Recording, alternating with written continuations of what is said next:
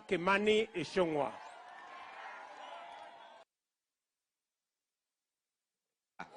Nimwaka na kuona muthamaki muthenya. Mheshimiwa Rais, unakumbuka wakati wa kuomba kura, kila siku tulifika hapa usiku. Lakini hawa watu wa Gatundu North na Kamwangi ni wangwana. Walisema hata kama wanakuona kwa giza. Na wakasema hata Rigiji wamemuona kwa giza. Mchana wataona jina yako na watakupea kura.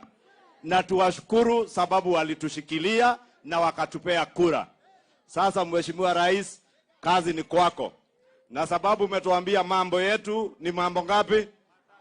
Hadi mambo ni mangapi? Mambo ni mangapi?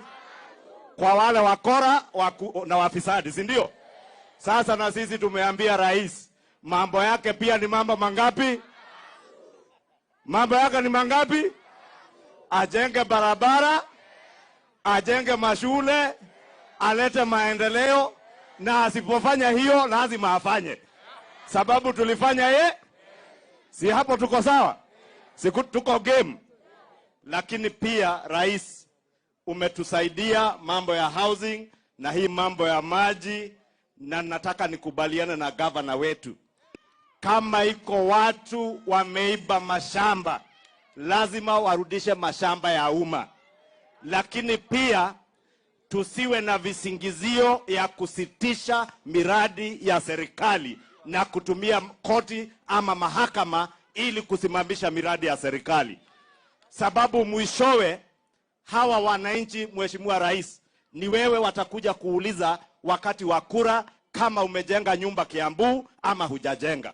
Kwa hivyo mimi nataka niseme, Governor, tafadhali tushirikiane. Hawa wakora wanaiba mashamba, kama unawajua, huyu ndiye Commander in Chief. Na amesema wakora wote mambao ni mangapi? So Governor, hiyo majina pea Rais saa hii afanye hiyo mambo tatu. Aidha jela ama wapi? Ama wafanya nini? Ama watafute tikiti ya wapi? Asante Rais, wacha nikomee hapo sababu ya masaa. Kamwangi Kamwangi nimukana tena munena guka gutucerera umuthi na ithe mutimenya ithe twiciana igire cia mahatha. Sasa Rais, ile kitu tunasema ni kwamba hii maneno unasema ya Gatundu ni Gatundu. Gatundu ni moja. Hii maneno unasema tunasitisha North. Kakoangi ira Gatundu igire. Gatundu na ithe tiemwe. Nisia twekire igire. Sasa tunafurahia sana Rais kukuja hapa, lakini iko jambo moja peke yake tu hapa. Kwa sababu hapa hii njia ukiingia namna hii ndio unaenda pale Gatundu South. Na sisi tunafurahia hospitali umetusaidia. Hawa wangwana hawana hospitali, wanakuja pale kwetu Gatundu South. Etiguo. Na hiyo hospitali umetusaidia kwa sababu wale watu wa KU wameichukua na wameilinda vizuri. Hapa governor yuko na pia wanashirikiana na KU kupeleka vizuri. Lakini pale iko shida tu moja kidogo. Iko barabara yenye inashikanisha sisi pale juu, hii ya Maumau yenye inashikanisha Gatundu South na Gatundu North. Na iko ingine kutoka pale Kagema kwenda Karatu, ulipeana ukakuja ukaanzisha, imekwama kidogo. Lakini najua wadosi wako wako hapo. Na iko ingine kutoka Kiganjo kwenda all the way mpaka mahali inaitwa Gateway. Hizo zikimalizika, hii kiisha, ishikanishwe pia hiyo, itakuwa mzuri. Na hii maji ya Karimeno, ukisikia hawa wakipiga hiyo kelele wanapiga, wako na haki. Kwa sababu pesa yao ya pale Karimeno 4.2 billion bado haijapatikana. Ndio maana hawa unasikia wanaogopa wasifanywe kama wale. Kwa hivyo ukienda mahali upate fulusi kidogo, uingie, kwa sababu hata hiyo maji tunatumia. Asante sana.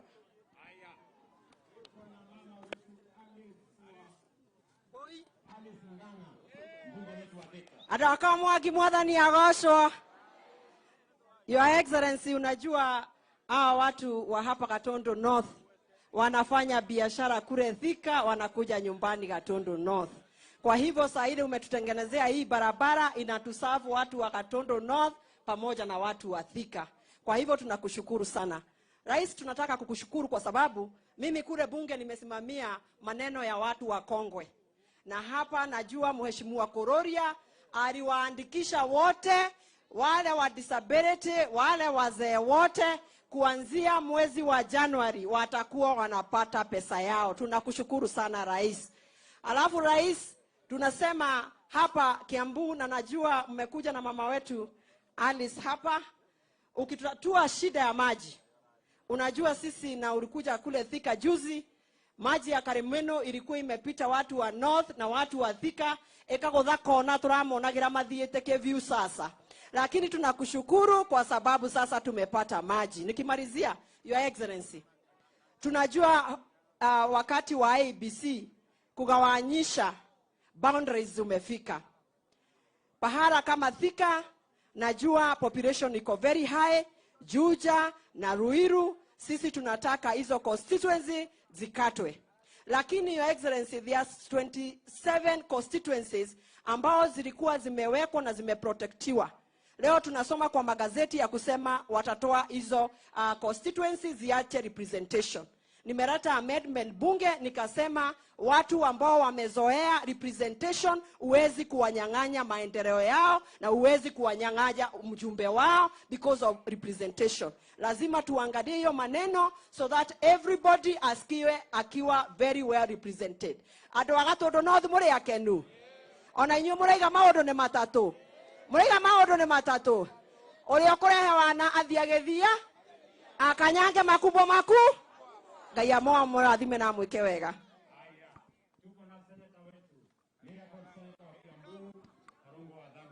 Kamwangie!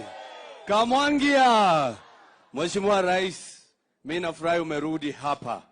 Tulikuwa tumekuja hapa wiki mbili zilizopita na CS wa barabara Kipchumba Murkomen, na akasema utakuja na umefika.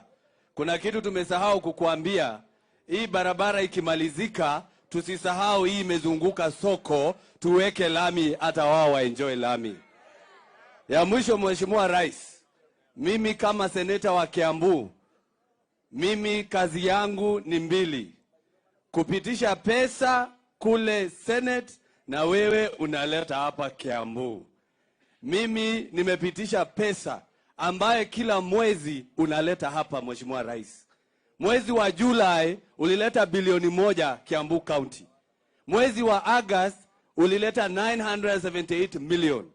Mwezi wa September ambayo unaisha leo ulileta another 1 billion. And within the next 15 days unaleta 978 million. Hizo ni pesa karibu bilioni 4. Sio ni kazi ya kwanza kuleta. Kazi yangu ya pili sasa ni kuchunga hiyo pesa isiende mahali ambayo haitakiwi. Sio kazi mniachia tu nifanye hivyo hivyo. Si ndio? Mkiona mahali kuna haribika Kiambu, mimi ndio watchman wenu. Na kazi yangu sio ingine, ni kuchunga ile gavana anafanya. Sina kazi ingine. Si mambo ndio hayo, na naendelea vizuri.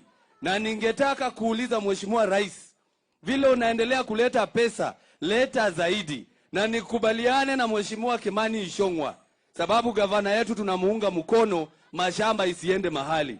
Na hapa amesema anajua ni viongozi waliokuwa hapo awali.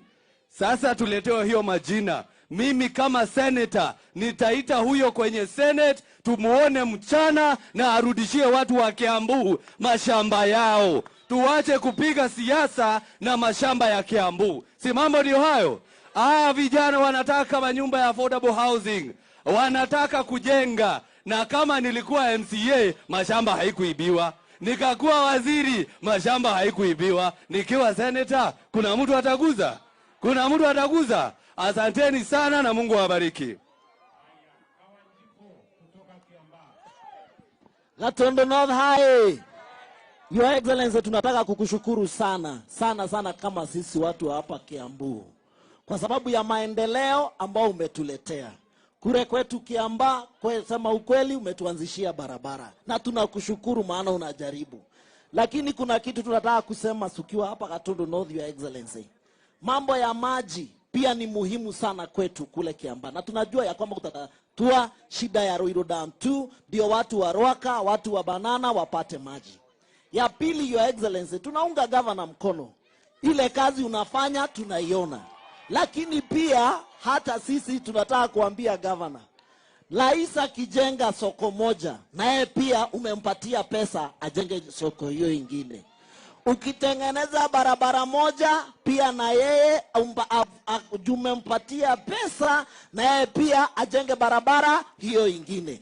Ndio mwaka ukiisha, Your Excellency, na Mkimani Ichung'wah amejibu na akasema tutarudi kwa hawa watu kuwaambia zile kura zetu walitupatia tumefanya nazo nini. Kwa hivyo tunakuunga mkono, Your Excellency. Mambo ya mashamba venye Kimani amesema, tutatue wezi, tushike wezi waingie korokoro, ndio maendeleo. Mambo ya EPZ, mambo ya agro processing ambayo itakuja kusaidia vijana wetu wa hapa Kiambu, mambo ya kujenga manyumba ambao vijana wetu wengi hawana kazi waweze kusaidika, lakini isiwe ni kisingizio ya kutoanzisha miradi ya serikali ya kuendelea mbele. Kwa hivyo tunakuunga mkono rais, tuko nyuma yako, na sisi kama viongozi tunashika gavana mkono. Mahali kuna shida pia tuambie, tutatue shida, manyumba iende kuendelea. Asante, Your Excellency. Kabla ya Koimbori, tuko hapa na baba yao Mheshimiwa Waitito, tuko pale na ndugu yangu Mheshimiwa Kigo Njenga ambaye alikuwa ni mjumbe wetu, sasa yeye ni mwenyekiti wa mambo ya Unclaimed Assets Authority. Nampatia kazi ya chama huyo muungwana. Na huyu baba yao pia nimemjunga. Baada baba yake kidogo huko kwa na baba. Asante. Asante, Your Excellency. Watu wa Kamwangi, hamjambo? Hamjambo tena. Your Excellency, nikushukuru sana sababu ya kuja hapa. Your Excellency, mimi nimeoa hapa Gatundu North. Na kama vile unavyojua, pahali umetoa mke unajua mashida ya hapo. Wakaaji wa hapa, mulichagua mbunge ambaye anatosha mboga, ambaye anaitwa Kororia. Tumeshirikiana na yeye kuhakikisha maendeleo yamekuja hapa Gatundu North. Na pia pale kwetu Juja, Your Excellency, ukumbuke wakati ulipitia hapo last month, ulisema ya kwamba utahakikisha tumejenga affordable housing, ambazo ulisema ni wiki 2. Na ukweli ni kwamba, Your Excellency, tumeona hii shida ya kutojenga manyumba katika Kiambu County inakataria pale kwa county ya Kiambu. Wamekataa kufanya approvals za manyumba ambazo ni za serikali, ambazo tunaziita affordable housing. Mimi naomba, Your Excellency, hawa vijana wetu wanahitaji ajira, wanahitaji kuajiriwa kazi kupitia ile mijengo ambayo itakuja na affordable housing. Your Excellency, sababu governor ako hapa, ningekuuliza kwa heshima uambie governor wa Matangi ambaye tunafanya kazi pamoja na yeye afanye approvals ambazo ni za affordable housing, tujenge manyumba ambayo ni ya wakaaji wa kwetu Juja na pia hapa Gatundu North. Jambo la mwisho, Your Excellency, nashukuru sana sababu ya maji ambayo imetoka hapa Gatundu North. Mimi ningekuomba, Your Excellency, wale ambao ni waathiriwa, ambao waliathiriwa na ile damu ambayo tunaita Karemeno, waweze kulipwa haki yao, ndio waweze kuendelesha maisha yao hapa Gatundu North. Your Excellency, ninashukuru sababu ya damu ambayo umeitaja, na ninajua hiyo damu itasaidia watu wa Juja na itasaidia watu wa hapa Kamwangi. Ningekuomba, Your Excellency, hao watu walipwe pesa zao, na kama ni kuhamisha hiyo damu, Your Excellency, ipelekwe pale kwa forest. Kuna forest huko juu, iende ijengwe na huko, na maji itafikia watu wa hapa, Your Excellency. Kwa hivyo ningekuomba tafadhali, Your Excellency, umesema unahitaji maji, na pia sisi watu wa Juja tunahitaji maji. Kwa hivyo, Your Excellency, hakikisha damu imejengwa kwa forest, isijengwe kwa mashamba ya watu. Asante, Your Excellency.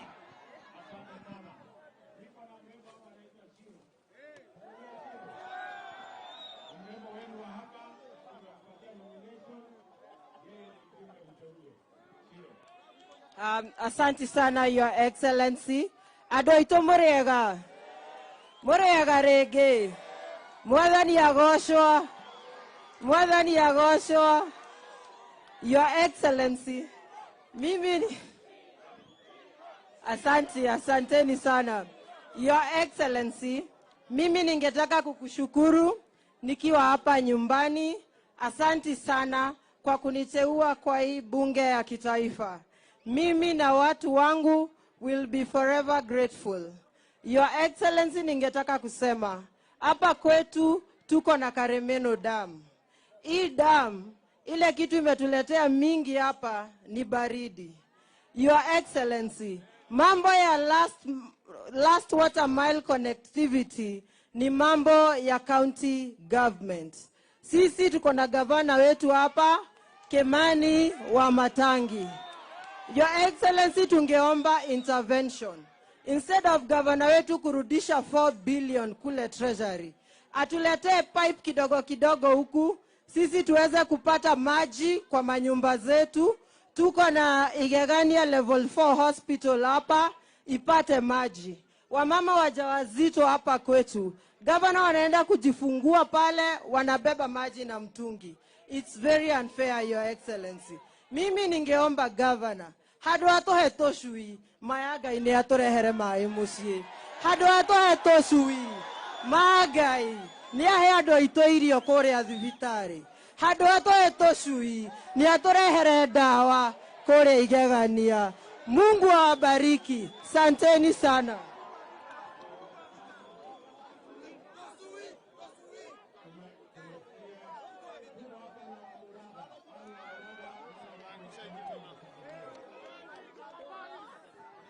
Adwa kwa mwagiga ithekai Mole agarege. Mheshimiwa Rais, tungependa kwanza kukushukuru sana kwa sababu kama vile viongozi wetu wamesema, reke inyambe juge na Gikuyu, juge aterere President atonegerete maundu maria ithuĩ twendete, agatonengera mae Mheshimiwa Arecia haha, agatonengera bara ni muona engineer Mbogua, agatonengera Moses Kuria tondu ni twendete biashara. Riu ithuĩ ni twĩbange na mathĩna maitũ. Niĩ hoe gavana haha na waziri Moses Kuria tumere aterere kaira mĩgũnda ererwo yoetwo ĩrĩtwo horo wayo ri mahingũre haha warohio, mahingũre Thĩka, matohererie ciana ici bara. Ithuĩ twamerie tũrenda na kĩitũ mone wĩra.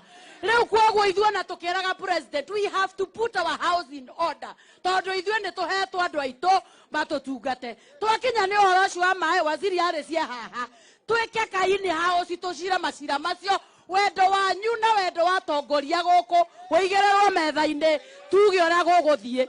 Mawĩra ma biashara na motwĩrwo ũrĩa tũkũrutĩrwo nĩ waziri Moses Kuria mena gavana, matone mawĩra ma aggregation, anake aya macokerio gĩtĩo mone mawĩra mao. Na wa mũico ũrĩa nguga nĩ ũũ, SACCO nĩ yaheo mbeca nĩ President, na niĩ ndoiga atĩrĩrĩ, mbia iria ikuo cia GAF onacio marehe certificate tũmongerere. Andũ acio anduthi mauga nao President no atũhete mbeca meongerere. Na wa mũico niĩ ndĩ kamĩtĩ-inĩ ya gĩthomo, ndeto icio irario gũkũ cia maheni cia gĩthomo, mũndũ wĩna kĩũria kĩgiĩ ciana iria irathiĩ university ũkotũrie. President, tumekushukuru sana ni ũndũ wa andũ arĩa ũtũhete a wĩra. Andũ aitũ tũikare thĩ twĩke kamũcemanio, governor tũtongoretie to put our house in order, maũndũ maitũ magere. No niĩ ta mama county anake ameherio bara, ahikia aya mone athuri me mawĩra, tũhakana mũrauga atĩ inyuĩ jeci twĩ hamwe, githe mũtirenda wĩra, githe mũtirenda gũtĩo nĩ ahikia aya, ugai mwĩ sawa, ugai mwĩ fiti. Ngai amũrathime. Haya, kwa mwisho pia tuko na speaker wetu jameni, anaitwa Bwana Diongo, yuko hapo, speaker wetu wa Kiambu. Asante sana Bwana engineer. Asante sana rais wetu, najua mimi ni engineer na sisi hapa Kiambu tunaelewa plani yako. Tunajua wewe uko na mpango ya vijana, uko na mpango wa kila ward iwe na ICT hub. Mimi nataka kusema hivi, watu wa Kiambu na viongozi wote ambao tuko hapa, kama sisi ndio tutakuwa watu wa kuweka roadblock kwa plani yako, wewe tumia ile maneno ya ile mambo tatu, kwa sababu hawa wananchi ndio walituchagua na hawa wananchi hatuwezi kuwa let down. Mimi nataka kusema mimi ni engineer, kwa hivyo ile barabara zinatengenezwa, umenituma kule kwa kamati ya barabara.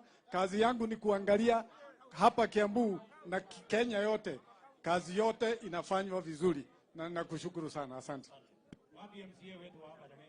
Mama hapo MCA. Salimia ni wako. Habari, hamjambo. Mheshimiwa Rais, nataka unisikize vizuri. Hawa watu hawaja kuambia ukweli. Tuko na maji iko pale Ng'ethu Water. Hiyo maji inakunywa huko Nairobi. Lakini watu hapa kwetu hawakunywi hiyo maji. Tulikuja tukapatiwa Karimino damu hapa hivi. Hiyo maji watu hapa hawakunywi. Ile kitu kingine ya mwisho tunataka kujengewa damu iko hapa Ndarugo tu.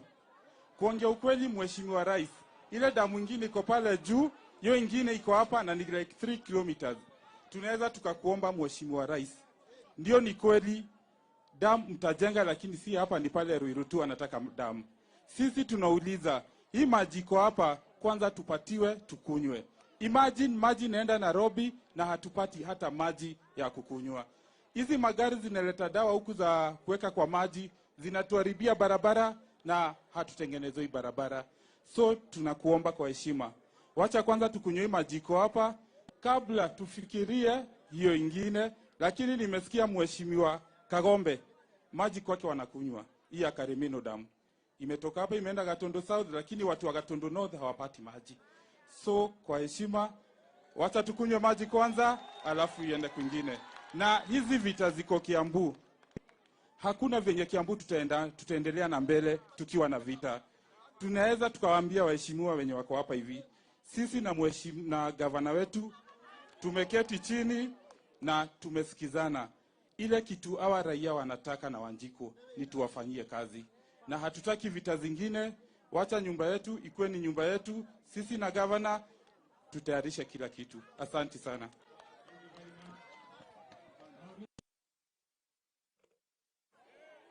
Na mimi nataka nikubaliane na hawa viongozi wote. Ile mambo ambayo hatuwezi kukubali hapa Kiambu ni vita ya siasa. Tunaelewana? Hatutaki mivutano ya siasa. Hawa wananchi wametimiza sehemu yao, wametuchagua. Sasa ile deni tuko naye ni deni ya kuwafanyia kazi hawa wananchi.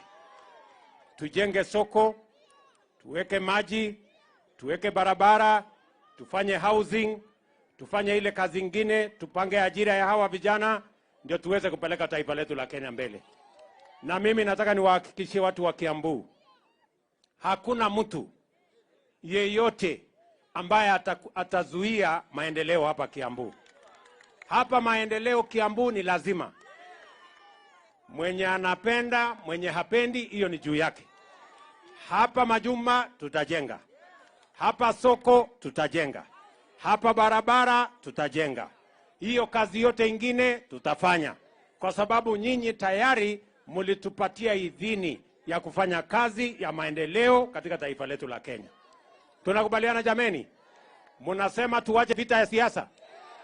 Viongozi wote waungane ndio tutekeleze mambo ya maendeleo. Na mnakubali ya kwamba kiongozi yeyote ambaye atazuia maendeleo hapa Kiambu, naambia yeye mambo yake ni matatu. Sio kama tunaelewana? Mambo ya maendeleo is not negotiable. Development in Kiambu is not negotiable with anybody. Sio kama tunaelewana? Mambo ya maendeleo ni lazima. Hiyo we are not negotiating. Kwa sababu ile manyumba tunajenga ni ajira ya hawa vijana na ni kazi ya watu Kiambu. Nimesema wale wakora wote ambao wako wanazuia hiyo maneno, watu wamegrab mashamba ya umma, hawa watu wote tutawasafirisha. Na regional commissioner, county commissioner, mshughulikie hiyo maneno. Tunataka mambo ya affordable housing. Mimi narudi hapa December in 2 months kuja kuanzisha hiyo kazi. Nikute approvals imefanyika, contractor ako kwa site, tunaanza kujenga, hawa vijana waanze kupata ajira. Nekuwa kana tikuwa. Tunaelewana? Wale wanakubaliana na mimi nione kwa mkono. Si ndio? So mambo yote tutulize boli na Kenya iweze kusonga mbele. Asanteni sana.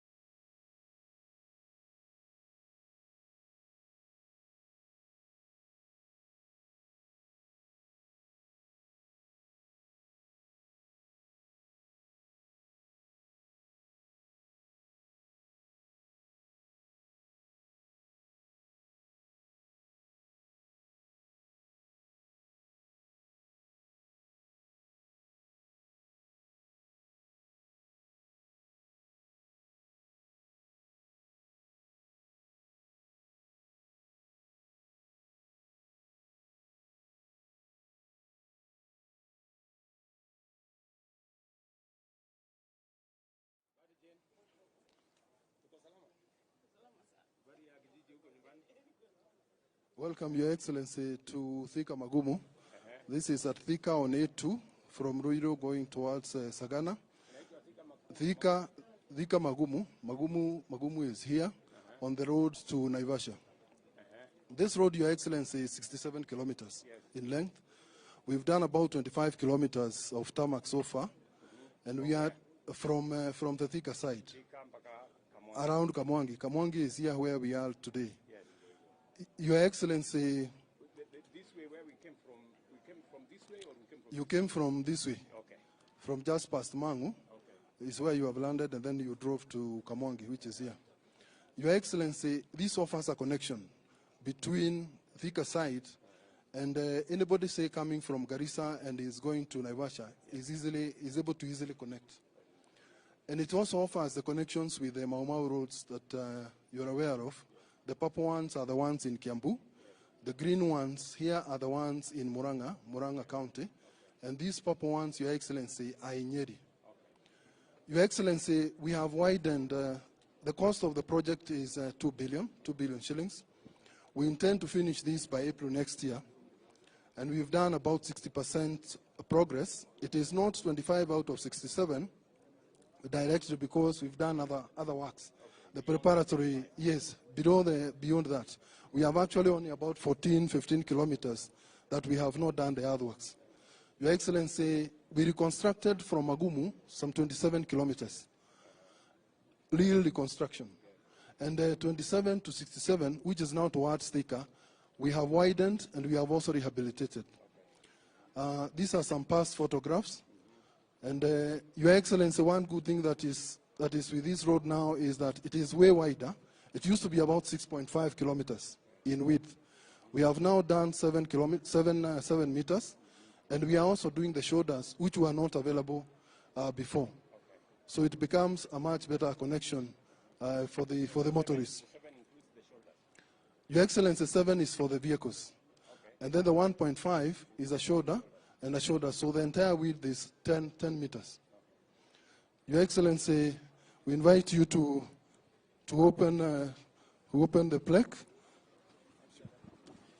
Sasa Mheshimiwa Rais anaelekea upande wa bamba ama ukipenda plaque ili afungue kuashiria ufunguzi rasmi wa barabara hii. Tujiandae. Basi tumshangilie Mheshimiwa Rais, wananchi.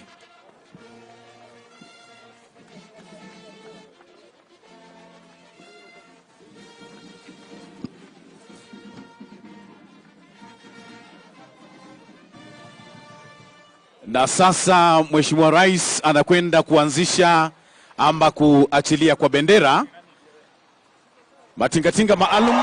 Basi kwanza mimi nataka nimshukuru Mungu ametupatia nafasi tumefika Kamwangi. Na leo nilisema, unajua nimefika hapa Kamwangi mara nyingi, lakini nilikuwa nakujanga usiku. Tunamkumbuka tulisimama hapa usiku mara mbili. Leo nimekuja mchana ndio niwaone uso jameni. Asanteni sana, tulikuja hapa tukaomba kura zenu. Na mimi Kamwangi nataka niwaambie asante sana kwa kura zenu. Neguo, nasema asante sana.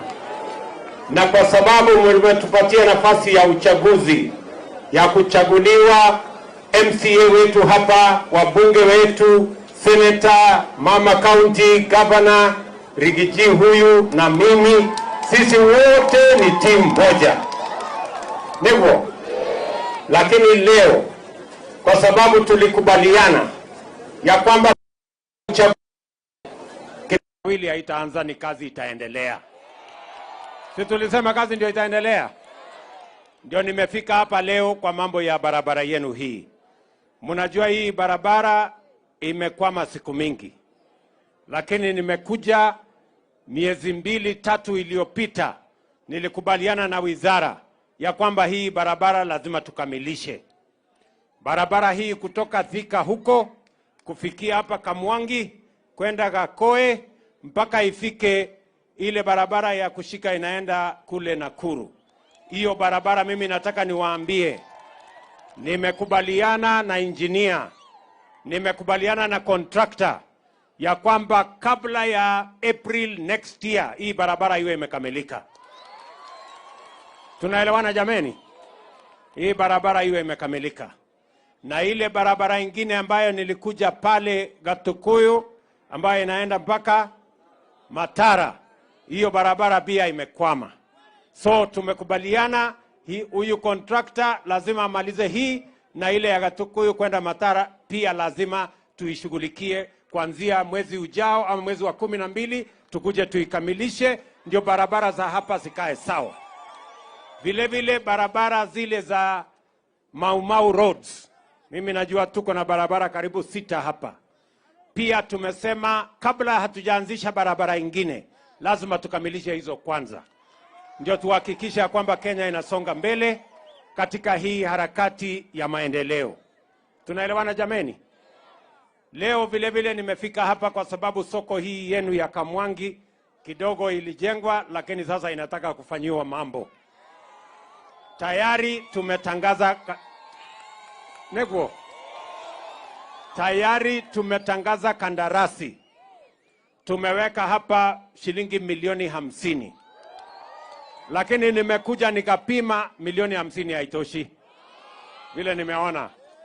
Sasa nitamwambia wizara wakuje tena. Waangalie vizuri. Ndio tujenge soko inatoshana na watu wa Kamwangi. Sindio? Negwo. So atakuja hapa wiki ijayo, tulikuwa tumetangaza. Nimekubaliana na mbunge wenu pamoja na gavana wa hapa ya kwamba hii soko na viongozi wenu hapa ya kwamba hii soko tuibadilishe vizuri. Na tujenge hapa soko hata kama ni ya ghorofa 1 ama ghorofa 2. Ndio muwe na soko ya sawa sawa. Tumekubaliana? Tuko pamoja? Vile vile hapa nimeambiwa town yenu hii barabara hakuna. So huyu contractor mwenye anafanya hapa vile vile ajenge barabara za hapa town. Hii town Kamwangi hii mpaka ikae imekuwa kama town. Ikaje kukaa kama kijiji. Ama namna gani? Wewe Mbogwa umesikia? Engineer kwa wapi Mbogwa? Hii barabara ya Kamwangi hapa barabara iko kama kilomita 2-3 tengeneza. Ndio hawa watu wasikue wanakanyaga matope wakiwa katika town. Si ndio? So vile vile hapa nimeambiwa kwamba hamuna maji. Na ndio mama wetu Alice amekuja na contractor awatengenezee maji. Ndani ya wiki 2 mtakuwa mnakunywa maji hapa. Tunamna hiyo waziri. Tumekubaliana? Sawa sawa. 2 weeks maji ya hawa watu soko hapa kuwe na maji na hata watu wa kijiji hapa wapate maji. Tunaelewana jameni? Vile vile mbali na hii soko yenu ya Kamwangi, tunawajengea soko ingine pale Gakoe. Tunawajengea soko ingine pale Gatukuyu. Na tunataka tuhakikishe hapa Kiambu tumekubaliana tunajenga soko zingine 20. Kwa sababu tulikubaliana na mama mboga ya kwamba hata na yeye atafanya kazi mahali kuna heshima, mahali kuna stima, mahali kuna maji, mahali kuna usafi, kwa sababu kazi ni kazi. Nego kanatiguo. Si namna hiyo. Kwa hivyo tumekubaliana na county government ya hapa Kiambu ya kwamba tutashirikiana national government na county government tuhakikisha kwamba soko 20 inajengwa Kiambu. Tayari soko 11 tumetangaza kandarasi ya ujenzi. Tunatafuta contractors na wataanza ndani ya mwaka 1, hiyo soko yote itakuwa imekamilika. Tunaelewana jameni? Ndio mama mboga na wafanyabiashara wale wengine wote wafanye kazi mahali pana stima, iko maji, iko usafi na mahali ambapo iko na heshima, kwa sababu tunakubaliana kazi ni kazi. Tumeelewana jameni? Vile vile tulikubaliana lazima tupange ajira ya hawa vijana. Vijana muko? Vijana wa hapa Kiambu muko? Na ndio sababu mimi nitarudi hapa Disemba, miezi 2 ijayo. Tunakuja kuanzisha nyumba zingine 10,000 ya kujengwa hapa Kiambu County. Wewe bwana Matangi fanya kazi na wizara ya housing. Si ndio? Hapa ile mashamba ya serikali mahali tunataka kujenga manyumba. Kuna watu wameenda kutengeneza titles ya ukora. Kuna watu wameenda pale wanajaribu kupanga mambo ya kugrab hiyo mashamba. Mimi nataka niwaambie regional commissioner hapa, wale wakora wote wamevamia shamba ya serikali wamekwama pale, waondolewe. Sisi tunataka kujenga manyumba, hawa wananchi wapate nyumba kwa bei nafuu, kwa sababu tunataka kuondoa slums na tunataka kila mwananchi aishi mahali pana heshima na mahali ambapo mwananchi wa kawaida anaweza kulipa. Ama namna gani jameni? Tunaelewana? Ile nyumba inalipiwa saa hii shilingi 20,000, tunataka kuleta chini mpaka shilingi 5,000, 6,000, na hiyo nyumba unaweza kulipa mortgage. Baada ya miaka 15, 20 nyumba inakuwa yako. Tunaelewana jameni? So bwana wa Matangi na county government, mupange maneno vile tulikubaliana. Regional commissioner, wale watu wote wamekalia shamba ya serikali mahali tunataka kufanya affordable housing, watoke mara moja. Na nyinyi vijana mujipange, kwa sababu hizo nyumba 10,000 tunaanzisha Disemba. Ile nilikuja kuanzisha pale Ruiru, saa hii imefika 50%, na nilikuja kuanzisha miezi 3 iliyopita. Hii 10,000 tunakuja kuanzisha hapa Kiambu. Nyinyi vijana wa Kiambu mkue tayari, nyinyi ndio mtajenga hizo manyumba. Tunahitaji vijana karibu 20,000 kuanzia Disemba wa kujenga hizo manyumba. Nyinyi vijana wa Kiambu mko tayari kwa hiyo kazi? Ama nyinyi ni wale wa kuchagua jembe? Mko tayari? Ikihitajika watu ya plumbing mtakuja? Wale electricians watakuweko? Na wale masons watakuweko? Na wafanyikazi wale wengine wote mtakuweko? Hiyo ndio mpango yetu, kwa sababu tunataka kuhakikisha kwamba vijana wetu wanapata nafasi ya ajira, wajisimamie, wasimamie familia zao, ndio tuweze kupeleka Kenya yetu mbele. Tumekubaliana? Vile vile huyu Korori ambaye ni mjumbe wenu, tumekubaliana ya kwamba kila ward hapa Gatundu North na kila ward katika kila constituency Kiambu na Kenya, tumekubaliana kila ward lazima iwe na ICT hub. Mahali tutaweka kompyuta 300, 400, vijana hawa tuwafutishe mambo ya kompyuta na tuwapangie ajira katika digital ecosystem. Vijana mko kufundishwa mambo ya kompyuta ama mtashindwa? Uvinya kompyuta itawashinda? Sio lazima ukuwe na degree, hata ukiwa na masomo ya form 4 inatosha. Sijui tunaelewana? Ati mtu ya kusoma gazeti. So tumekubaliana, na mimi nataka tukubaliane ya kwamba lazima tupange ajira ya vijana. Mambo ya housing tutawapangia ajira pale. Maneno ya ICT tutawapangia ajira pale. Na tumekubaliana hapa Kiambu tunakuja kujenga County Aggregation and Industrial Park ambayo tayari imefanyiwa award. Mimi nitatuma waziri ambaye anahusika Moses Kuria akuja anzishe. Mimi nitakuja kuweka jiwe la msingi ndio tuweze kukamilisha County Aggregation and Industrial Park kwa mwaka mmoja inayokuja, ndio tutumie kukusanya mazao yenu. Tuweke pale mambo ya cold rooms, tuweke pale mambo ya common user facilities ambayo itatumika kwa agro processing na value addition. Na vile vile tutumie kupanga masoko na tuweke storage, kwa sababu tunataka kutumia kilimo kuondoa mambo ya matatizo ya umaskini katika taifa letu la Kenya. Hatutaki brokers na cartels na wakora waangaishe wakulima na mazao yao. Sasa hawa watu tutakutana na wao pale sokoni tukiwa na mazao yetu tumefanyia value addition, and that is why we are doing the County Aggregation and Industrial Park. Tumekubaliana jameni? Hiyo ndio mpango yetu ya kupeleka hii maneno ya Kenya mbele, kwa sababu tunataka saa ile tunajenga barabara, pia tuna mpango ya kuweka pesa kwa mfuko ya kila mwananchi, either awe na ajira ama awe na biashara, ndio tuhakikisha kwamba tunafukuza umaskini kutoka kwa wananchi pale mashinani. Tumekubaliana jameni? Mnasema tuende mbele pamoja kabisa. Hebu ni wale wanasema tunaenda mbele pamoja. Bas, kwa sababu niko na shughuli ingine na nimekubaliane vile tunaenda mbele pamoja. Mambo ya maziwa tumekubaliana lazima tupunguze gharama ya chakula ya ng'ombe na gharama ya chakula ya kuku na ile mazao na ile mifugo ingine, na ndio sababu tumesema tunaondoa ushuru kwa mambo ya yellow maize, ndio tuhakikisha kwamba chakula ya ng'ombe tunapunguza bei yake, ndio tuzalishe maziwa zaidi. Na tumekubaliana na hawa county government watupangie mahali tutakuja kuweka milk coolers, ili tuhakikisha kwamba tunasaidia wakulima wakusanye mazao yao, wakusanye maziwa yao, ndio tuhakikisha kwamba wanapata soko sawa sawa. Nyinyi wakulima mtafanya bidii? Mtafanya bidii? Tuko pamoja? Bas, hapa sasa mimi sitaki kusema kuzidi hapo. Si mnajua mimi niko na mtu ananisaidia hii kibarua? Anaitwa nani? Mtu ya kusema ukweli? Wapi nduru ya Rigiji tuone? Haya Rigiji, salimia hawa wananchi.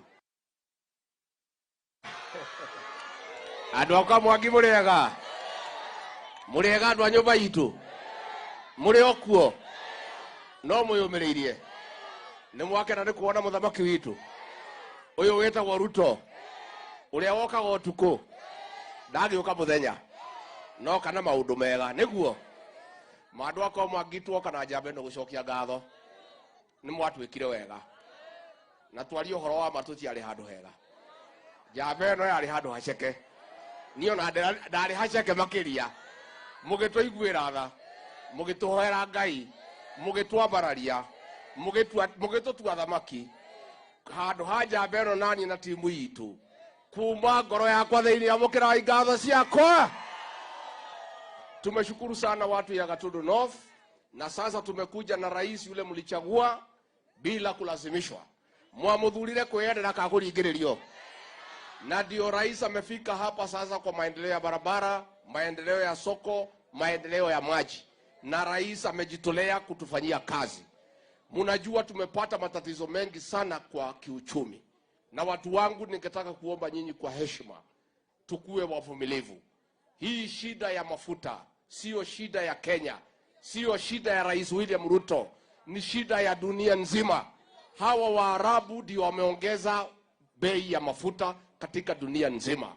Kwa hivyo mimi naomba, tukiwa na shida ya dunia nzima, tusiwekee lawama rais wetu na serikali. Hii ni shida, lakini kwa sababu kazi inafanywa na kila bidii inafanywa, hii maneno yote itatatuliwa na uchumi huu wetu utaboreka na tutakuja kusaidika. Niguo andu aitu. Niguo andu aitu. Nimugukiriria. Tunafanya mabadiliko kwa mambo ya kahawa. Tumekuwa na mkutano leo asubuhi na rais, na ametupatia mawaidha ya kutosha ya kwamba vile tutapata soko ya moja kwa moja. Kahawa yetu tuende tuuze kwa wenye kukunywa kahawa bila kupitia watu ya katikati. Hata hiyo watu ya katikati hatuna ubaya na hawa. Wakija tuketi chini, wakubali kulipa mkulima mzuri, hakuna mtu wako na haja na hawa. Mambo ya maziwa mumeona bei imeanza kubadilika. Pale KCC sasa ni shilingi 50.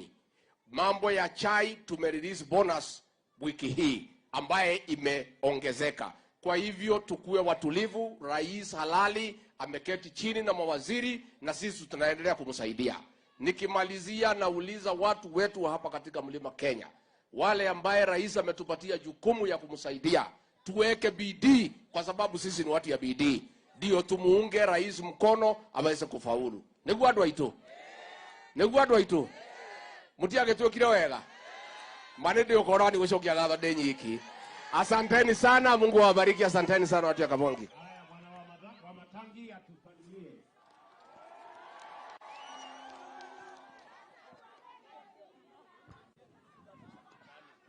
Haya. Andu aitu a Gatundu murega. Andu a Kamwangi murega. Na nitugeithanie na ngeithi cia andu a mwathani cia riera-ini. Asanteni sana. Thengio muno andu aitu ni undu wa kumira guka gweterera president witu. Githĩ tutimwendete? Nĩ twendete president witu muno. Na Rigiji andu aya githĩ matitunyetereire? Nĩ maratutwara wega? Nĩ mũrakenio nĩ thirikari ya William Samoei Ruto mena Rigiji uria president atwirire ino nĩ thirikari ya bottom nikio wona mbereria guko gwito Kamwangi na raiga kwanza ino Gatundu North nio turatwara mbere tiga uria turera gwate Gatundu North nio ithutha atoikie mbere tuhama andu aitu. Na sasa mimi rais wetu nataka nikushukuru. Hapa Gatundu umefanya la maajabu. Hapa tumekuwa Gatundu North ndio imekuwa mahali jua inatua. Mambo ikifanyika kwingine inamalizikianga hapa, sisi tunaona giza peke yake. Sasa hapa wewe umetuletea mwangaza. Hii ndio barabara kubwa peke yake hii Gatundu North umetupatia. Tunaomba vile umesema tukimaliza hii na hiyo umetuelezea, sasa tutakutembeza hapa kwa miguu kidogo hapa tukiwa na huyu Kororia uone vile tuko. Hapa Kiambu ndio ikuwe mzuri. Ya pili, Your Excellency, mimi nataka nikushukuru kwa hii soko yetu hii. Hii soko hapa wafanyikazi biashara wetu ni wengi. Na thoko eno, Your Excellency, tutashirikiana vile umesema tuongeza pesa. Sisi kama county government tutafanya juhudi yetu pia. Kama kuna mahali kidogo unataka tuweke kidogo, tuko tayari tutaweka kidogo soko ikuwe mzuri, Your Excellency. Kuna wachuuzi na wafanyi biashara wengi walikuwa huku nje kidogo walibomolewa. Kwa second floor hapa si ndio tutaweka hao, Your Excellency. Ndio hii mahali ikuwe sawa sawa na hii soko ikuwe mzuri. Ya mwisho, Your Excellency, ni hiyo mambo yetu ya maji na umetupatia suluhisho. Ile kilio kubwa imekuwa kwenye hii Gatundu yetu ndio maji. Sasa ukitusuluhishia hiyo, sisi tutakuwa wasafi, hata roho zitakuwa safi. Kana tu wado itu. Na tunasema kwenda mbele, Dr. William Samoei Ruto na Rigi G mpaka 2032 tuongee huko mbele vile tutakaa, Your Excellency. Sasa Your Excellency, wacha tu nimalize kwa kusema kwa niaba ya county government yetu. Kwa vile Your Excellency umesema hapa, hii kazi ya vijana wetu lazima ipatikane kupitia affordable housing. Nilikupatia commitment yangu ya kwamba tutafanya kazi. Lakini ile kitu nilikuwa nataka tu nikushukuru nikikaa chini. Ndio yenye umesema siku ya leo. Kwa vile mimi kama governor, shida yenye nimekuwa naye na vita kubwa ni wakora wenye walikuja wakanyakua ardhi. Your Excellency, pale Kiambu ile mahali nilikuonesha ardhi, ile ilikuwa 4.5 acres. Tulienda na watu yako na contractor. Tukienda kuitisha document, nusu imekatwa na tajiri mmoja. Your Excellency, kila mahali hata tukienda kujenga hospitali, unapata kuna mtu kiongozi wa zamani mwingine alidanganya watu na matajiri wamenyakua ardhi. Kilio yangu imekuwa ni hiyo. Nashukuru vile sasa umepeana nguvu. Watu wetu county commissioner na regional commissioner tushikane hivi. Tumalize hii mambo ya wizi na kazi sisi tutakupeleka mbele. Tuhemado itu. Tuko pamoja. Hebu tuone kwa mkono watu ambao tuko na rais wetu Dr. William Samoei Ruto na Rigi G. Aya, asante sana. Na Your Excellency, niko na watu wangu MCA wa hapa. Wewe kuja pande hii ndio wakati ya kuintroduce MCA ukue karibu. Huyu anaitwa Mheshimiwa Murema, wewe kuja pande hii. Huyu ni mheshimiwa wetu wa hapa jirani. Huyu ndiye mheshimiwa mahali tulipo hapa huyu. Wapi wewe kuja Mwangi wa Mevira. Naye huyu sasa ndiye MCA wetu hapa mahali tumeanzia. Huyu ndiye MCA wetu hapa kikao. Huyu ni MCA wetu jirani mahali hiyo demu ya Karemeno iko. Sasa nyinyi mkae hapo, hata nyinyi mtainua mkono tukimaliza. Asante Your Excellency, tumeshukuru sana.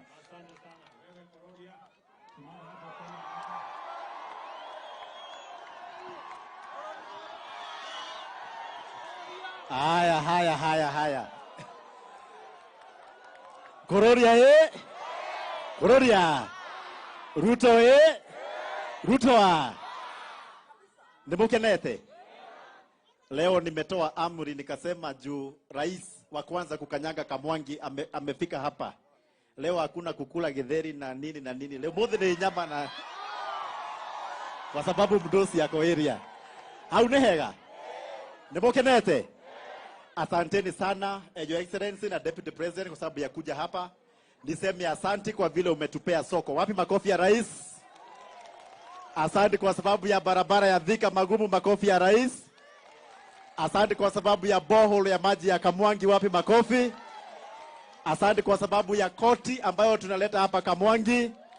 Asante kwa sababu ya land registry ambayo tunaleta hapa Kamwangi. Hizo nejega. Dina mbele. Kwa sababu ya masaa, Your Excellency, niseme hivi. Niambie watu nyamaza hapo kidogo. Tumeongea na rais. Watu wa pale Kandakomu, Marige, wale wameshikwa na barabara za Mau Mau Road. Tunajua zile shida tunapitia kwa sababu ya vile imeachiliwa. Rais ameniambia akirudi Nairobi, hiyo barabara ya Kandakomu ambayo imetusumbua sana, itaanza kufanywa kazi ndio hao watu wakuwe sawa. Pia ameniambia ile barabara vile mmesikia ya Gatukuyu, Kairi, Matara ambayo hata iko na mashimo saa hii itatengenezwa ikuwe sawa ndio watu wetu waweze kupitia na kunekuwa weta okay. Nikimalizia niseme asante Your Excellency na tunakuomba kitu moja. Hii constituency haina level 5 hospital. Tunakuomba utufanyie upgrade ya hospitali ya Igegania itoke kuwa level 4 ikuwe level 5 ndio tukue na hospitali mzuri. Sio ni sawa sawa? Your Excellency, tuko na wanafunzi 200 ambao wako hapa ambao tumetrain na pesa ya CDF. Tumewafunza driving na tuko na driving licenses zao leo na utapea kama 5 hivi licenses ndio waendage wakisema walipewa license na rais wa Jamhuri ya Kenya. Na pia tukimaliza na hao tutafanya lot B ndio tuendelee na hao wengine. Heki rodatigia. Ya mwisho ni kusema vile Rigiji amesema. Your Excellency, kuna kitu kingine tumesema hapa. Kuna wamama na wababa wanafanya kazi kwa hii market ya Kamwangi market. Wanakuanga wameshikana na wametengeneza sako na wako hapa. Vile ulisema bottom up na hustler, sasa tunakuomba uwasaidie na kitu kidogo, wasaidie sako yao ndio wakue sawa. Si ndio? Na ya mwisho ni kusema pia tuko na motorbike, tutaangalia zote zikiwa pamoja. Nikuambia boss, unaona kutoka pale mwisho mpaka hawa watu wote si watu wengi. Mimi na dilingi na wao wakiwa wadogo, lakini juu rais wa Jamhuri ya Kenya yuko hapa. The first president of the Republic of Kenya to be in Kamwangi. Ni kweli? Tunaomba hii Kamwangi yote kusikue na butchery itabaki na nyama. Kwa sababu uko hapa. Sio ni kweli? Hapo ni sawa? Nisisikie watu wanakula githeri leo. Hapa kuna rais na kuna deputy president. Na pia tuko na Ishongo rafiki yangu na maneno itakuwa sawa. Kwa hayo mengi na machache, asanteni sana. Kuna hii barabara ya Matara Road ambayo watu wamekuwa wakipiga kelele, ndio hiyo rais amesema contractor ambaye amekaa miaka 6 na hiyo barabara ilianzishwa na wewe rais ukiwa deputy. Utaingilia hiyo na itakuwa sawa. Na Mwenyezi Mungu awabariki sana. Ngedhu na Kamakwa tunakumbuka hizo. Mbarikiwe sana na rais akienda msiende juu ananiatia maneno.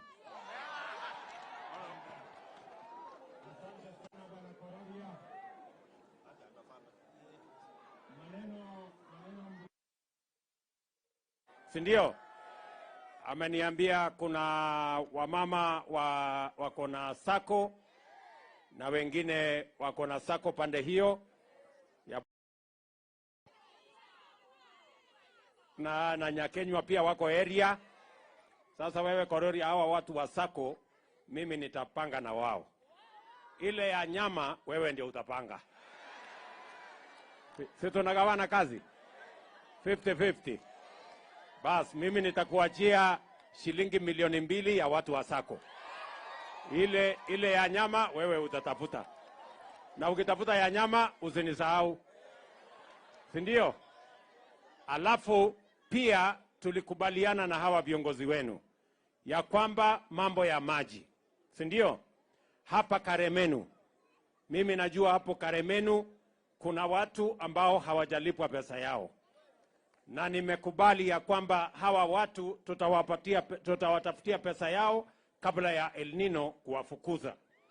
So Mama Alice, wewe CS wetu, upange na wizara yako, ukuje utatue hiyo matatizo ya watu wa maji wa Karemenu. Na vile vile pia pale niambiwa na mjumbe wenu mnataka maji ya Karemenu hata watu wa Gatundu North wakunywe. So pia tunawatafutia pesa mahali hiyo maji inaweza kufika kwa gravity. Tutawapatia pesa ya kufikisha maji kwa watu wa Gatundu, mahali Gatundu North hii, mahali hiyo maji inaweza kufika. Lakini pia mkubali ile maji ya Ndarugu tuweze kujenga ndio muweze kupata maji hapa Kamwangi. Lakini mimi naona mumepinga. Sasa mbona mnapinga? Sasa mnataka nitoe maji wapi ya kuwapatia? Mnataka pesa kwanza? Mnataka nini? Lakini lazima nitafute maji niwapatie. Nitafute mahali ingine maji. Na hii ya Ndarugu. Hapana, lakini tutakuja tuongee. mniambie shida iko wapi ndio nitatue. Kama kuna shida mahali, si mimi ndio ni rais? Si mimi ndio naweza kupanga? Sasa mimi nataka tukuje tukubaliane na nyinyi, kwa sababu hamwezi kukaa bila maji. Si lazima niwapatie maji ama namna gani? So mimi nataka nikuje nikubaliane na nyinyi, hiyo maji itatoka wapi, itatoka namna gani. Kama ni pale Ndarugu iko na matatizo, tafadhali mnisifanyie maandamano, mniambie shida iko wapi, nitatatua hiyo shida. Neguo, mnasema nikuje tukubaliane mbele ya maneno yote haya, nitapanga vile tutakuja tukubaliane. Neguo, lakini si lazima tutoe maji. Jameni, mkunywe maji, hiyo ni mzuri, mkunywe maji na tutapanga vizuri. So tumekubaliana mambo ya Ndarugu na maji, tumekubaliana mambo ya Karemenu na maji, na tulikubaliana watu wa Thika pia watakunywa hii maji ya kutoka hapa Karemenu. Tumekubaliana pamoja namna hiyo. So otherwise, asante sana. Wacha nimuite leader wa majority katika bunge letu la kitaifa, Kimani Ichung'wah.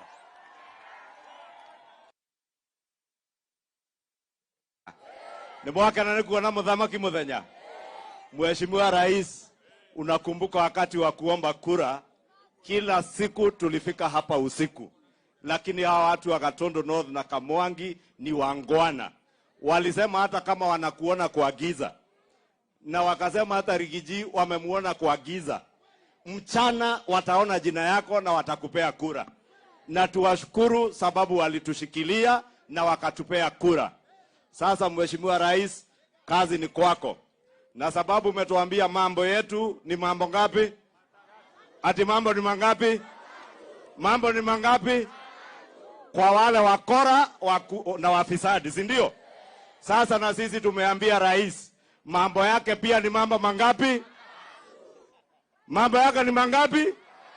Ajenge barabara, ajenge mashule, alete maendeleo, na asipofanya hiyo lazima afanye. Sababu tulifanya si hapo tuko sawa? Si tuko game. Lakini pia Rais, umetusaidia mambo ya housing na hii mambo ya maji, na nataka nikubaliane na gavana wetu. Kama iko watu wameiba mashamba, lazima warudishe mashamba ya umma.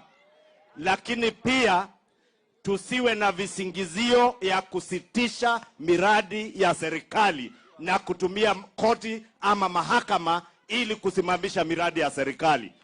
Sababu mwishowe hawa wananchi, Mheshimiwa Rais, ni wewe watakuja kuuliza wakati wa kura kama umejenga nyumba Kiambu ama hujajenga. Kwa hivyo mimi nataka niseme, Governor, tafadhali tushirikiane. Hawa wakora wanaiba mashamba, kama unawajua, huyu ndiye Commander in Chief. Na amesema wakora wote mambao ni mangapi? So Governor, hiyo majina pea Rais saa hii afanye hiyo mambo tatu. Aidha jela ama wapi? Ama wafanye nini? Ama watafute tikiti ya wapi? Asante Rais, wacha nikomee hapo sababu ya masaa. Kamwangi Kamwangi nimukene tene munene guka gutucerera umuthi na ithe mutimenya ithe twiciana igiri cia mahatha. Sasa Rais, ile kitu tunasema ni kwamba hii maneno unasema ya Gatundu ni Gatundu. Gatundu ni moja. Hii maneno unasema tunasitisha North. Kakwagi ira Gatundu igiri. Gatundu na ithe tie mwe. Nisha twekire igiri. Sasa tunafurahia sana Rais kukuja hapa, lakini iko jambo moja peke yake tu hapa. Kwa sababu hapa hii njia ukiingia namna hii ndio unaenda pale Gatundu South. Na sisi tunafurahia hospitali umetusaidia. Hawa wangwana hawana hospitali, wanakuja pale kwetu Gatundu South. Etiguo. Na hiyo hospitali umetusaidia kwa sababu wale watu wa KU wameichukua na wameilinda vizuri. Hapa governor yuko na pia wanashirikiana na KU kupeleka vizuri. Lakini pale iko shida tu moja kidogo. Iko barabara yenye inashikanisha sisi pale juu, hii ya Maumau yenye inashikanisha Gatundu South na Gatundu North. Na iko ingine kutoka pale Kagema kwenda Karatu, ulipeana ukakuja ukaanzisha, imekwama kidogo. Lakini najua wadosi wako hapo. Na iko ingine kutoka Kiganjo kwenda all the way mpaka mahali inaitwa Gateway. Hizo zikimalizika, hii kiisha, ishikanishwe pia hiyo, itakuwa mzuri. Na hii hii maji ya Karimeno, ukisikia hawa wakipiga hiyo kelele wanapiga, wako na haki. Kwa sababu pesa yao ya pale Karimeno 4.2 billion bado haijapatikana. Ndio maana hawa unasikia wanaogopa wasifanywe kama wale. Kwa hivyo ukienda mahali upate fulusi kidogo, uingie, kwa sababu hata hiyo maji tunatumia. Asante sana.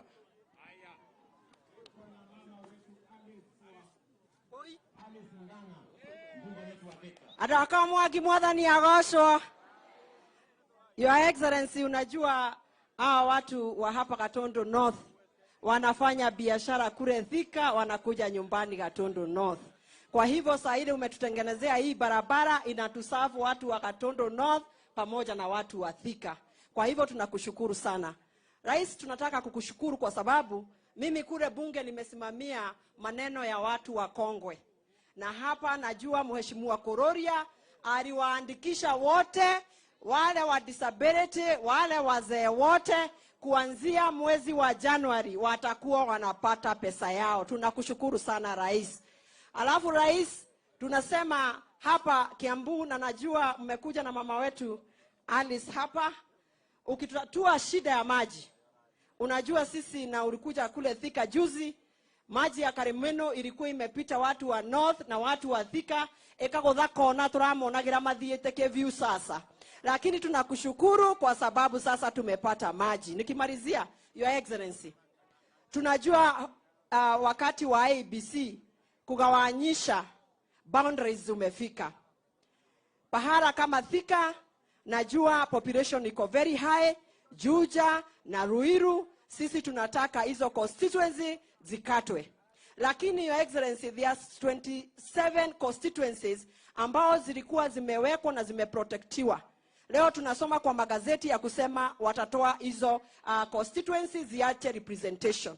Nimeleta amendment bunge nikasema watu ambao wamezoea representation uwezi kuwanyang'anya maendeleo yao na uwezi kuwanyang'anya mjumbe wao because of representation. Lazima tuangalie hiyo maneno so that everybody akiwa very well represented.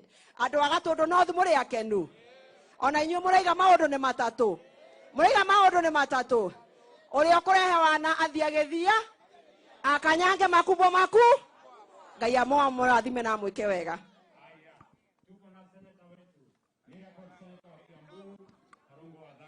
Kamwangie! Kamwangia! Mheshimiwa Rais, mimi nafurahi umerudi hapa. Tulikuwa tumekuja hapa wiki mbili zilizopita na CS wa barabara Kipchumba Murkomen, na akasema utakuja na umefika.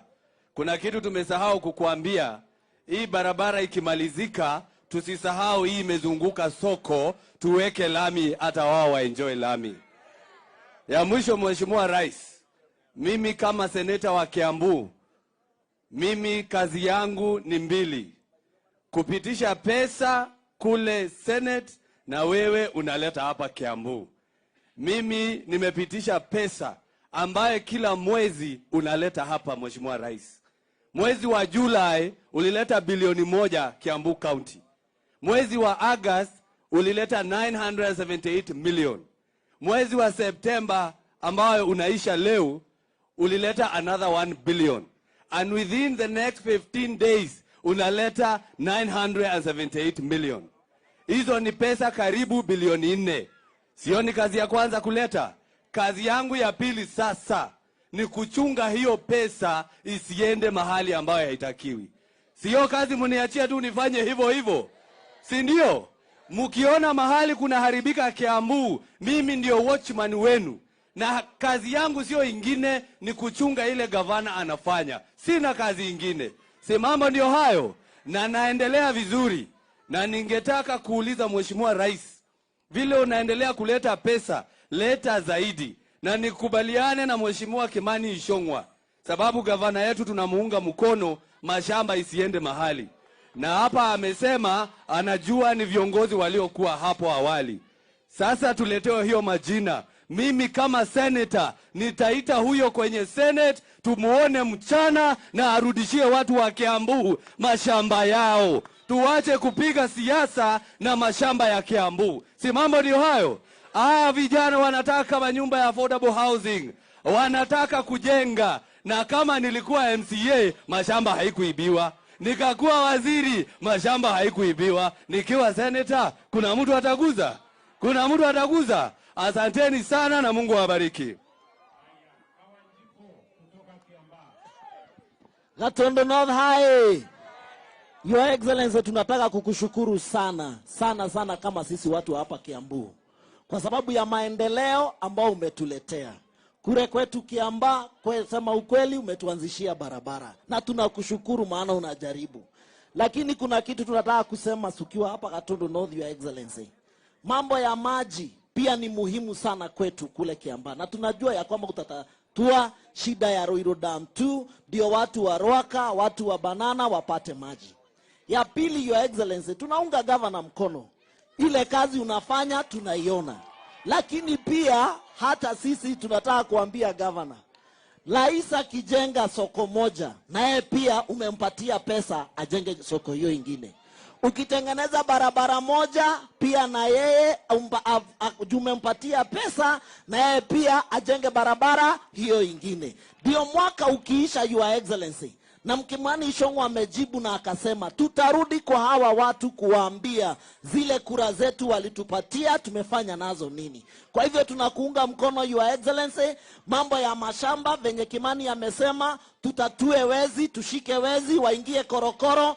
Ndio maendeleo, mambo ya EPZ, mambo ya agro processing ambayo itakuja kusaidia vijana wetu wa hapa Kiambu, mambo ya kujenga manyumba ambao vijana wetu wengi hawana kazi waweze kusaidika, lakini isiwe ni kisingizio ya kutoanzisha miradi ya serikali ya kuendelea mbele. Kwa hivyo tunakuunga mkono rais, tuko nyuma yako, na sisi kama viongozi tunashika governor mkono. Mahali kuna shida pia tuambie, tutatue shida, manyumba iende kuendelea. Asante, Your Excellency. Meanwhile, kabla ya Koimburi, tuko hapa na baba yao Mheshimiwa Waitito, tuko pale na ndugu yangu Mheshimiwa Kigo Njenga ambaye alikuwa ni mjumbe wetu, sasa yeye ni mwenyekiti wa mambo ya Unclaimed Assets Authority. Nampatia kazi ya chama huyo muungano. Na huyu baba yao pia nimemjunga. Baada baba yake kidogo huko kwa nafasi. Asante. Asante, Your Excellency. Watu wa Kamwangi, hamjambo? Hamjambo tena. Your Excellency, nikushukuru sana sababu ya kuja hapa. Your Excellency, mimi nimeoa hapa Gatundu North. Na kama vile unavyojua, pahali umetoa mke unajua mashida ya hapo. Wakaaji wa hapa, mulichagua mbunge ambaye anatosha mboga, ambaye anaitwa Kororia. Tumeshirikiana na yeye kuhakikisha maendeleo yamekuja hapa Gatundu North. Na pia pale kwetu Juja, Your Excellency, ukumbuke wakati ulipitia hapo last month, ulisema ya kwamba utahakikisha tumejenga affordable housing, ambazo ulisema ni wiki 2. Na ukweli ni kwamba, Your Excellency, tumeona hii shida ya kutojenga manyumba katika Kiambu County inakataria pale kwa county ya Kiambu. Wamekataa kufanya approvals za manyumba ambazo ni za serikali, ambazo tunaziita affordable housing. Mimi naomba, Your Excellency, hawa vijana wetu wanahitaji ajira, wanahitaji kuajiriwa kazi kupitia ile mijengo ambayo itakuja na affordable housing. Your Excellency, sababu governor ako hapa, ningekuuliza kwa heshima uambie governor wa Matangi ambaye tunafanya kazi pamoja na yeye afanye approvals ambazo ni za affordable housing, tujenge manyumba ambayo ni ya wakaaji wa kwetu Juja na pia hapa Gatundu North. Jambo la mwisho, Your Excellency, nashukuru sana sababu ya maji ambayo imetoka hapa Gatundu North. Mimi ningekuomba, Your Excellency, wale ambao ni waathiriwa, ambao waliathiriwa na ile damu ambayo tunaita Karemeno, waweze kulipwa haki yao, ndio waweze kuendelesha maisha yao hapa Gatundu North. Your Excellency, ninashukuru sababu ya damu ambayo umeitaja, na ninajua hiyo damu itasaidia watu wa Juja na itasaidia watu wa hapa Kamwangi. Ningekuomba, Your Excellency, hao watu walipwe pesa zao, na kama ni kuhamisha hiyo damu, Your Excellency, ipelekwe pale kwa forest. Kuna forest huko juu, iende ijengwe na huko, na maji itafikia watu wa hapa, Your Excellency. Kwa hivyo ningekuomba tafadhali, Your Excellency, umesema unahitaji maji na pia sisi watu wa Juja tunahitaji maji. Kwa hivyo Your Excellency, hakikisha damu imejengwa kwa forest, isijengwe kwa mashamba ya watu. Asante Your Excellency.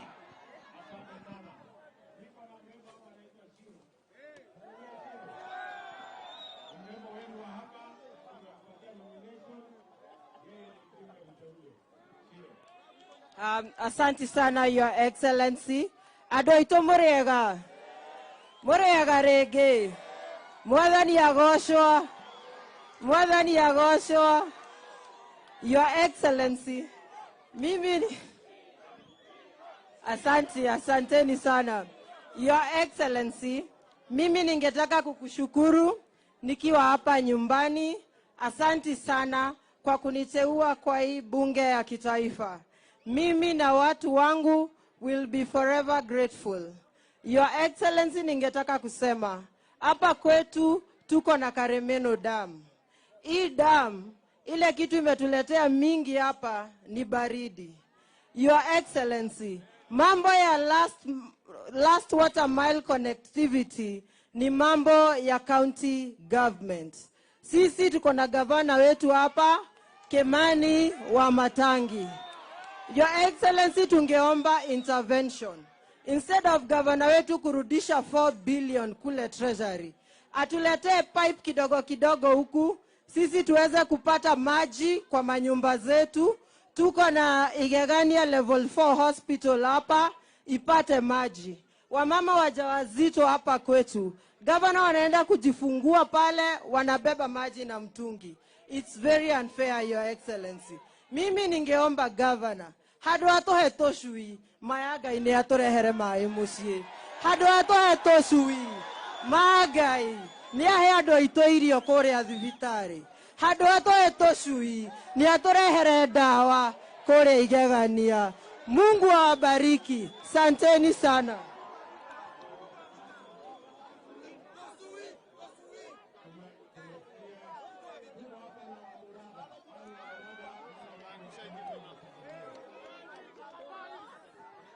Andũ akwa mwangiga ithekai mũrĩaga rĩngĩ.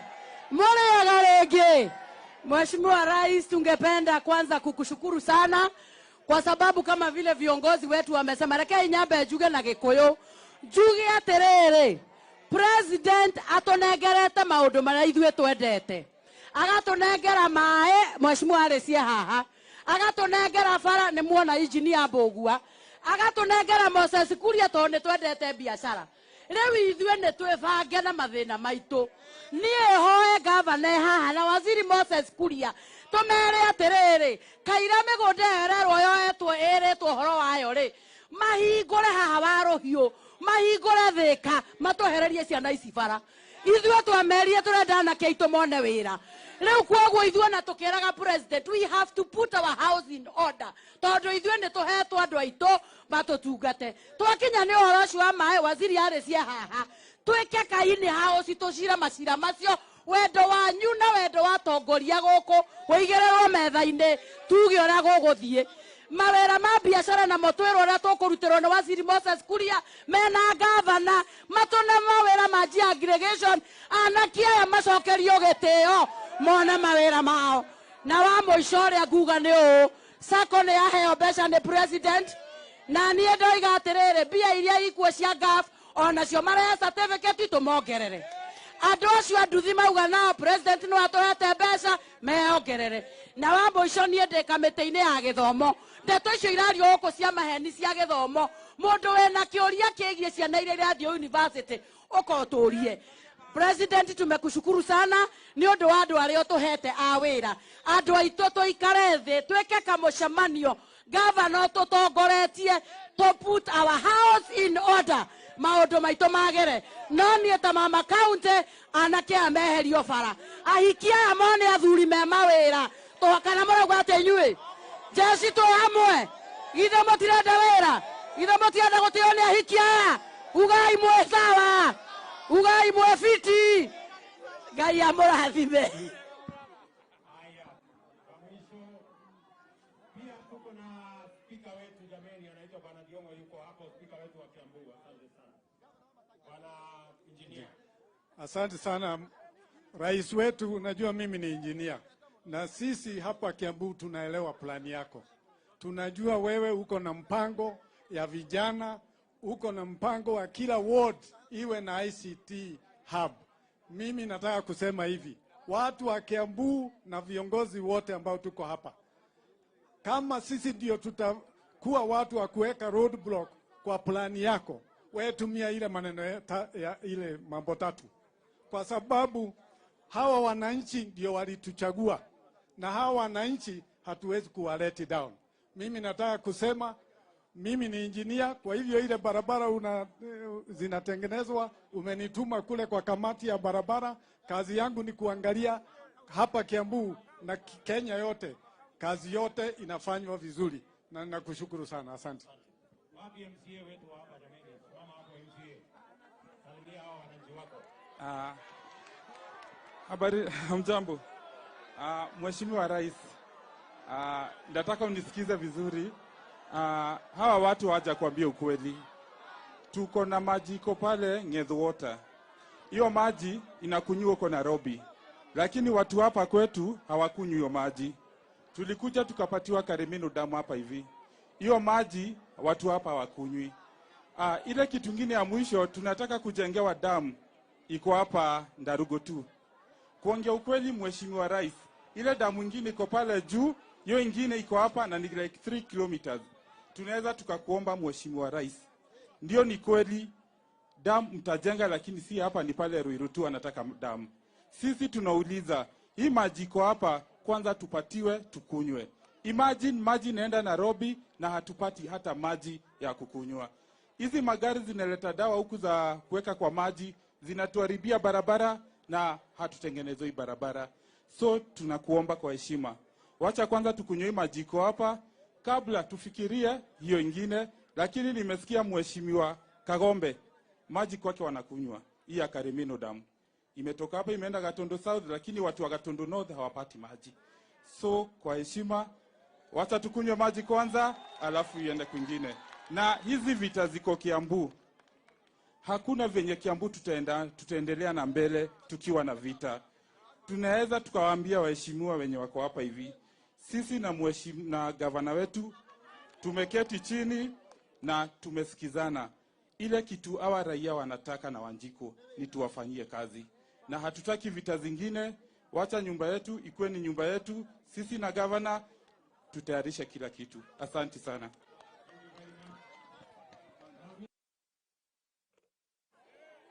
Na mimi nataka nikubaliane na hawa viongozi wote. Ile mambo ambayo hatuwezi kukubali hapa Kiambu ni vita ya siasa. Tunaelewana? Hatutaki mivutano ya siasa. Hawa wananchi wametimiza sehemu yao, wametuchagua. Sasa ile deni tuko naye ni deni ya kuwafanyia kazi hawa wananchi. Tujenge soko, tuweke maji, tuweke barabara, tufanye housing, tufanye ile kazi ingine, tupange ajira ya hawa vijana, ndio tuweze kupeleka taifa letu la Kenya mbele. Na mimi nataka niwahakikishie watu wa Kiambu, hakuna mtu yeyote ambaye atazuia maendeleo hapa Kiambu. Hapa maendeleo Kiambu ni lazima. Mwenye anapenda, mwenye hapendi, hiyo ni juu yake. Hapa majumba tutajenga. Hapa soko tutajenga. Hapa barabara tutajenga. Hiyo kazi yote ingine tutafanya. Kwa sababu nyinyi tayari mulitupatia idhini ya kufanya kazi ya maendeleo katika taifa letu la Kenya. Tunakubaliana jameni? Munasema tuwache vita ya siasa. Viongozi wote waungane ndio tutekeleze mambo ya maendeleo. Na mnakubali ya kwamba kiongozi yeyote ambaye atazuia maendeleo hapa Kiambu, naambia yeye mambo yake ni matatu. Sio kama tunaelewana? Mambo ya maendeleo is not negotiable. Development in Kiambu is not negotiable with anybody. Sio kama tunaelewana? Mambo ya maendeleo ni lazima. Hiyo we are not negotiating. Kwa sababu ile manyumba tunajenga ni ajira ya hawa vijana na ni kazi ya watu Kiambu. Nimesema wale wakora wote ambao wako wanazuia hiyo maneno, watu wamegrab mashamba ya umma, hawa watu wote tutawasafirisha, na regional commissioner, county commissioner, mshughulikie hiyo maneno. Tunataka mambo ya affordable housing. Mimi narudi hapa December in 2 months kuja kuanzisha hiyo kazi. Nikute approval zimefanyika, contractor ako kwa site, tunaanza kujenga, hawa vijana waanze kupata ajira. Nekuwa kana tigwa. Tunaelewana? Wale wanakubaliana na mimi nione kwa mkono. Si ndio? So mambo yote tutulize boli na Kenya iweze kusonga mbele. Asanteni sana.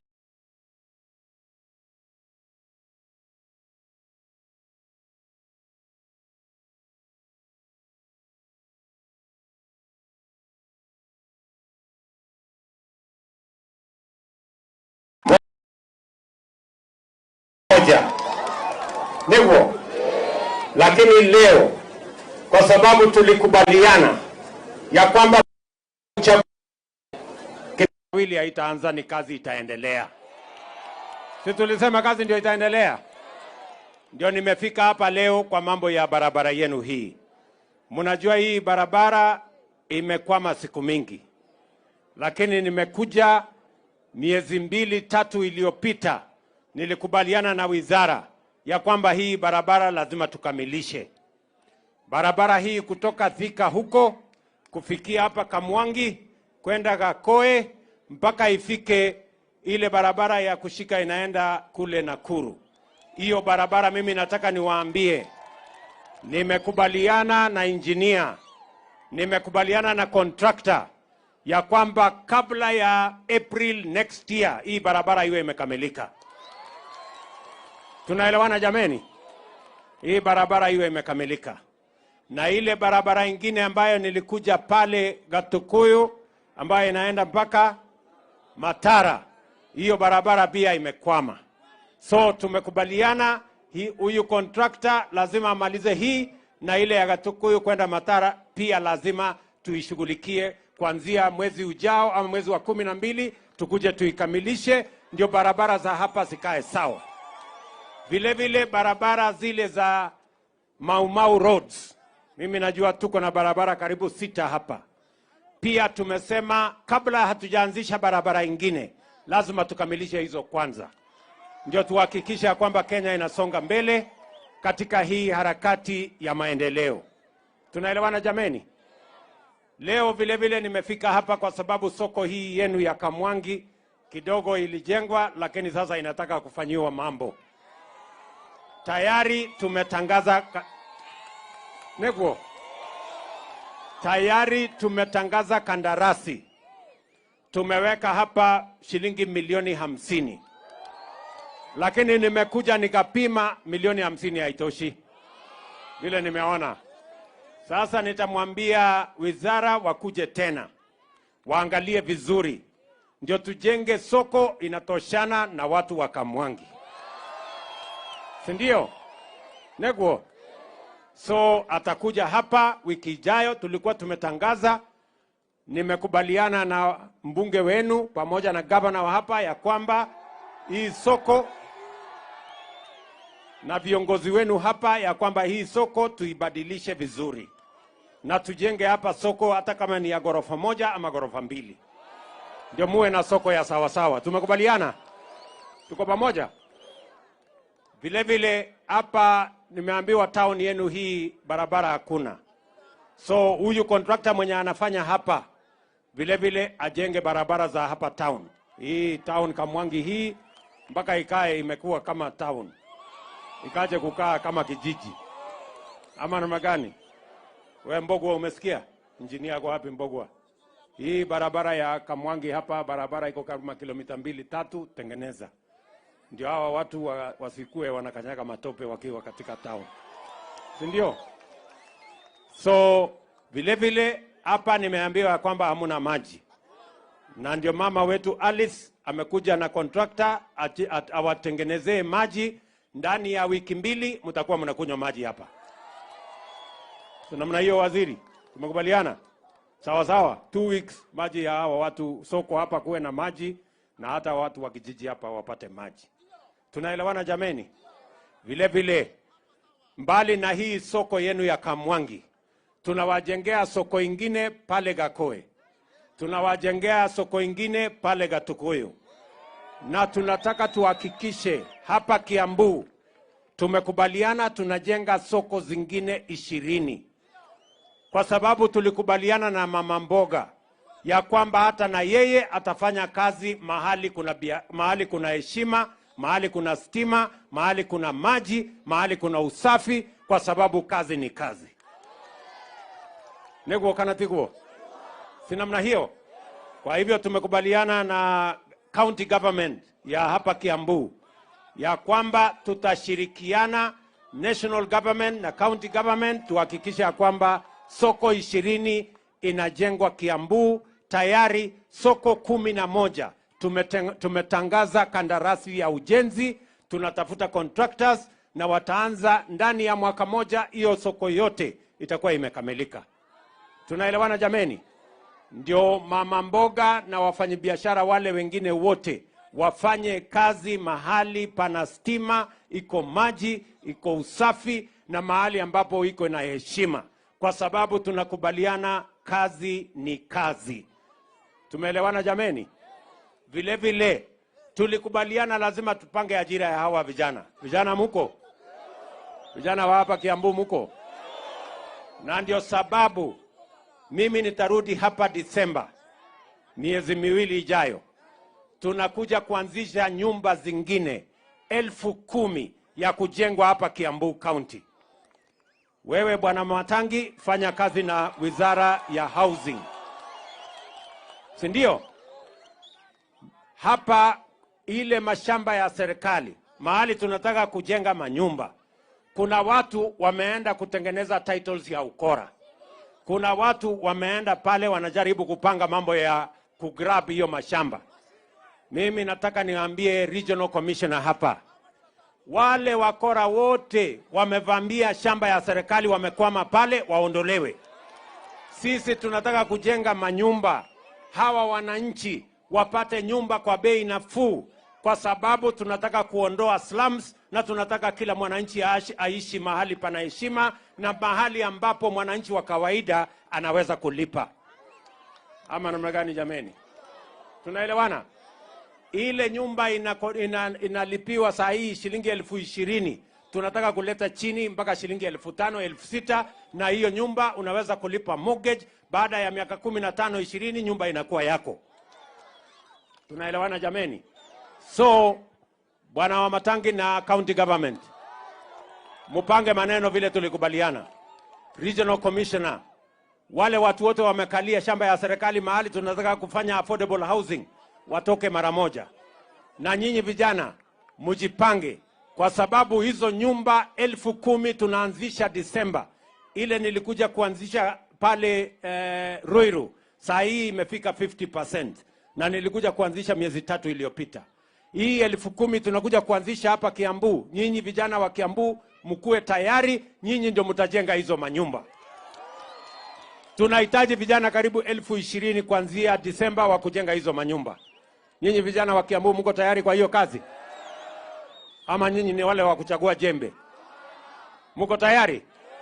Ikihitajika watu ya plumbing mtakuja? Wale electricians watakuweko? Na wale masons watakuweko? Na wafanyikazi wale wengine wote mtakuweko? Hiyo ndio mpango yetu, kwa sababu tunataka kuhakikisha kwamba vijana wetu wanapata nafasi ya ajira, wajisimamie, wasimamie familia zao, ndio tuweze kupeleka Kenya yetu mbele. Tumekubaliana? Vile vile huyu Korori ambaye ni mjumbe wenu, tumekubaliana ya kwamba kila ward hapa Gatundu North na kila ward katika kila constituency Kiambu na Kenya, tumekubaliana kila ward lazima iwe na ICT hub. Mahali tutaweka kompyuta 300, 400. Vijana hawa tuwafutishe mambo ya kompyuta na tuwapangie ajira katika digital ecosystem. Vijana muko kufundishwa mambo ya kompyuta ama mtashindwa? Uvinya kompyuta itawashinda? Sio lazima ukuwe na degree, hata ukiwa na masomo ya form 4 inatosha. Sijui tunaelewana? Ati mtu ya kusoma gazeti. So tumekubaliana, na mimi nataka tukubaliane ya kwamba Lazima tupange ajira ya vijana, mambo ya housing tutawapangia ajira pale. Maneno ya ICT tutawapangia ajira pale. Na tumekubaliana hapa Kiambu tunakuja kujenga County Aggregation and Industrial Park ambayo tayari imefanyiwa award. Mimi nitatuma waziri ambaye anahusika Moses Kuria akuja anzishe. Mimi nitakuja kuweka jiwe la msingi ndio tuweze kukamilisha County Aggregation and Industrial Park kwa mwaka mmoja inayokuja, ndio tutumie kukusanya mazao yenu. Tuweke pale mambo ya cold rooms, tuweke pale mambo ya common user facilities ambayo itatumika kwa agro processing na value addition, na vile vile tutumie kupanga masoko na tuweke storage, kwa sababu tunataka kutumia kilimo kuondoa mambo ya matatizo ya umaskini katika taifa letu la Kenya. Hatutaki brokers na cartels na wakora waangaishe wakulima na mazao yao. Sasa hawa watu tutakutana na wao pale sokoni tukiwa na mazao yetu tumefanyia value addition, and that is why we are doing the County Aggregation and Industrial Park. Tumekubaliana jameni? Hiyo ndio mpango yetu ya kupeleka hii maneno ya Kenya mbele, kwa sababu tunataka saa ile tunajenga barabara, pia tuna mpango ya kuweka pesa kwa mfuko ya kila mwananchi, either awe na ajira ama awe na biashara, ndio tuhakikisha ya kwamba tunafukuza umaskini kutoka kwa wananchi pale mashinani. Tumekubaliana jameni? Mnasema tuende mbele pamoja kabisa? Hebu nione wala wanasema tunaenda mbele pamoja. Bas, kwa sababu niko na shughuli nyingine na nimekubaliane vile tunaenda mbele pamoja. Mambo ya maziwa tumekubaliana lazima tupunguze gharama ya chakula ya ng'ombe na gharama ya chakula ya kuku na ile mazao na ile mifugo ingine, na ndio sababu tumesema tunaondoa ushuru kwa mambo ya yellow maize, ndio tuhakikisha kwamba chakula ya ng'ombe tunapunguza bei yake, ndio tuzalishe maziwa zaidi. Na tumekubaliana na hawa county government watupangie mahali tutakuja kuweka milk coolers, ili tuhakikisha kwamba tunasaidia wakulima wakusanye mazao yao, wakusanye maziwa yao, ndio tuhakikisha kwamba wanapata soko sawa sawa. Nyinyi wakulima mtafanya bidii? Mtafanya bidii? Tuko pamoja? Bas, hapa sasa mimi sitaki kusema kuzidi hapo. Si mnajua mimi niko na mtu ananisaidia hii kibarua? Anaitwa nani? Mtu ya kusema ukweli? Wapi nduru ya Rigiji tuone? Haya Rigiji, salimia hawa wananchi. Andu akwa Mwangi muriega? Muriega andu a nyumba itu? Muri okuo? No muyumiriirie? Ni mwakena ni kuona muthamaki witu uyu witagwo Ruto, uria wokaga utuku ndagiuka muthenya, no kana maundu mega niguo. Mandu akwa Mwangi tuoka na njamba ino gucokia ngatho, ni mwatwikire wega na twari uhoro wa matuti ari handu hega. Njamba ino yari handu haceke, niyo na ndari haceke makiria.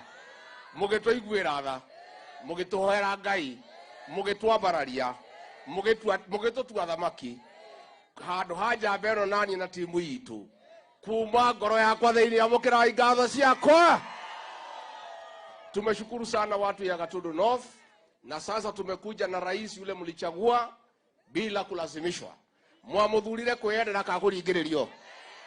Na ndio rais amefika hapa sasa kwa maendeleo ya barabara, maendeleo ya soko, maendeleo ya maji.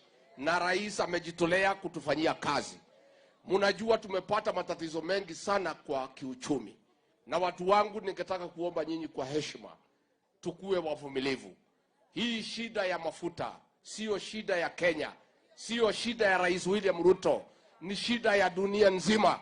Hawa Waarabu ndio wameongeza bei ya mafuta katika dunia nzima. Kwa hivyo mimi naomba, tukiwa na shida ya dunia nzima, tusiwekee lawama rais wetu na serikali.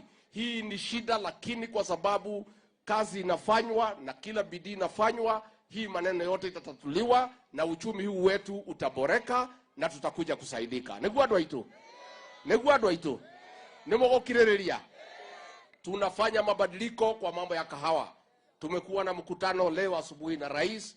na ametupatia mawaidha ya kutosha ya kwamba vile tutapata soko ya moja kwa moja kahawa yetu, tuende tuuze kwa wenye kunywa kahawa bila kupitia watu ya katikati. Hata hiyo watu ya katikati hatuna ubaya na hawa, wakija tuketi chini wakubali kulipa mkulima mzuri, hakuna mtu wako na haja na hawa. Mambo ya maziwa mumeona bei imeanza kubadilika pale KCC, sasa ni shilingi 50. Mambo ya chai tumerelease bonus wiki hii ambaye imeongezeka. Kwa hivyo tukue watulivu, rais halali ameketi chini na mawaziri na sisi tunaendelea kumsaidia. Nikimalizia nauliza watu wetu hapa katika Mlima Kenya, wale ambaye rais ametupatia jukumu ya kumsaidia, tuweke bidii kwa sababu sisi ni watu ya bidii. Ndio tumuunge rais mkono aweze kufaulu. Niguo andũ aitũ. Mutiage tuokire wega. Mane ndio korwa ni gũcokia gatho ndĩ nyiki. Asanteni sana, Mungu awabariki. Asanteni sana watu ya Kamongi.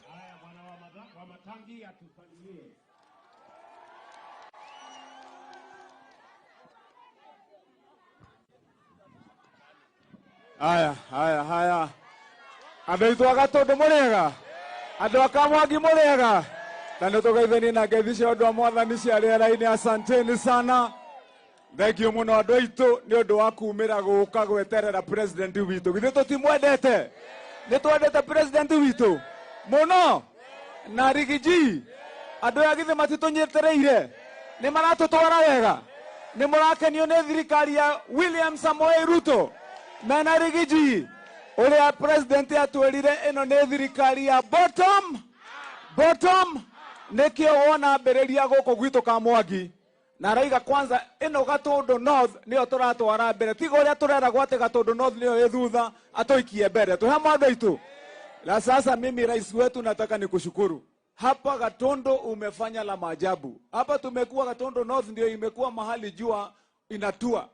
Mambo ikifanyika kwingine inamalizikianga, hapa sisi tunaona giza peke yake.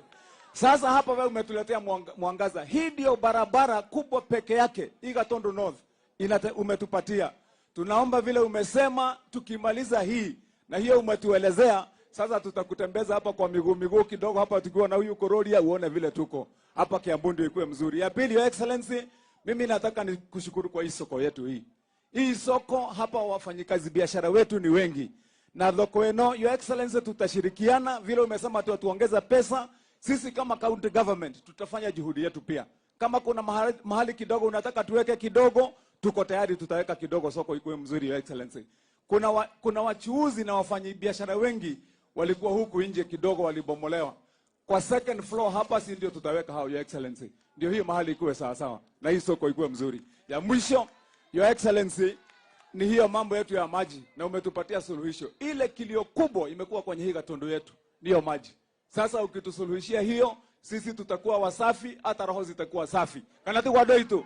Na tunasema kwenda mbele, Dr. William Samoei Ruto na Rigi G mpaka 2032 tuongee huko mbele vile tutakaa, Your Excellency.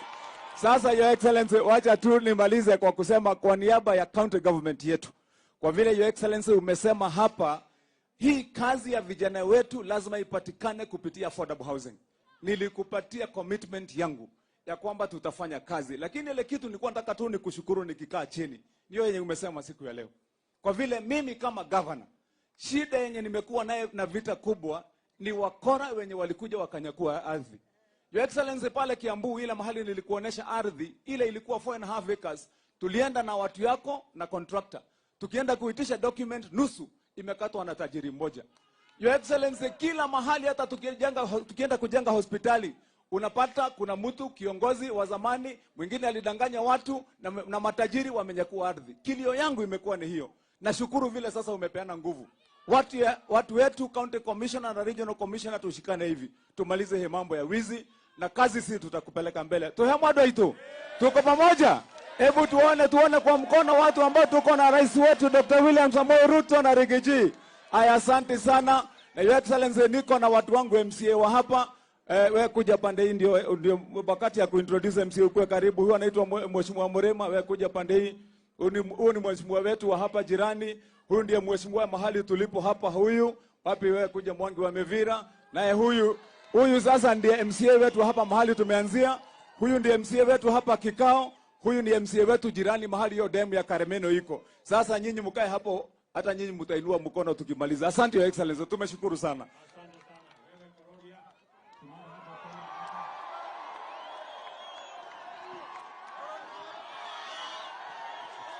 Haya. Kororia Kororia. Ruto Ruto. Nimukenete. Leo nimetoa amri nikasema juu rais wa kwanza kukanyaga Kamwangi amefika hapa. Leo hakuna kukula githeri na nini. Leo mothe ni nyama na kwa sababu mdosi yako area. Haunehega. Nimukenete. Asanteni sana Your Excellency na Deputy President kwa sababu ya kuja hapa. Niseme asante kwa vile umetupea soko. Wapi makofi ya rais? Asante kwa sababu ya barabara ya Thika magumu, makofi ya rais. Asante kwa sababu ya borehole ya maji ya Kamwangi, wapi makofi? Asante kwa sababu ya koti ambayo tunaleta hapa Kamwangi. Asante kwa sababu ya land registry ambayo tunaleta hapa Kamwangi. Hizo nejega. Dina mbele. Kwa sababu ya masaa, Your Excellency, niseme hivi. Niambie watu nyamaza hapo kidogo. Tumeongea na rais. Watu wa pale Kandakomu, Marige, wale wameshikwa na barabara za Mau Mau Road. Tunajua zile shida tunapitia kwa sababu ya vile imeachiliwa. Rais ameniambia akirudi Nairobi, hiyo barabara ya Kandakomu ambayo imetusumbua sana, itaanza kufanyiwa kazi ndio hao watu wakuwe sawa. Pia ameniambia ile barabara vile mmesikia ya Gatukoyo, Kairi, Matara ambayo hata iko na mashimo saa hii itatengenezwa ikuwe sawa ndio watu wetu waweze kupitia na kuunekwa weta okay. Nikimalizia niseme asante Your Excellency na tunakuomba kitu moja. Hii constituency haina level 5 hospital. Tunakuomba utufanyie upgrade ya hospitali ya Igegania itoke kuwa level 4 ikuwe level 5 ndio tukue na hospitali mzuri. Sio ni sawa sawa? Your Excellency, tuko na wanafunzi 200 ambao wako hapa ambao tumetrain na pesa ya CDF, tumewafunza driving na tuko na driving licenses zao leo na utapea kama 5 hivi licenses ndio waendage wakisema walipewa license na rais wa Jamhuri ya Kenya. Na pia tukimaliza na hao tutafanya lot B ndio tuendelee na hao wengine. Heke rodatigia. Ya mwisho ni kusema vile Rigiji amesema. Your Excellency, kuna kitu kingine tumesema hapa. Kuna wamama na wababa wanafanya kazi kwa hii market ya Kamwangi market. Wanakuanga wameshikana na wametengeneza sako na wako hapa. Vile ulisema bottom up na hustler, sasa tunakuomba uwasaidie na kitu kidogo, wasaidie sako yao ndio wakuwe sawa. Si ndio? Na ya mwisho ni kusema pia tuko na motorbike, tutaangalia zote zikiwa pamoja. Nikuambia boss, unaona kutoka pale mwisho mpaka hawa watu wote si watu wengi. Mimi na dilingi na wao wakiwa wadogo, lakini juu rais wa Jamhuri ya Kenya yuko hapa. The first president of the Republic of Kenya to be in Kamwangi. Ni ukweli? Tunaomba hii Kamwangi yote kusikue na butchery itabaki na nyama. Kwa sababu uko hapa. Sio ni ukweli? Hapo ni sawa? Nisisikie watu wanakula githeri leo. Hapa kuna rais na kuna deputy president. Na pia tuko na Ishongo rafiki yangu na maneno itakuwa sawa. Kwa hayo mengi na machache, asanteni sana. Kuna hii barabara ya Matara Road ambayo watu wamekuwa wakipiga kelele, ndio hiyo rais amesema contractor ambaye amekaa miaka 6 na hiyo barabara ilianzishwa na wewe rais ukiwa deputy. Utaingilia hiyo na itakuwa sawa. Na Mwenyezi Mungu awabariki sana. Ngedhu na Kamakwa tunakumbuka hizo. Mbarikiwe sana na rais akienda msiende juu ananiatia maneno.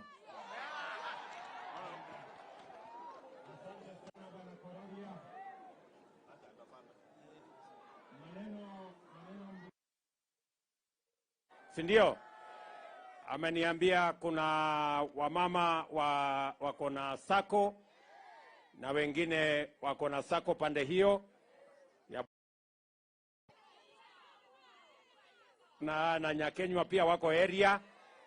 Sasa wewe Korori, hawa watu wa sako mimi nitapanga na wao ile ya nyama wewe ndio utapanga.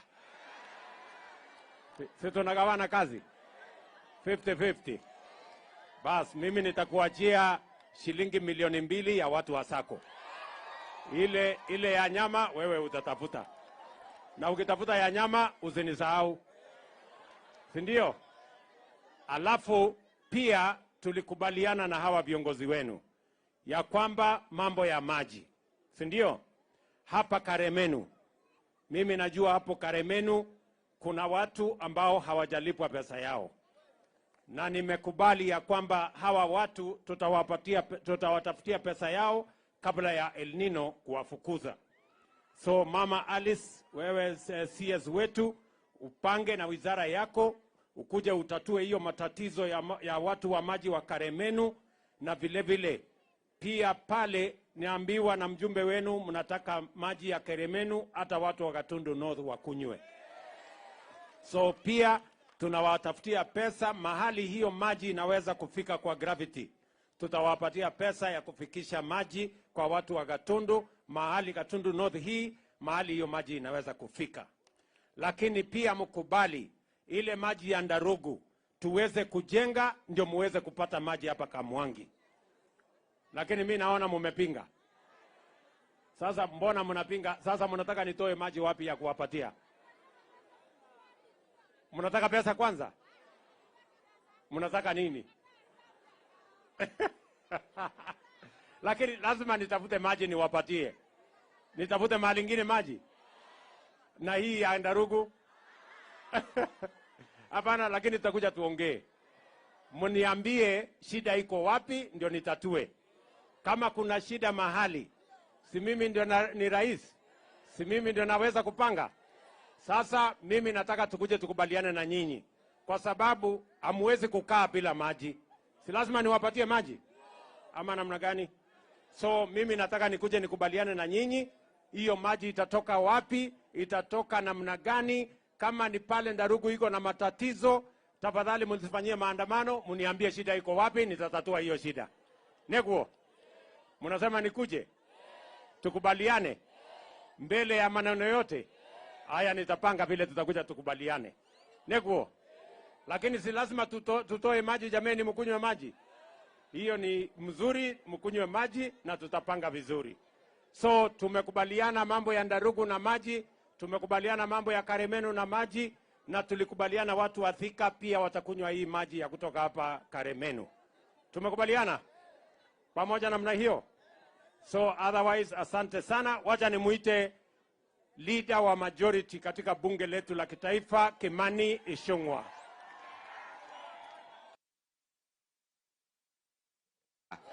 Ni mwaka na nikuona muthamaki muthenya. Mheshimiwa Rais, unakumbuka wakati wa kuomba kura, kila siku tulifika hapa usiku. Lakini hawa watu wa Gatundu North na Kamwangi ni wangwana. Walisema hata kama wanakuona kwa giza. Na wakasema hata Rigiji wamemuona kwa giza. Mchana wataona jina yako na watakupea kura. Na tuwashukuru sababu walitushikilia na wakatupea kura. Sasa Mheshimiwa Rais, kazi ni kwako. Na sababu umetuambia mambo yetu ni mambo ngapi? Ati mambo ni mangapi? Mambo ni mangapi? Kwa wale wakora na wafisadi, si ndio? Sasa na sisi tumeambia Rais, mambo yake pia ni mambo mangapi? Mambo yake ni mangapi? Ajenge barabara, ajenge mashule, alete maendeleo, na asipofanya hiyo lazima afanye. Sababu tulifanya si hapo tuko sawa? Si tuko game. Lakini pia Rais, umetusaidia mambo ya housing na hii mambo ya maji, na nataka nikubaliane na governor wetu. Kama iko watu wameiba mashamba, lazima warudishe mashamba ya umma. Lakini pia tusiwe na visingizio ya kusitisha miradi ya serikali na kutumia koti ama mahakama ili kusimamisha miradi ya serikali. Sababu mwishowe hawa wananchi, Mheshimiwa Rais, ni wewe watakuja kuuliza wakati wa kura kama umejenga nyumba Kiambu ama hujajenga. Kwa hivyo mimi nataka niseme governor, tafadhali tushirikiane. Hawa wakora wanaiba mashamba, kama unawajua, huyu ndiye commander in chief, na amesema wakora wote mambao ni mangapi? So governor, hiyo majina pea rais saa hii afanye hiyo mambo tatu, aidha jela ama wapi, ama wafanye nini, ama watafute tikiti ya wapi? Asante rais, wacha nikomee hapo sababu ya masaa. Kamwangie kamwangie nimukene atane munene guka gutucerera umuthi na ithe mutimenya ithe tweciana igire cia mahatha. Sasa rais, ile kitu tunasema ni kwamba hii maneno unasema ya Gatundu ni Gatundu. Gatundu ni moja. Hii maneno unasema tunasitisha North. Kakwage ira Gatundu igire. Gatundu na ithe tiemwe. Nisha twekire igire. Sasa tunafurahia sana rais kukuja hapa, lakini iko jambo moja peke yake tu hapa. Kwa sababu hapa hii njia ukiingia namna hii ndio unaenda pale Gatundu South. Na sisi tunafurahia hospitali umetusaidia. Hawa wangwana hawana hospitali, wanakuja pale kwetu Gatundu South. Etiguo. Na hiyo hospitali umetusaidia kwa sababu wale watu wa KU wameichukua na wameilinda vizuri. Hapa governor yuko na pia wanashirikiana na KU kupeleka vizuri. Lakini pale iko shida tu moja kidogo. Iko barabara yenye inashikanisha sisi pale juu, hii ya Maumau yenye inashikanisha Gatundu South na Gatundu North. Na iko ingine kutoka pale Kagema kwenda Karatu, ulipeana ukakuja ukaanzisha, imekwama kidogo. Lakini najua wadosi wako hapo. Na iko ingine kutoka Kiganjo kwenda all the way mpaka mahali inaitwa Gateway. Hizo zikimalizika, hii kiisha, ishikanisho pia hiyo itakuwa mzuri. Na hii maji ya Karimeno, ukisikia hawa wakipiga hiyo kelele wanapiga, wako na haki. Kwa sababu pesa yao ya pale Karimeno 4.2 billion bado haijapatikana. Ndio maana hawa unasikia wanaogopa wasifanywe kama wale. Kwa hivyo ukienda mahali upate fulusi kidogo, uingie, kwa sababu hata hiyo maji tunatumia. Asante sana.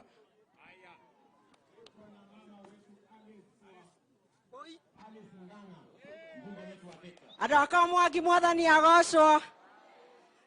Your Excellency, unajua hawa watu wa hapa Gatundu North wanafanya biashara kule Thika, wanakuja nyumbani Gatundu North. Kwa hivyo saa ile umetutengenezea hii barabara, inatusafu watu wa Gatundu North pamoja na watu wa Thika.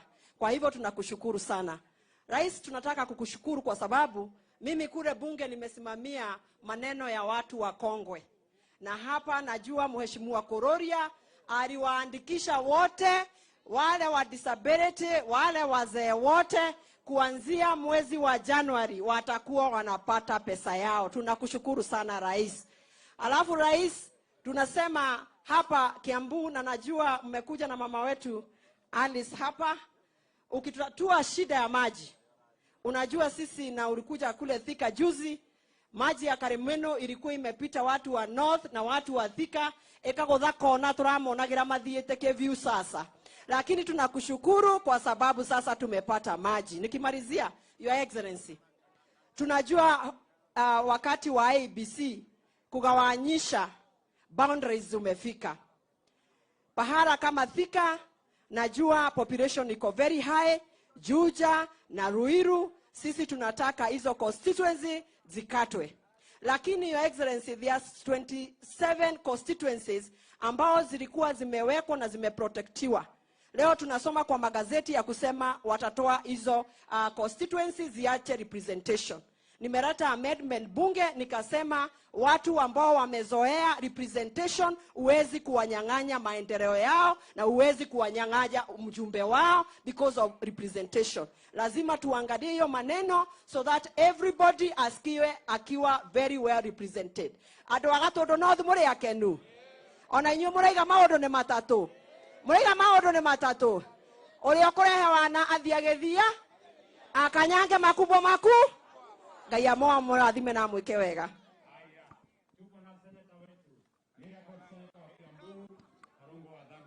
Kamwangie! Kamwangia! Mheshimiwa Rais, mimi nafurahi umerudi hapa. Tulikuwa tumekuja hapa wiki mbili zilizopita na CS wa barabara Kipchumba Murkomen, na akasema utakuja na umefika. Kuna kitu tumesahau kukuambia, hii barabara ikimalizika tusisahau hii imezunguka soko, tuweke lami hata wao waenjoy lami. Ya mwisho, Mheshimiwa Rais, mimi kama seneta wa Kiambu, mimi kazi yangu ni mbili: kupitisha pesa kule Senate na wewe unaleta hapa Kiambu. Mimi nimepitisha pesa ambaye kila mwezi unaleta hapa, Mheshimiwa Rais. Mwezi wa Julai ulileta bilioni 1 Kiambu County. Mwezi wa August ulileta 978 million. Mwezi wa September ambayo unaisha leo ulileta another 1 billion. And within the next 15 days unaleta 978 million. Hizo ni pesa karibu bilioni 4. Sio ni kazi ya kwanza kuleta. Kazi yangu ya pili sasa ni kuchunga hiyo pesa isiende mahali ambayo haitakiwi. Sio kazi mniachia tu nifanye hivyo hivyo. Si ndio? Mkiona mahali kuna haribika Kiambu, mimi ndio watchman wenu. Na kazi yangu sio ingine, ni kuchunga ile gavana anafanya. Sina kazi ingine. Si mambo ndio hayo, na naendelea vizuri.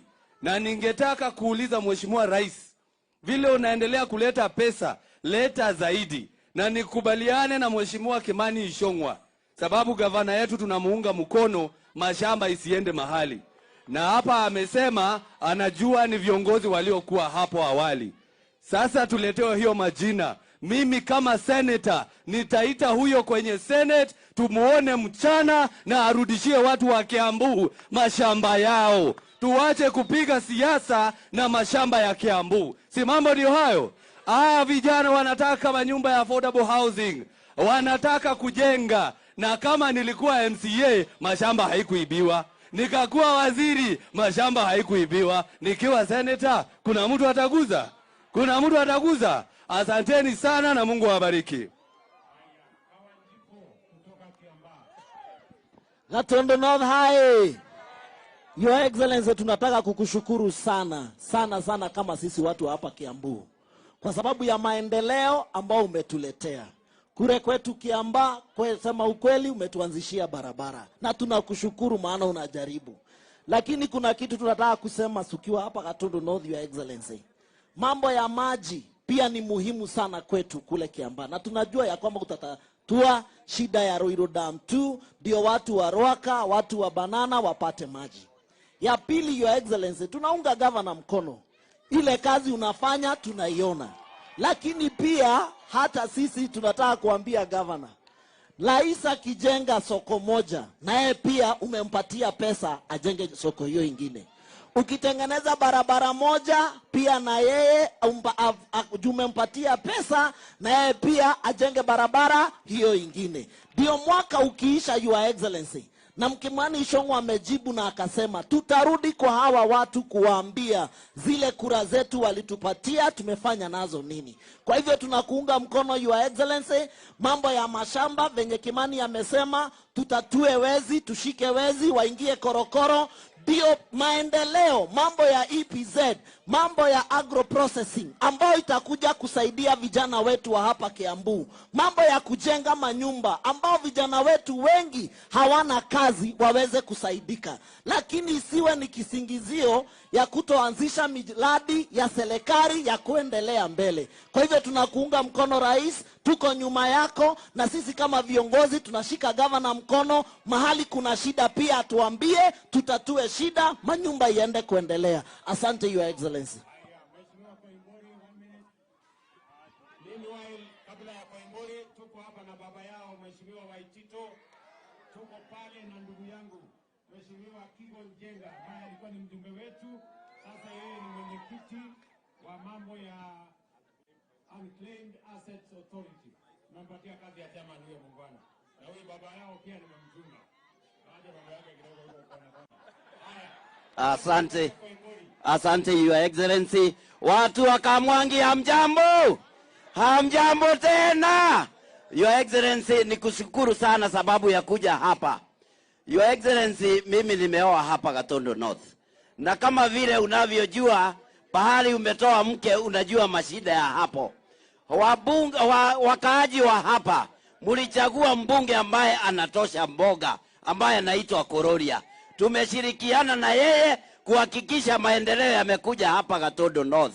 na pia pale kwetu Juja, Your Excellency, ukumbuke wakati ulipitia hapo last month, ulisema ya kwamba utahakikisha tumejenga affordable housing ambazo ulisema ni wiki 2, na ukweli ni kwamba Your Excellency, tumeona hii shida ya kutojenga manyumba katika Kiambu County inakataria pale kwa county ya Kiambu. Wamekataa kufanya approvals za manyumba ambazo ni za serikali ambazo tunaziita affordable housing. Mimi naomba Your Excellency, hawa vijana wetu wanahitaji ajira, wanahitaji kuajiriwa kazi kupitia ile mijengo ambayo itakuja na affordable housing.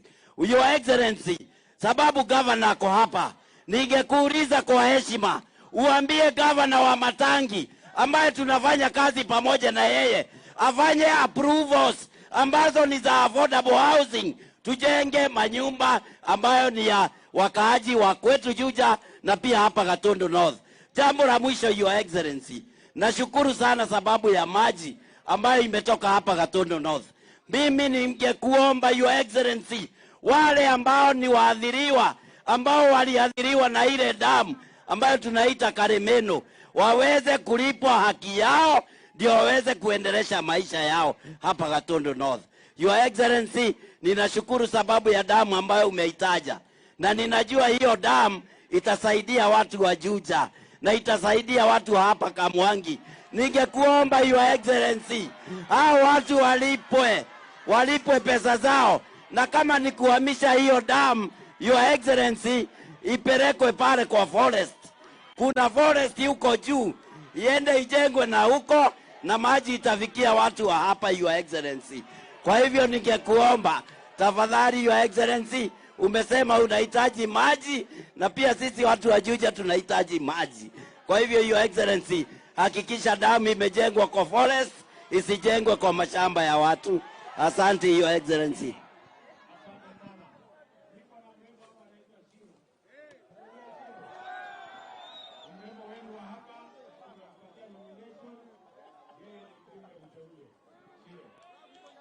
Asante sana Your Excellency. Adoito murega rege. Mwathani agoshwa. Your Excellency, asanteni sana. Your Excellency, mimi ningetaka kukushukuru nikiwa hapa nyumbani. Asanti sana kwa kuniteua kwa hii bunge ya kitaifa. Mimi na watu wangu will be forever grateful. Your Excellency, ningetaka kusema hapa kwetu tuko na Karemeno Dam. Hii dam, ile kitu imetuletea mingi hapa ni baridi. Your Excellency, mambo ya last water mile connectivity ni mambo ya county government. Sisi tuko na gavana wetu hapa, Kimani wa Matangi. Your Excellency, tungeomba intervention. Instead of governor wetu kurudisha 4 billion kule treasury, atuletee pipe kidogo kidogo huku, sisi tuweze kupata maji kwa manyumba zetu. Tuko na Igegania level 4 hospital hapa, ipate maji. Wamama wajawazito hapa kwetu, governor wanaenda kujifungua pale, wanabeba maji na mtungi. It's very unfair, Your Excellency. Mimi ningeomba governor, hadu atohe toshui, mayaga ini atorehere mai musie. Hadu atohe toshui, magai, ni ahe ado ito irio kore athibitari.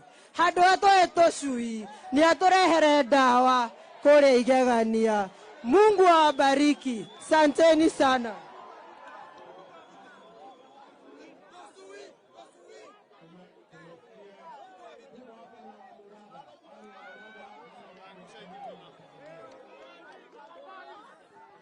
Adwa kwa Mwangi Geithikai. Muriaga rege. Mheshimiwa Rais, tungependa kwanza kukushukuru sana kwa sababu kama vile viongozi wetu wamesema, reke nyambe juge na Gikuyu. Juge aterere. President atonegerete maundu maria ithuĩ twendete. Agatonengera mae, Mheshimiwa Arecia haha. Agatonengera bara, ni muona engineer Mbogua. Agatonengera Moses Kuria tondu twendete biashara. Rewi ithuĩ nĩ twĩbange na mathĩna maitũ. Niĩ hoe gavana haha na waziri Moses Kuria tũmere atĩrĩrĩ, kaira mĩgũnda yererwo yoetwo ĩrĩtwo ũhoro wayo rĩ, mahingũre haha Waruhiũ, mahingũre Thĩka, matwehererie ciana ici bara. Ithuĩ twamerire tũrenda anake aitũ mone wĩra. Rĩu kwoguo ithuĩ na tũkĩraga president, we have to put our house in order. Tondũ ithuĩ nĩ tũhetwo andũ aitũ matũtungate. Twakinya nĩ ũhoro ũcio wa maĩ, waziri arĩcie haha, twĩke kaini house tũcire macira macio, wendo wanyu na wendo wa tongoria gũkũ ũigĩrĩrwo metha-inĩ, tuge ũrĩa gũgũthiĩ. Mawĩra ma biacara na motwĩrwo ũrĩa tũkũrutĩrwo nĩ waziri Moses Kuria mena gavana, matũne mawĩra ma aggregation, anake aya macokerio gĩtĩo mone mawĩra mao. Na wa mũico ũrĩa nguga nĩ ũũ, SACCO nĩ yaheo mbeca nĩ president, na niĩ ndoiga atĩrĩrĩ, mbia iria ikuo cia GAF onacio marehe certificate tũmongerere. Andũ acio anduthi mauga nao president nĩ watũhete mbeca meongerere. Na wa mũico niĩ ndĩ kamĩtĩ-inĩ ya gĩthomo, ndeto icio irario gũkũ cia maheni cia gĩthomo, mũndũ wĩna kĩũria kĩgiĩ ciana iria irathiĩ university ũkotũrie. President, tumekushukuru sana ni ũndũ wa andũ arĩa ũtũhete a wĩra. Andũ aitũ tũikare thĩ twĩke kamũcemanio, governor tũtongoretie to put our house in order, maũndũ maitũ magere. No niĩ ta mama county anake aya meherio bara, ahiki aya mone athuri me mawĩra, kana mũrauga atĩ inyuĩ jeci tũ hamwe, githe mũtirenda wĩra, githe mũtirenda gũtĩo nĩ ahiki aya, ugai mwe sawa, ugai mwe fiti, Ngai amũrathime. Pia tuko na spika wetu jameni, anaitwa Bwana Diongo, yuko hapo, spika wetu wa Kiambu. Asante sana Bwana Engineer. Asante sana rais wetu, najua mimi ni engineer na sisi hapa Kiambu tunaelewa plani yako. Tunajua wewe uko na mpango ya vijana, uko na mpango wa kila ward iwe na ICT hub. Mimi nataka kusema hivi, watu wa Kiambu na viongozi wote ambao tuko hapa, kama sisi ndio tutakuwa watu wa kuweka roadblock kwa plani yako, wewe tumia ile maneno ya ile mambo tatu, kwa sababu hawa wananchi ndio walituchagua na hawa wananchi hatuwezi kuwa let down. Mimi nataka kusema mimi ni engineer, kwa hivyo ile barabara zinatengenezwa, umenituma kule kwa kamati ya barabara. Kazi yangu ni kuangalia hapa Kiambu na Kenya yote, kazi yote inafanywa vizuri, na nakushukuru sana, asante. Wapi MCA wetu hapa jameni? Mama hapo MCA. Salimia hao wananchi wako. Habari, mjambo. Mheshimiwa Rais, nataka unisikize vizuri. Hawa watu hawaja kuambia ukweli. Tuko na maji iko pale Ng'ethu Water. Hiyo maji inakunywa huko Nairobi. Lakini watu hapa kwetu hawakunywi hiyo maji. Tulikuja tukapatiwa Karemino damu hapa hivi. Hiyo maji watu hapa hawakunywi. Ile kitu kingine ya mwisho, tunataka kujengewa damu iko hapa Ndarugo tu. Kuongea ukweli, Mheshimiwa Rais, ile damu nyingine iko pale juu, hiyo nyingine iko hapa na ni like 3 kilometers. Tunaweza tukakuomba Mheshimiwa Rais, ndio ni kweli damu mtajenga, lakini si hapa, ni pale Ruiru tu anataka damu. Sisi tunauliza, hii maji iko hapa, kwanza tupatiwe tukunywe. Imagine maji naenda Nairobi na hatupati hata maji ya kukunywa. Hizi magari zinaleta dawa huku za kuweka kwa maji, zinatuharibia barabara na hatutengenezoi barabara. So tunakuomba kwa heshima, wacha kwanza tukunywe maji iko hapa kabla tufikirie hiyo ingine. Lakini nimesikia Mheshimiwa Kagombe maji kwake wanakunywa hii ya Karemino damu. Imetoka hapa imeenda Gatundu South, lakini watu wa Gatundu North hawapati maji. So kwa heshima, wacha tukunywe maji kwanza alafu iende kwingine. Na hizi vita ziko Kiambu. Hakuna venye Kiambu tutaendelea na mbele tukiwa na vita. Tunaweza tukawaambia waheshimiwa wenye wako hapa hivi, sisi na gavana wetu tumeketi chini na tumesikizana. Ile kitu hawa raia wanataka na Wanjiko ni tuwafanyie kazi, na hatutaki vita zingine. Wacha nyumba yetu ikuwe ni nyumba yetu. Sisi na gavana tutayarisha kila kitu. Asante sana.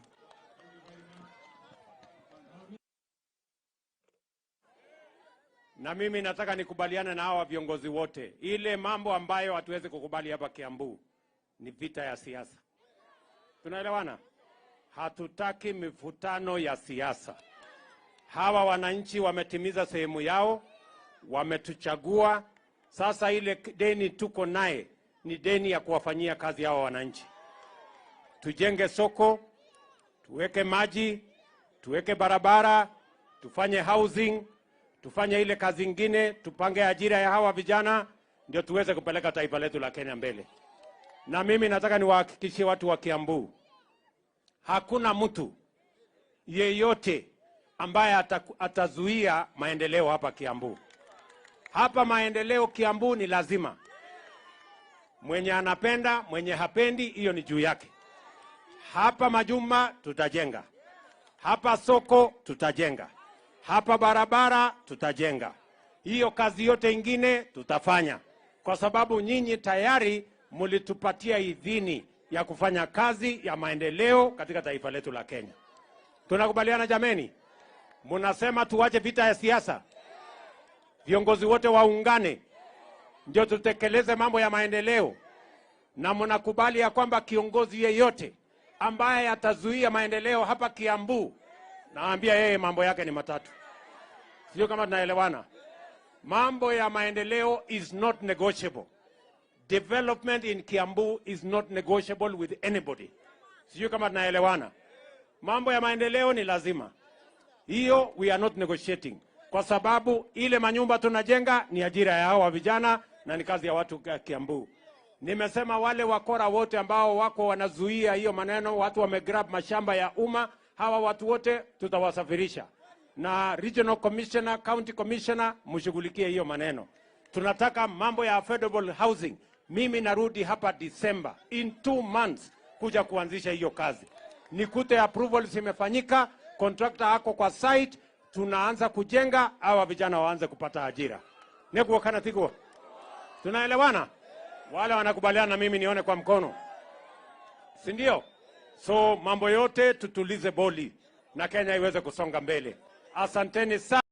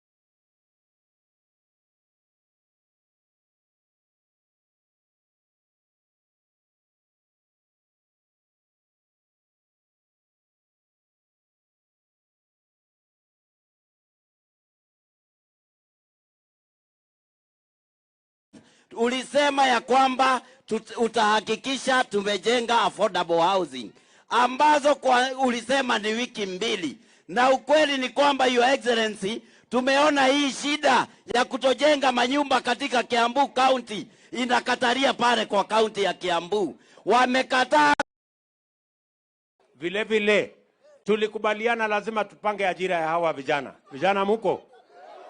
Vijana wa hapa Kiambu muko? Na ndio sababu mimi nitarudi hapa Disemba, miezi 2 ijayo.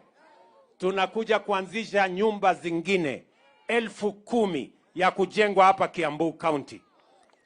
Wewe Bwana Matangi, fanya kazi na Wizara ya Housing. Si ndio? Hapa ile mashamba ya serikali, mahali tunataka kujenga manyumba, kuna watu wameenda kutengeneza titles ya ukora. Kuna watu wameenda pale wanajaribu kupanga mambo ya kugrab hiyo mashamba. Mimi nataka niambie Regional Commissioner hapa, wale wakora wote wamevamia shamba ya serikali wamekwama pale, waondolewe. Sisi tunataka kujenga manyumba, hawa wananchi wapate nyumba kwa bei nafuu, kwa sababu tunataka kuondoa slums na tunataka kila mwananchi aishi mahali pana heshima na mahali ambapo mwananchi wa kawaida anaweza kulipa. Ama namna gani jameni? Tunaelewana? Ile nyumba inalipiwa saa hii shilingi 20,000, tunataka kuleta chini mpaka shilingi 5,000, 6,000, na hiyo nyumba unaweza kulipa mortgage. Baada ya miaka 15, 20 nyumba inakuwa yako. Tunaelewana jameni? So Bwana wa Matangi na county government, mupange maneno vile tulikubaliana. Regional Commissioner, wale watu wote wamekalia shamba ya serikali mahali tunataka kufanya affordable housing, watoke mara moja. Na nyinyi vijana mujipange, kwa sababu hizo nyumba 10,000 tunaanzisha Disemba. Ile nilikuja kuanzisha pale Ruiru, saa hii imefika 50%, na nilikuja kuanzisha miezi 3 iliyopita. Hii 10,000 tunakuja kuanzisha hapa Kiambu. Nyinyi vijana wa Kiambu mkue tayari, nyinyi ndio mtajenga hizo manyumba. Tunahitaji vijana karibu 20,000 kuanzia Disemba wa kujenga hizo manyumba. Nyinyi vijana wa Kiambu mko tayari kwa hiyo kazi? Ama nyinyi ni wale wa kuchagua jembe? Mko tayari? Ikihitajika watu ya plumbing mtakuja? Wale electricians watakuweko? Na wale masons watakuweko? Na wafanyikazi wale wengine wote mtakuweko? Hiyo ndio mpango yetu, kwa sababu tunataka kuhakikisha kwamba vijana wetu wanapata nafasi ya ajira, wajisimamie, wasimamie familia zao, ndio tuweze kupeleka Kenya yetu mbele. Tumekubaliana? Vile vile huyu Korori ambaye ni mjumbe wenu, tumekubaliana ya kwamba kila ward hapa Gatundu North na kila ward katika kila constituency Kiambu na Kenya, tumekubaliana kila ward lazima iwe na ICT hub, mahali tutaweka kompyuta 300, 400. Vijana hawa tuwafutishe mambo ya kompyuta na tuwapangie ajira katika digital ecosystem. Vijana mko kufundishwa mambo ya kompyuta ama mtashindwa? Kufanya kompyuta itawashinda? Sio lazima ukuwe na degree, hata ukiwa na masomo ya form 4 inatosha. Sijui tunaelewana? Ati mtu ya kusoma gazeti. So tumekubaliana, na mimi nataka tukubaliane ya kwamba lazima tupange ajira ya vijana. Mambo ya housing tutawapangia ajira pale. Maneno ya ICT tutawapangia ajira pale. Na tumekubaliana hapa Kiambu tunakuja kujenga County Aggregation and Industrial Park ambayo tayari imefanyiwa award. Mimi nitatuma waziri ambaye anahusika Moses Kuria akuja anzishe. Mimi nitakuja kuweka jiwe la msingi ndio tuweze kukamilisha County Aggregation and Industrial Park kwa mwaka mmoja inayokuja, ndio tutumie kukusanya mazao yenu. Tuweke pale mambo ya cold rooms, tuweke pale mambo ya common user facilities ambayo itatumika kwa agro processing na value addition, na vile vile tutumie kupanga masoko na tuweke storage, kwa sababu tunataka kutumia kilimo kuondoa mambo ya matatizo ya umaskini katika taifa letu la Kenya. Hatutaki brokers na cartels na wakora waangaishe wakulima na mazao yao. Sasa hawa watu tutakutana na wao pale sokoni tukiwa na mazao yetu tumefanyia value addition. And that is why we are doing the County Aggregation and Industrial Park. Tumekubaliana jameni? Hiyo ndio mpango yetu ya kupeleka hii maneno ya Kenya mbele, kwa sababu tunataka saa ile tunajenga barabara, pia tuna mpango ya kuweka pesa kwa mfuko ya kila mwananchi. Either awe na ajira ama awe na biashara, ndio tuhakikisha kwamba tunafukuza umaskini kutoka kwa wananchi pale mashinani. Tumekubaliana jameni? Mnasema tuende mbele pamoja kabisa. Hebu ni wale wanasema tunaenda mbele pamoja. Bas, kwa sababu niko na shughuli nyingine na nimekubaliana vile tunaenda mbele pamoja. Mambo ya maziwa tumekubaliana lazima tupunguze gharama ya chakula ya ng'ombe na gharama ya chakula ya kuku na ile mazao na ile mifugo ingine. Na ndio sababu tumesema tunaondoa ushuru kwa mambo ya yellow maize, ndio tuhakikisha kwamba chakula ya ng'ombe tunapunguza bei yake, ndio tuzalishe maziwa zaidi.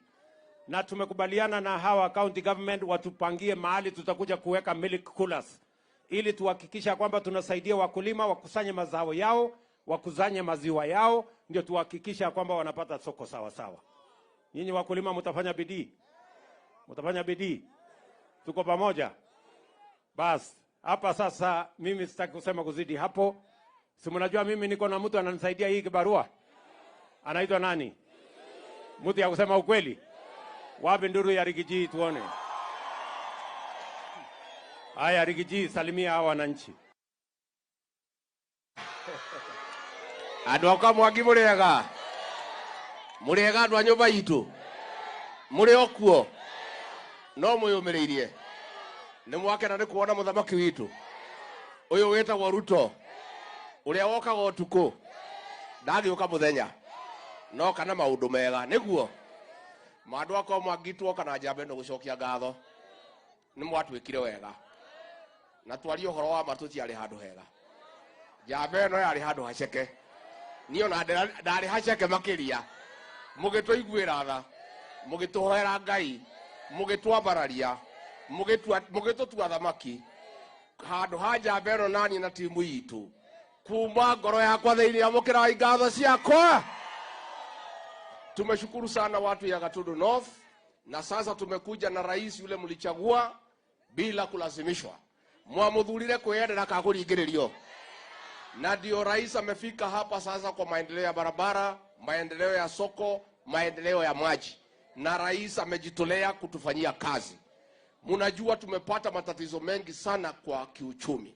Na watu wangu ningetaka kuomba nyinyi kwa heshima, tukue wavumilivu. Hii shida ya mafuta sio shida ya Kenya, sio shida ya Rais William Ruto, ni shida ya dunia nzima. Hawa Waarabu ndio wameongeza bei ya mafuta katika dunia nzima. Kwa hivyo mimi naomba, tukiwa na shida ya dunia nzima, tusiwekee lawama rais wetu na serikali. Hii ni shida, lakini kwa sababu kazi inafanywa na kila bidii inafanywa, hii maneno yote itatatuliwa na uchumi huu wetu utaboreka na tutakuja kusaidika. Niguadwa itu.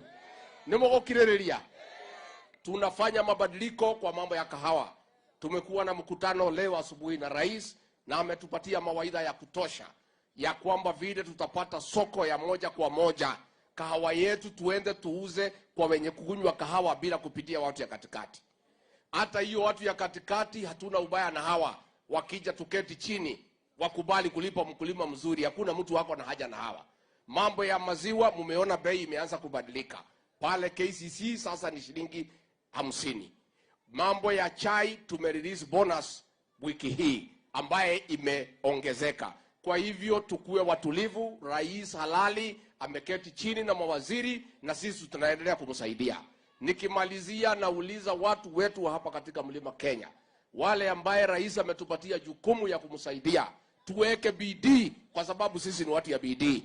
Ndio tumuunge rais mkono aweze kufaulu. Niguadwa itu. Niguo andu aitu. Mutiagĩtuĩkire wega. Mane ndio korani gũcokia gatho ndĩ nyiki. Asanteni sana, Mungu awabariki. Asanteni sana watu ya Kamongi.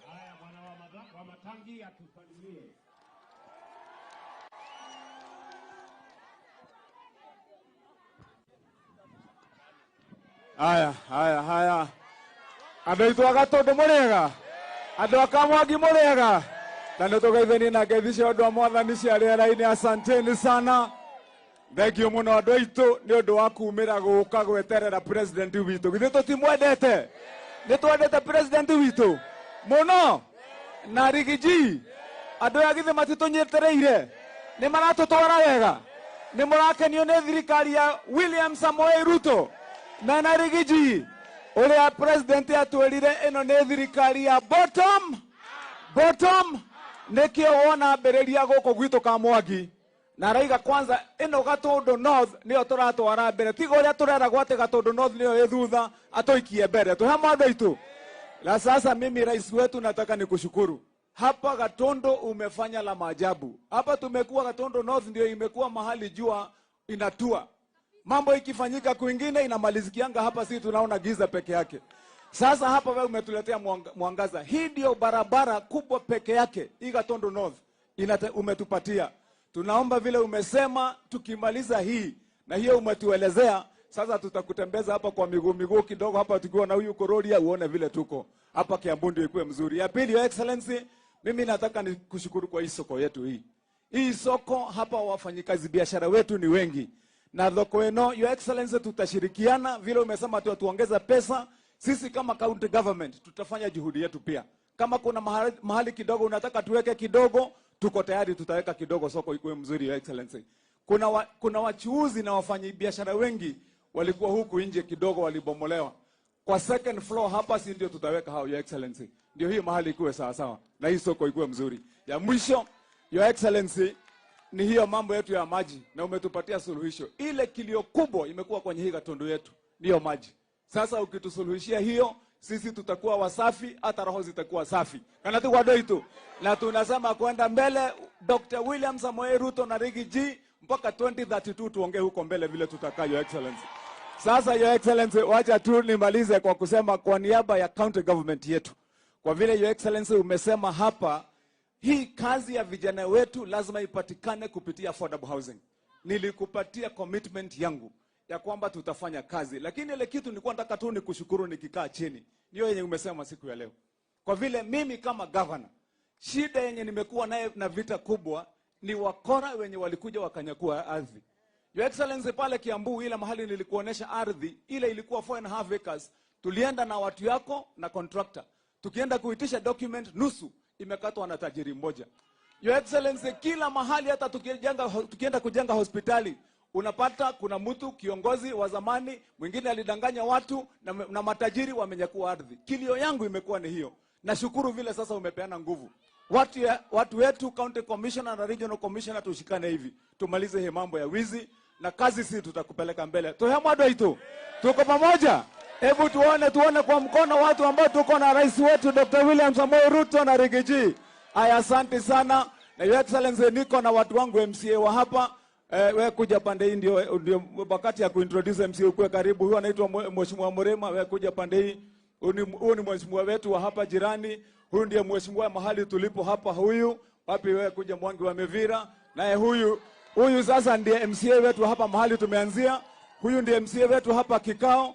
Huyu ni MCA wetu jirani mahali hiyo demu ya Karemeno iko. Sasa nyinyi mkae hapo, hata nyinyi mtainua mkono tukimaliza. Asante Your Excellency, tumeshukuru sana.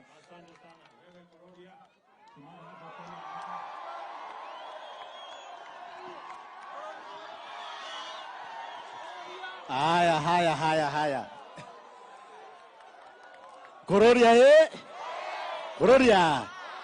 Ruto Ruto. Nimukenete. Leo nimetoa amri nikasema juu rais wa kwanza kukanyaga Kamwangi amefika hapa. Leo hakuna kukula githeri na nini. Leo mothe ni nyama na kwa sababu mdosi yako area. Haunehega. Nimukenete. Asanteni sana Your Excellency na Deputy President kwa sababu ya kuja hapa. Niseme asante kwa vile umetupea soko. Wapi makofi ya rais? Asante kwa sababu ya barabara ya Thika Magumu, makofi ya rais. Asante kwa sababu ya borehole ya maji ya Kamwangi, wapi makofi. Asante kwa sababu ya koti ambayo tunaleta hapa Kamwangi. Asante kwa sababu ya land registry ambayo tunaleta hapa Kamwangi. Hizo nejega. Dhina mbele. Kwa sababu ya masaa, Your Excellency, niseme hivi. Niambie watu nyamaza hapo kidogo. Tumeongea na rais. Watu wa pale Kandakomu, Marigi, wale wameshikwa na barabara za Mau Mau Road. Tunajua zile shida tunapitia kwa sababu ya vile imeachiliwa. Rais ameniambia akirudi Nairobi, hiyo barabara ya Kandakomu ambayo imetusumbua sana itaanza kufanyiwa kazi ndio hao watu wakuwe sawa. Pia ameniambia ile barabara vile mmesikia ya Gatukoyo, Kairi, Matara ambayo hata iko na mashimo saa hii itatengenezwa ikuwe sawa ndio watu wetu waweze kupitia na kuwa weta okay. Nikimalizia niseme asante Your Excellency, na tunakuomba kitu moja. Hii constituency haina level 5 hospital. Tunakuomba utufanyie upgrade ya hospitali ya Igegania itoke kuwa level 4 ikuwe level 5 ndio tukue na hospitali mzuri. Sio ni sawa sawa? Your Excellency, tuko na wanafunzi 200 ambao wako hapa ambao tumetrain na pesa ya CDF. Tumewafunza driving na tuko na driving licenses zao leo, na utapea kama 5 hivi licenses ndio waendage wakisema walipewa license na rais wa Jamhuri ya Kenya. Na pia tukimaliza na hao tutafanya lot B ndio tuendelee na hao wengine. Heke rodatigia. Ya mwisho ni kusema vile Rigiji amesema. Your Excellency, kuna kitu kingine tumesema hapa. Kuna wamama na wababa wanafanya kazi kwa hii market ya Kamwangi market. Wanakuanga wameshikana na wametengeneza sako na wako hapa. Vile ulisema bottom up na hustler, sasa tunakuomba uwasaidie na kitu kidogo, wasaidie sako yao ndio wakuwe sawa. Si ndio? Na ya mwisho ni kusema pia tuko na motorbike, tutaangalia zote zikiwa pamoja. Nikuambia boss, unaona kutoka pale mwisho mpaka hawa watu wote, si watu wengi. Mimi na dilingi na wao wakiwa wadogo, lakini juu rais wa Jamhuri ya Kenya yuko hapa. The first president of the Republic of Kenya to be in Kamwangi. Ni ukweli? Tunaomba hii Kamwangi yote kusikue na butchery, itabaki na nyama. Kwa sababu uko hapa. Sio ni ukweli? Hapo ni sawa? Nisisikie watu wanakula githeri leo. Hapa kuna rais na kuna deputy president. Na pia tuko na Ishongo rafiki yangu, na maneno itakuwa sawa. Kwa hayo mengi na machache, asanteni sana. Kuna hii barabara ya Matara Road ambayo watu wamekuwa wakipiga kelele, ndio hiyo rais amesema contractor ambaye amekaa miaka 6, na hiyo barabara ilianzishwa na wewe rais ukiwa deputy, utaingilia hiyo na itakuwa sawa.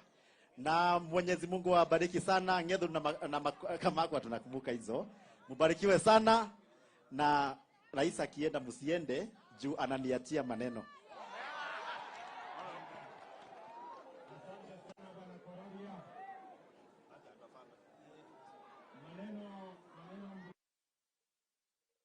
Sindio?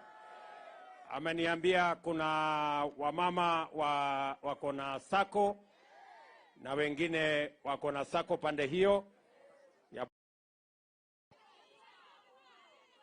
na Nyakenywa pia wako area. Sasa wewe Kororia, hawa watu wa sako mimi nitapanga na wao. Ile ya nyama wewe ndio utapanga. Sisi tunagawana kazi 50-50. Bas mimi nitakuachia shilingi 2,000,000 ya watu wa sako. Ile ya nyama wewe utatafuta. Na ukitafuta ya nyama usinisahau. Si ndio? Alafu pia tulikubaliana na hawa viongozi wenu ya kwamba mambo ya maji. Si ndio? Hapa Karemenu. Mimi najua hapo Karemenu kuna watu ambao hawajalipwa pesa yao. Na nimekubali ya kwamba hawa watu tutawatafutia pesa yao kabla ya El Nino kuwafukuza. So Mama Alice, wewe CS wetu, upange na wizara yako, ukuje utatue hiyo matatizo ya watu wa maji wa Karemenu, na vile vile pia pale niambiwa na mjumbe wenu mnataka maji ya Keremenu hata watu wa Gatundu North wakunywe. So pia tunawatafutia pesa mahali hiyo maji inaweza kufika kwa gravity. Tutawapatia pesa ya kufikisha maji kwa watu wa Gatundu, mahali Gatundu North hii, mahali hiyo maji inaweza kufika. Lakini pia mkubali ile maji ya Ndarugu tuweze kujenga ndio muweze kupata maji hapa Kamwangi. Lakini mimi naona mumepinga. Sasa mbona mnapinga? Sasa mnataka nitoe maji wapi ya kuwapatia? Mnataka pesa kwanza? Mnataka nini? Lakini lazima nitafute maji niwapatie. Nitafute mahali ingine maji. Na hii ya Ndarugu. Hapana, lakini tutakuja tuongee. Mniambie shida iko wapi ndio nitatue. Kama kuna shida mahali, si mimi ndio ni rais? Si mimi ndio naweza kupanga? Sasa mimi nataka tukuje tukubaliane na nyinyi. Kwa sababu hamuwezi kukaa bila maji. Si lazima niwapatie maji? Ama namna gani? So mimi nataka nikuje nikubaliane na nyinyi. Hiyo maji itatoka wapi? Itatoka namna gani? Kama ni pale Ndarugu iko na matatizo, tafadhali mnisifanyie maandamano, mniambie shida iko wapi, nitatatua hiyo shida. Neguo. Mnasema nikuje? Tukubaliane? Mbele ya maneno yote. Haya nitapanga vile tutakuja tukubaliane. Neguo. Lakini si lazima tutoe maji jameni, mkunywe maji. Hiyo ni mzuri, mkunywe maji na tutapanga vizuri. So tumekubaliana mambo ya Ndarugu na maji, tumekubaliana mambo ya Karemenu na maji, na tulikubaliana watu wa Thika pia watakunywa hii maji ya kutoka hapa Karemenu. Tumekubaliana pamoja namna hiyo. So otherwise asante sana. Wacha nimuite leader wa majority katika bunge letu la kitaifa, Kimani Ichung'wah.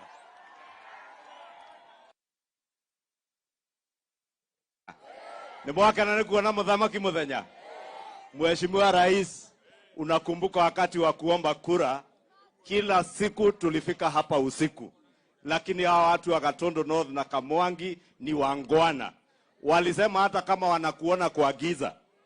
Na wakasema hata Rigiji wamemuona kwa giza.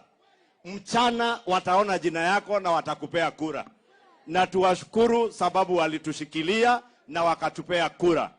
Sasa Mheshimiwa Rais, kazi ni kwako. Na sababu umetuambia mambo yetu ni mambo ngapi? Ati mambo ni mangapi?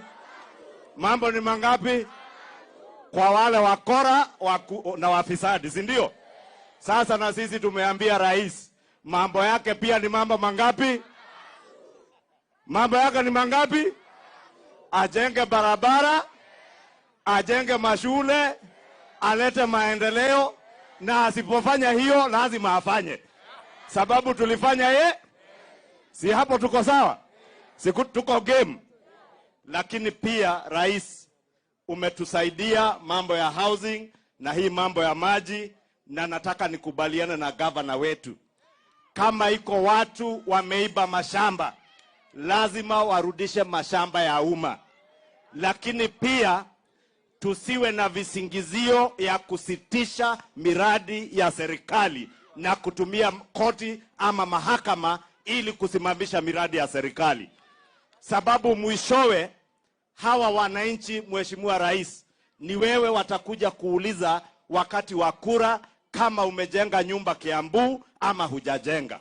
Kwa hivyo mimi nataka niseme, Governor, tafadhali tushirikiane. Hawa wakora wanaiba mashamba, kama unawajua, huyu ndiye Commander in Chief.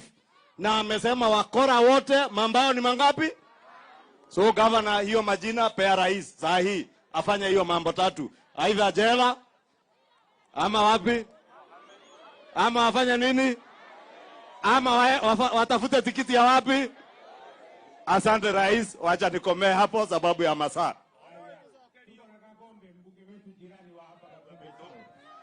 Kamwangi Kamwangi Nimukana tena mwana goka gutucerera umuthi. Na ithe mutimenya ithe twiciana igire cia mahatha. Sasa rais, ile kitu tunasema ni kwamba hii maneno unasema ya Gatundu ni Gatundu. Gatundu ni moja. Hii maneno unasema tunasitisha North. Kakwage ira Gatundu igiri. Gatundu na tie mwe. Nishatuikire igiri. Sasa tunafurahia sana rais kukuja hapa, lakini iko jambo moja peke yake tu hapa. Kwa sababu hapa hii njia ukiingia namna hii ndio unaenda pale Gatundu South. Na sisi tunafurahia hospitali umetusaidia. Hawa wangwana hawana hospitali wanakuja pale kwetu Gatundu South. Etiguo.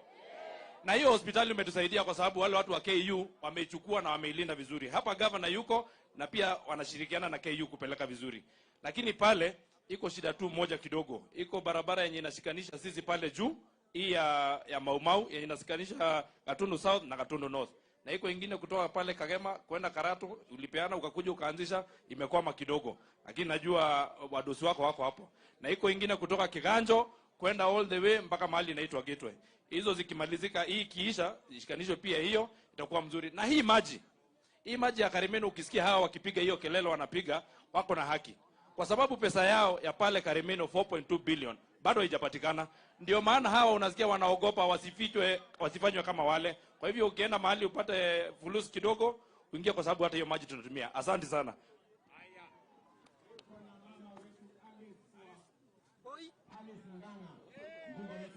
Adaka mwagi mwathani agocwo. Your Excellency, unajua hawa watu wa hapa Gatundu North wanafanya biashara kule Thika, wanakuja nyumbani Gatundu North. Kwa hivyo saa ile umetutengenezea hii barabara inatusafu watu wa Gatundu North pamoja na watu wa Thika. Kwa hivyo tunakushukuru sana. Rais, tunataka kukushukuru kwa sababu mimi kule bunge nimesimamia maneno ya watu wa Kongwe. Na hapa najua Mheshimiwa Kororia aliwaandikisha wote, wale wa disability, wale wazee wote, kuanzia mwezi wa Januari watakuwa wanapata pesa yao. Tunakushukuru sana Rais. Alafu Rais, tunasema hapa Kiambu, na najua mmekuja na mama wetu Alice hapa, ukitatua shida ya maji. Unajua sisi na ulikuja kule Thika juzi, maji ya Karimeno ilikuwa imepita watu wa North na watu wa Thika, ekagotha kona turamonagira mathiete Kivyu sasa.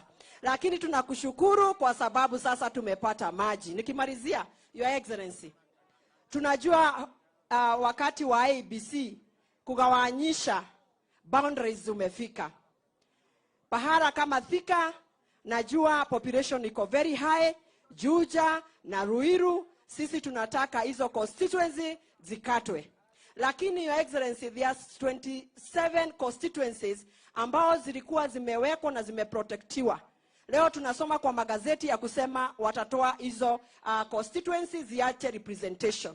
Nimeleta amendment bunge nikasema watu ambao wamezoea representation uwezi kuwanyang'anya maendeleo yao na uwezi kuwanyang'anya mjumbe wao because of representation. Lazima tuangalie hiyo maneno so that everybody akiwa very well represented. Ado Gatundu North muri akenu. Ona inyu muraiga maundu ne matatu. Muraiga maundu ne matatu. Uri okurehe wana athiagethia akanyange makubwa maku. Ngai amoa mũrathime na mwĩke wega.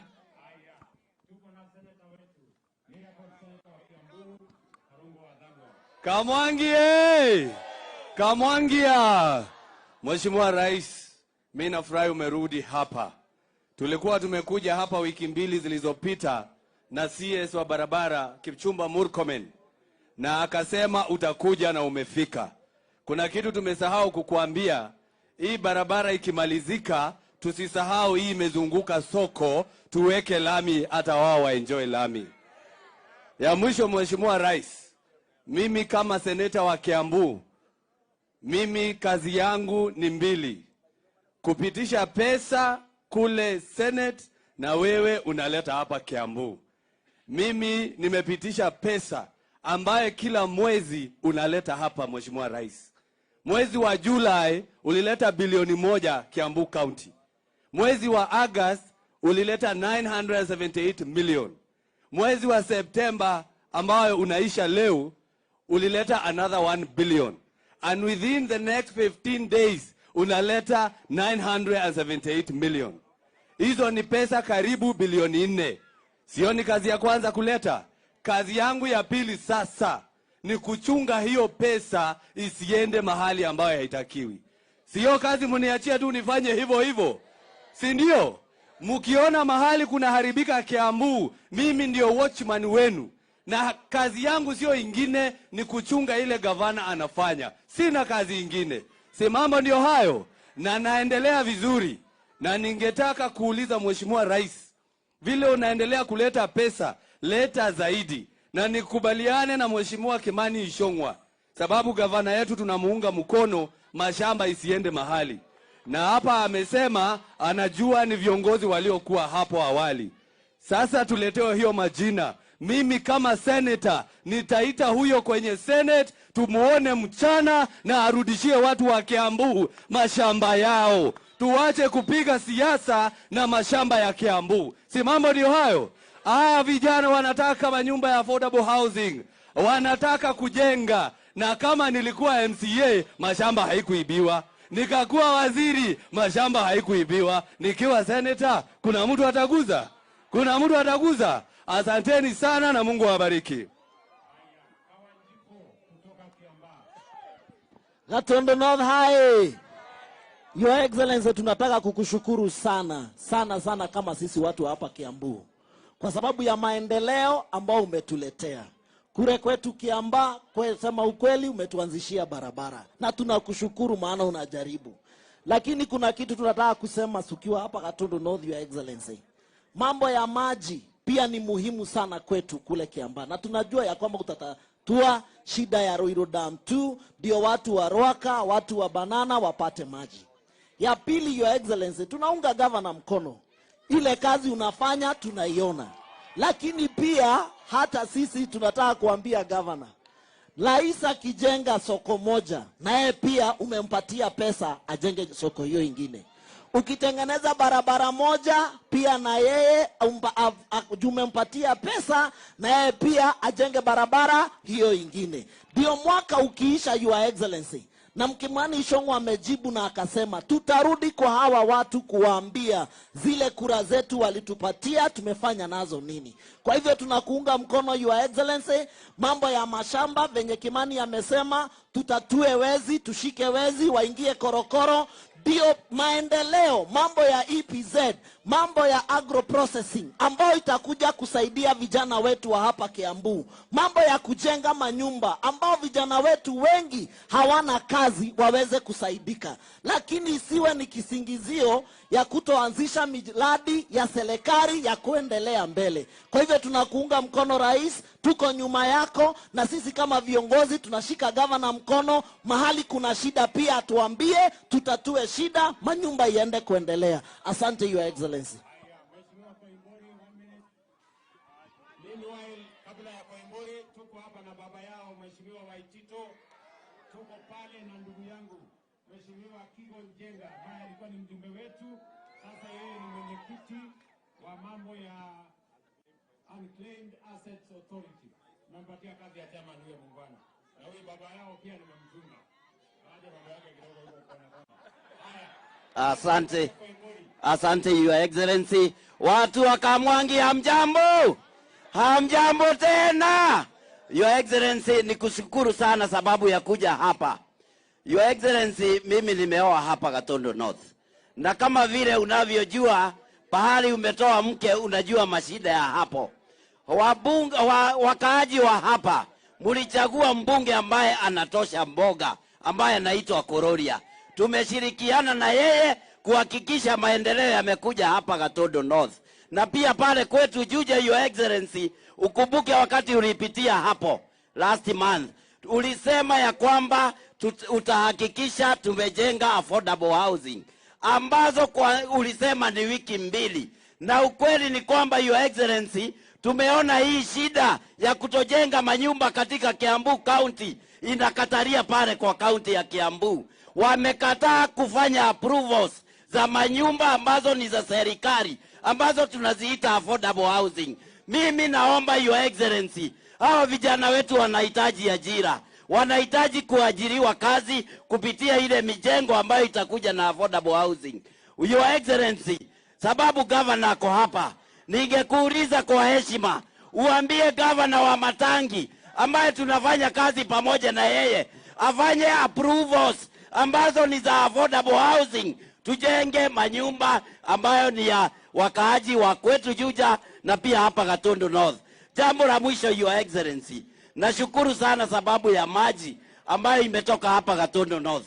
Mimi ningekuomba Your Excellency, wale ambao ni waathiriwa, ambao waliathiriwa na ile damu ambayo tunaita Karemeno, waweze kulipwa haki yao ndio waweze kuendelesha maisha yao hapa Gatundu North. Your Excellency, ninashukuru sababu ya damu ambayo umeitaja, na ninajua hiyo damu itasaidia watu wa Juja na itasaidia watu wa hapa Kamwangi. Ningekuomba Your Excellency, hao watu walipwe pesa zao, na kama ni kuhamisha hiyo damu, Your Excellency, ipelekwe pale kwa forest. Kuna forest huko juu, iende ijengwe na huko, na maji itafikia watu wa hapa, Your Excellency. Kwa hivyo ningekuomba tafadhali, Your Excellency, umesema unahitaji maji na pia sisi watu wa Juja tunahitaji maji. Kwa hivyo Your Excellency, hakikisha damu imejengwa kwa forest, isijengwe kwa mashamba ya watu. Asante Your Excellency.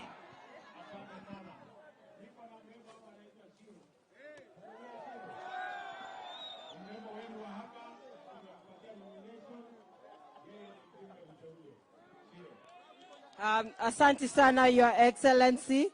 Adoito murega rege. Mwathani agoshwa. Your Excellency, asanteni sana. Your Excellency, mimi ningetaka kukushukuru nikiwa hapa nyumbani.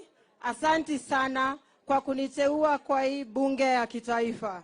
Mimi na watu wangu will be forever grateful. Your Excellency, ningetaka kusema hapa kwetu tuko na Karemeno Dam. Hii dam, ile kitu imetuletea mingi hapa ni baridi. Your Excellency, mambo ya last water mile connectivity ni mambo ya county government. Sisi tuko na gavana wetu hapa, Kimani wa Matangi. Your Excellency, tungeomba intervention. Instead of governor wetu kurudisha 4 billion kule treasury, atuletee pipe kidogo kidogo huku, sisi tuweze kupata maji kwa manyumba zetu. Tuko na Igegania level 4 hospital hapa, ipate maji. Wamama wajawazito hapa kwetu, governor wanaenda kujifungua pale, wanabeba maji na mtungi. It's very unfair, Your Excellency. Mimi ningeomba governor, hado atohe toshui, mayaga ine atorehere mai musie.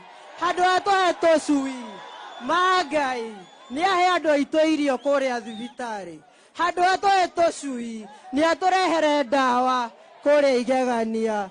Mungu awabariki. Santeni sana.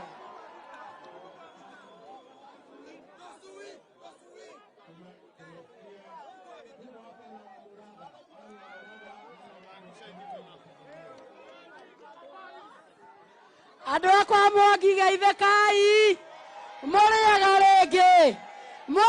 rĩngĩ. Mheshimiwa Rais, tungependa kwanza kukushukuru sana kwa sababu kama vile viongozi wetu wamesema, reke nyambe njuge na Gĩkũyũ, njuge atĩrĩrĩ, President atonengerete maũndũ marĩa ithuĩ twendete, agatonengera maĩ, Mheshimiwa arĩcie haha, agatonengera bara, nĩ muona engineer Mbũgua, agatonengera Moses Kuria tondũ twendete biashara. Rĩu ithuĩ nĩ twĩbange na mathĩna maitũ. Niĩ hoe gavana haha na waziri Moses Kuria tũmere atĩrĩrĩ, kaira mĩgũnda yererwo yoetwo ĩrĩtwo ũhoro wayo rĩ, mahingũre haha Waruhiũ, mahingũre Thĩka, matũhererie ciana ici bara. Ithuĩ twamerire tũrenda anake aitũ mone wĩra. Leo kwoguo ithuĩ na tũkĩraga President, we have to put our house in order. Tondũ ithuĩ nĩ tũhetwo andũ aitũ matũtungate. Twakinya nĩ ũhoro ũcio wa maĩ, waziri arĩcie haha, twĩke kaini house tũcira macira macio, wendo wanyu na wendo wa tongoria gũkũ ũigĩrĩrwo metha-inĩ, tuge ũrĩa gũgũthiĩ. Mawĩra ma biashara na motwĩrwo ũrĩa tũkũrutĩrwo nĩ waziri Moses Kuria mena gavana, matone mawĩra ma aggregation, anake aya macokerio gĩtĩo mone mawĩra mao. Na wa mũico ũrĩa nguga nĩ ũũ, SACCO nĩ yaheo mbeca nĩ President, na niĩ ndoiga atĩrĩrĩ, mbia iria ikuo cia GAF onacio marehe certificate tũmongerere. andå acio anduthi mauga na president no atåhete mbeca meongerere na wa mũico niĩ ndĩ kamĩtĩ-inĩ ya gĩthomo ndeto icio irario gũkũ cia maheni cia gĩthomo mũndũ wĩna kĩũria kĩgiĩ ciana iria irathiĩ university ũkotũrie. President, tumekushukuru sana ni ũndũ wa andũ arĩa ũtũhete a wĩra. Andũ aitũ tũikare thĩ twĩke kamũcemanio governor tũtongoretie to put our house in order, maũndũ maitũ magere. No niĩ ta mama county anake ameherio bara, ahikia aya mone athuri me mawĩra tũhakana mũrauga atĩ inyuĩ jeci twĩ hamwe githe mũtirenda wĩra, githe mũtirenda gũtĩo nĩ ahikia aya, ugai mwĩ sawa, ugai mwĩ fiti, Ngai amũrathime. Pia tuko na spika wetu jameni, anaitwa Bwana Diongo, yuko hapo, spika wetu wa Kiambu. Asante sana Bwana Engineer.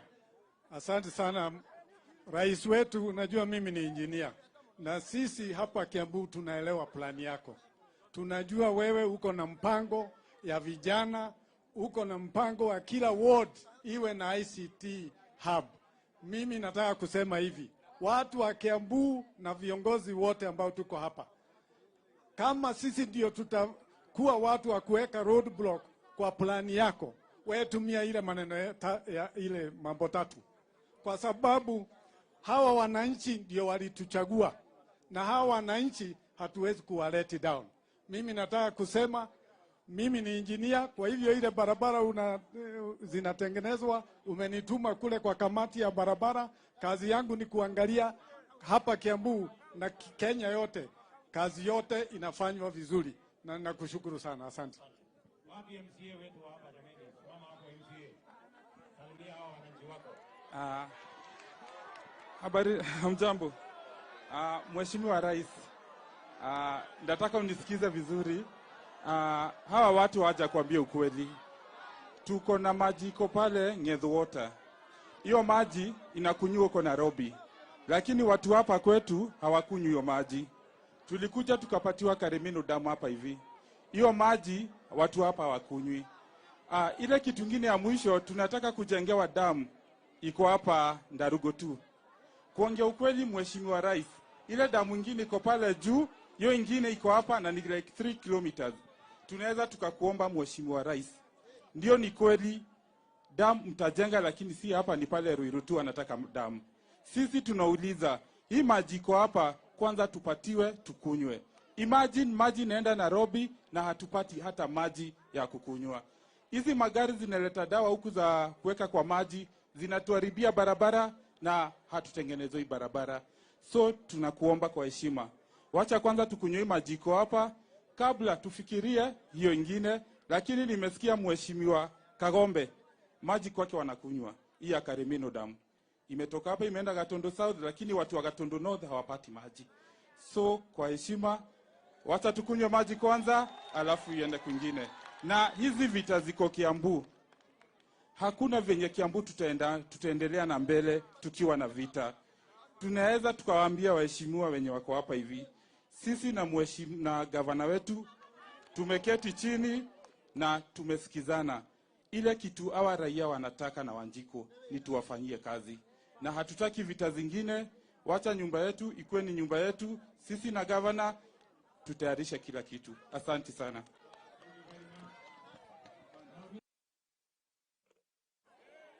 Na mimi nataka nikubaliane na hawa viongozi wote. Ile mambo ambayo hatuwezi kukubali hapa Kiambu ni vita ya siasa. Tunaelewana? Hatutaki mivutano ya siasa. Hawa wananchi wametimiza sehemu yao, wametuchagua. Sasa ile deni tuko naye ni deni ya kuwafanyia kazi hawa wananchi. Tujenge soko, tuweke maji, tuweke barabara, tufanye housing, tufanye ile kazi ingine, tupange ajira ya hawa vijana, ndio tuweze kupeleka taifa letu la Kenya mbele. Na mimi nataka niwahakikishie watu wa Kiambu, hakuna mtu yeyote ambaye atazuia maendeleo hapa Kiambu. Hapa maendeleo Kiambu ni lazima. Mwenye anapenda, mwenye hapendi, hiyo ni juu yake. Hapa majumba tutajenga. Hapa soko tutajenga. Hapa barabara tutajenga. Hiyo kazi yote ingine tutafanya, kwa sababu nyinyi tayari mlitupatia idhini ya kufanya kazi ya maendeleo katika taifa letu la Kenya. Tunakubaliana jameni? Munasema tuache vita ya siasa, viongozi wote waungane ndio tutekeleze mambo ya maendeleo, na mnakubali ya kwamba kiongozi yeyote ambaye atazuia maendeleo hapa Kiambu, naambia yeye mambo yake ni matatu. Sio kama tunaelewana? Mambo ya maendeleo is not negotiable. Development in Kiambu is not negotiable with anybody. Sio kama tunaelewana? Mambo ya maendeleo ni lazima. Hiyo we are not negotiating. Kwa sababu ile manyumba tunajenga ni ajira ya hawa vijana na ni kazi ya watu Kiambu. Nimesema wale wakora wote ambao wako wanazuia hiyo maneno, watu wamegrab mashamba ya umma, hawa watu wote tutawasafirisha. Na regional commissioner, county commissioner, mshughulikie hiyo maneno. Tunataka mambo ya affordable housing. Mimi narudi hapa December in 2 months kuja kuanzisha hiyo kazi. Nikute approvals imefanyika, contractor ako kwa site, tunaanza kujenga, hawa vijana waanze kupata ajira. Nekuwa kana tigwa. Tunaelewana? Wale wanakubaliana na mimi nione kwa mkono. Si ndio? So mambo yote tutulize boli na Kenya iweze kusonga mbele. Asanteni sana.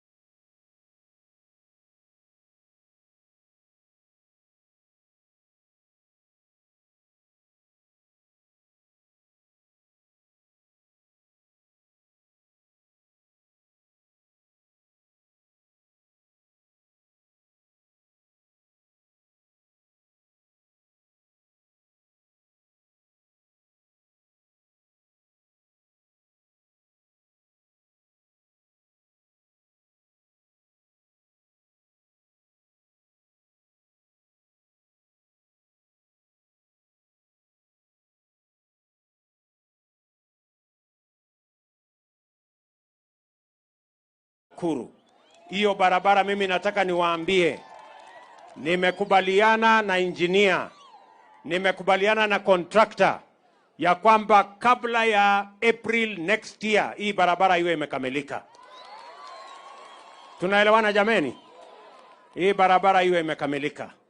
Na ile barabara ingine ambayo nilikuja pale Gatukuyu ambayo inaenda mpaka Matara, hiyo barabara pia imekwama. So tumekubaliana huyu contractor lazima amalize hii, na ile ya Gatukuyu kwenda Matara pia lazima tuishughulikie kuanzia mwezi ujao ama mwezi wa 12 tukuje tuikamilishe, ndio barabara za hapa zikae sawa. Vile vile barabara zile za Mau Mau roads, mimi najua tuko na barabara karibu 6 hapa. Pia tumesema kabla hatujaanzisha barabara ingine, lazima tukamilishe hizo kwanza, ndio tuhakikisha kwamba Kenya inasonga mbele katika hii harakati ya maendeleo. Tunaelewana jameni? Leo vile vile nimefika hapa kwa sababu soko hii yenu ya Kamwangi kidogo ilijengwa, lakini sasa inataka kufanyiwa mambo. Tayari tumetangaza tayari tumetangaza kandarasi. Tumeweka hapa shilingi milioni 50. Lakini nimekuja nikapima milioni 50 haitoshi. Vile nimeona. Sasa nitamwambia wizara wakuje tena. Waangalie vizuri. Ndio tujenge soko inatoshana na watu wa Kamwangi.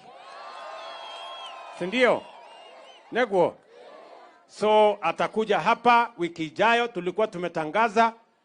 Nimekubaliana na mbunge wenu pamoja na gavana wa hapa ya kwamba hii soko na viongozi wenu hapa ya kwamba hii soko tuibadilishe vizuri. Na tujenge hapa soko hata kama ni ya ghorofa 1 ama ghorofa 2.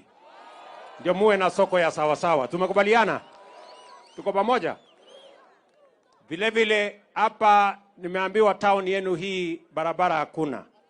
So huyu contractor mwenye anafanya hapa vile vile ajenge barabara za hapa town. Hii town Kamwangi hii mpaka ikae imekuwa kama town. Ikaje kukaa kama kijiji. Ama namna gani? Wewe Mbogwa umesikia? Engineer kwa wapi Mbogwa? Hii barabara ya Kamwangi hapa barabara iko kama kilomita 2-3 tengeneza. Ndio hawa watu wasikue wanakanyaga matope wakiwa katika town. Si ndio? So vile vile hapa nimeambiwa kwamba hamuna maji. Na ndio mama wetu Alice amekuja na contractor awatengenezee maji. Ndani ya wiki 2 mtakuwa mnakunywa maji hapa. Tunamna hiyo waziri. Tumekubaliana? Sawa sawa. 2 weeks maji ya hawa watu soko hapa kuwe na maji na hata watu wa kijiji hapa wapate maji. Tunaelewana jameni? Vile vile mbali na hii soko yenu ya Kamwangi, tunawajengea soko ingine pale Gakoe. Tunawajengea soko ingine pale Gatukuyu. Na tunataka tuhakikishe hapa Kiambu tumekubaliana tunajenga soko zingine 20. Kwa sababu tulikubaliana na mama mboga ya kwamba hata na yeye atafanya kazi mahali kuna heshima, mahali kuna stima, mahali kuna maji, mahali kuna usafi, kwa sababu kazi ni kazi. Nego kanatiguo. Si namna hiyo? Kwa hivyo tumekubaliana na county government ya hapa Kiambu ya kwamba tutashirikiana national government na county government tuhakikisha kwamba soko 20 inajengwa Kiambu. Tayari soko 11 tumetangaza kandarasi ya ujenzi, tunatafuta contractors na wataanza ndani ya mwaka moja, hiyo soko yote itakuwa imekamilika. Tunaelewana jameni? Ndio mama mboga na wafanyabiashara wale wengine wote wafanye kazi mahali pana stima, iko maji, iko usafi na mahali ambapo iko na heshima, kwa sababu tunakubaliana kazi ni kazi. Tumeelewana jameni? Vile vile tulikubaliana lazima tupange ajira ya hawa vijana. Vijana muko? Vijana wa hapa Kiambu muko? Na ndio sababu mimi nitarudi hapa Disemba, miezi 2 ijayo. Tunakuja kuanzisha nyumba zingine 10,000 ya kujengwa hapa Kiambu County. Wewe Bwana Matangi, fanya kazi na Wizara ya Housing, si ndio? Hapa ile mashamba ya serikali, mahali tunataka kujenga manyumba, kuna watu wameenda kutengeneza titles ya ukora. Kuna watu wameenda pale wanajaribu kupanga mambo ya kugrab hiyo mashamba. Mimi nataka niwaambie regional commissioner hapa, wale wakora wote wamevamia shamba ya serikali, wamekwama pale, waondolewe. Sisi tunataka kujenga manyumba, hawa wananchi wapate nyumba kwa bei nafuu, kwa sababu tunataka kuondoa slums na tunataka kila mwananchi aishi mahali pana heshima na mahali ambapo mwananchi wa kawaida anaweza kulipa. Ama namna gani jameni? Tunaelewana? Ile nyumba inalipiwa saa hii shilingi 20,000, tunataka kuleta chini mpaka shilingi 5,000, 6,000, na hiyo nyumba unaweza kulipa mortgage. Baada ya miaka 15, 20 nyumba inakuwa yako. Tunaelewana jameni? So Bwana wa Matangi na county government, mupange maneno vile tulikubaliana. Regional commissioner, wale watu wote wamekalia shamba ya serikali mahali tunataka kufanya affordable housing, watoke mara moja. Na nyinyi vijana mujipange, kwa sababu hizo nyumba 10,000 tunaanzisha Disemba. Ile nilikuja kuanzisha pale Ruiru, saa hii imefika 50%, na nilikuja kuanzisha miezi 3 iliyopita. Hii 10,000 tunakuja kuanzisha hapa Kiambu. Nyinyi vijana wa Kiambu mkue tayari, nyinyi ndio mtajenga hizo manyumba. Tunahitaji vijana karibu 20,000 kuanzia Disemba wa kujenga hizo manyumba. Nyinyi vijana wa Kiambu mko tayari kwa hiyo kazi? Ama nyinyi ni wale wa kuchagua jembe? Mko tayari? Ikihitajika watu ya plumbing mtakuja? Wale electricians watakuweko? Na wale masons watakuweko? Na wafanyikazi wale wengine wote mtakuweko? Hiyo ndio mpango yetu, kwa sababu tunataka kuhakikisha kwamba vijana wetu wanapata nafasi ya ajira, wajisimamie, wasimamie familia zao, ndio tuweze kupeleka Kenya yetu mbele. Tumekubaliana?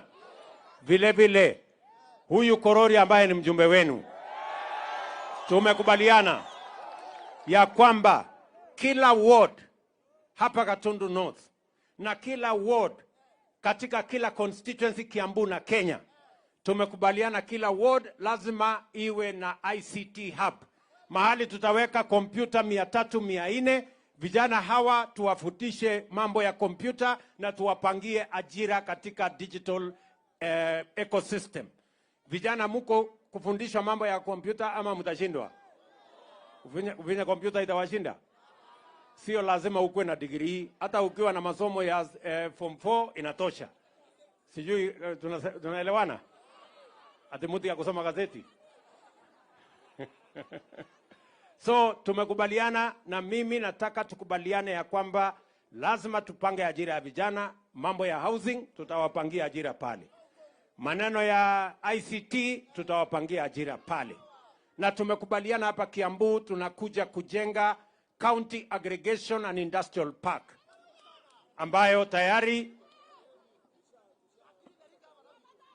imefanyiwa award. Mimi nitatuma waziri ambaye anahusika Moses Kuria akuja anzishe. Mimi nitakuja kuweka jiwe la msingi ndio tuweze kukamilisha County Aggregation and Industrial Park kwa mwaka mmoja inayokuja, ndio tutumie kukusanya mazao yenu.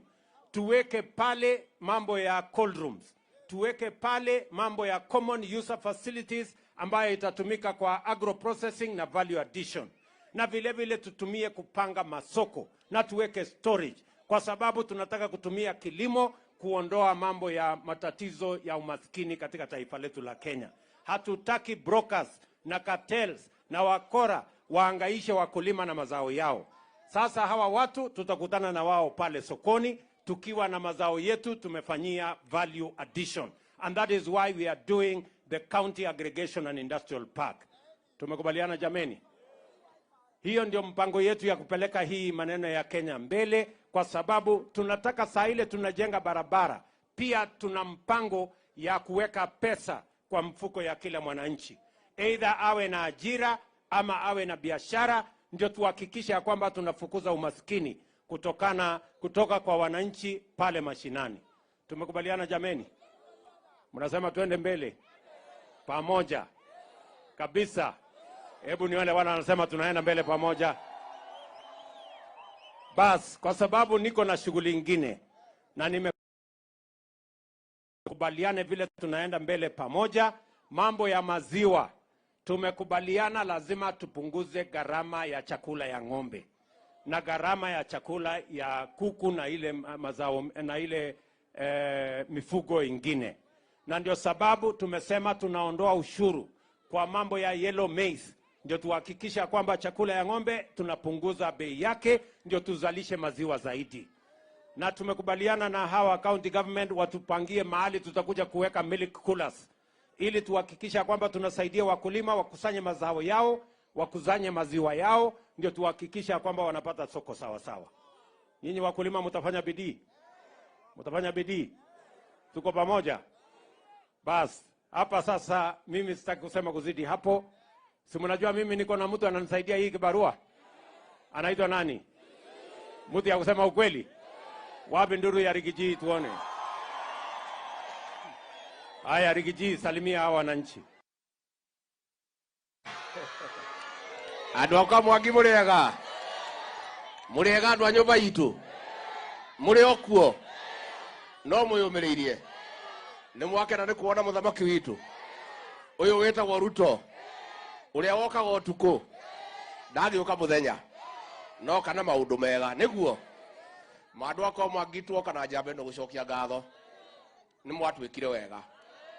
Na twarie ũhoro wa matũtiarĩ handũ hega. Njamba ĩno yarĩ handũ haceke. Niyo na ndarĩ haceke makĩria. Mũgĩtũiguĩra tha. Mũgĩtũhoera Ngai.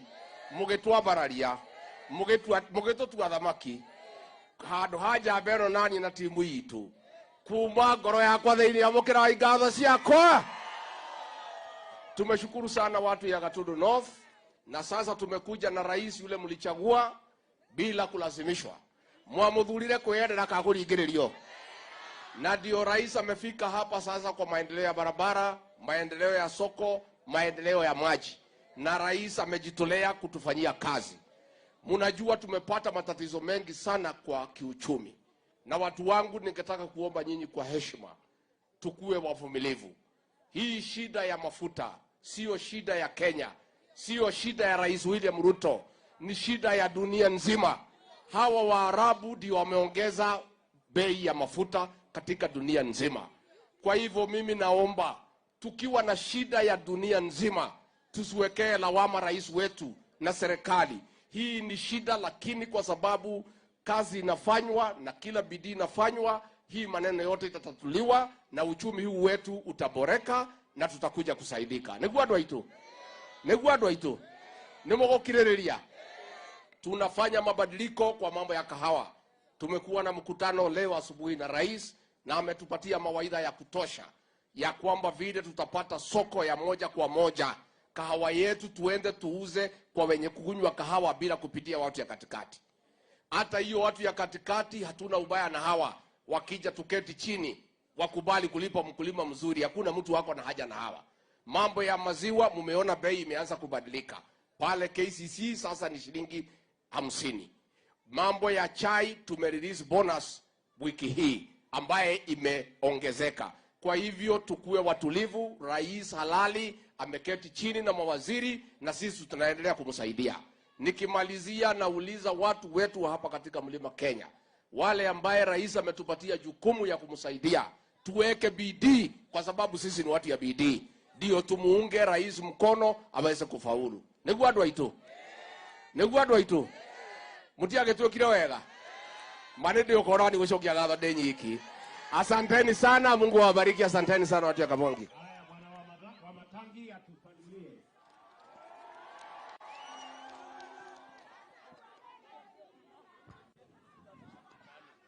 Haya. Andũ aitũ a Gatundu mũrĩega. Andũ a Kamwangi mũrĩega. Na nĩtũgeithanie na ngeithi cia ũndũ wa mwathani cia rĩera-inĩ. Asanteni sana. Thengio mũno andũ aitũ nĩ ũndũ wa kumĩra gũka gweterera president witũ. Githĩ tũtimwendete? Nĩtwendete president witũ mũno. Na Rigiji Andu agithe matitunyetereire. Ni maratutwara wega. Ni murakenio ni thirikari ya William Samoei Ruto. Mena rigiji. Uria president atwirire ino ni thirikari ya bottom nikio wona mberiria guku gwitu Kamwangi. Na raiga kwanza ino Gatundu North niyo turatwara mbere. Tiga uria turera gwate Gatundu North niyo ithutha atoikie mbere. Tuhamo andu aitu. Na sasa mimi rais wetu nataka nikushukuru. Hapa Gatundu umefanya la maajabu. Hapa tumekuwa Gatundu North ndio imekuwa mahali jua inatua. Mambo ikifanyika kwingine inamalizikianga hapa, sisi tunaona giza peke yake. Sasa hapa wewe umetuletea mwangaza. Hii ndio barabara kubwa peke yake hii Gatundu North umetupatia. Tunaomba vile umesema tukimaliza hii na hiyo umetuelezea, sasa tutakutembeza hapa kwa miguu kidogo hapa tukiwa na huyu Kororia uone vile tuko. Hapa Kiambu ndio ikuwe mzuri. Ya pili, Your Excellency, mimi nataka nikushukuru kwa hii soko yetu hii. Hii soko hapa wafanyikazi biashara wetu ni wengi. Na thoko eno, Your Excellency, tutashirikiana vile umesema tuongeza pesa. Sisi kama county government tutafanya juhudi yetu pia.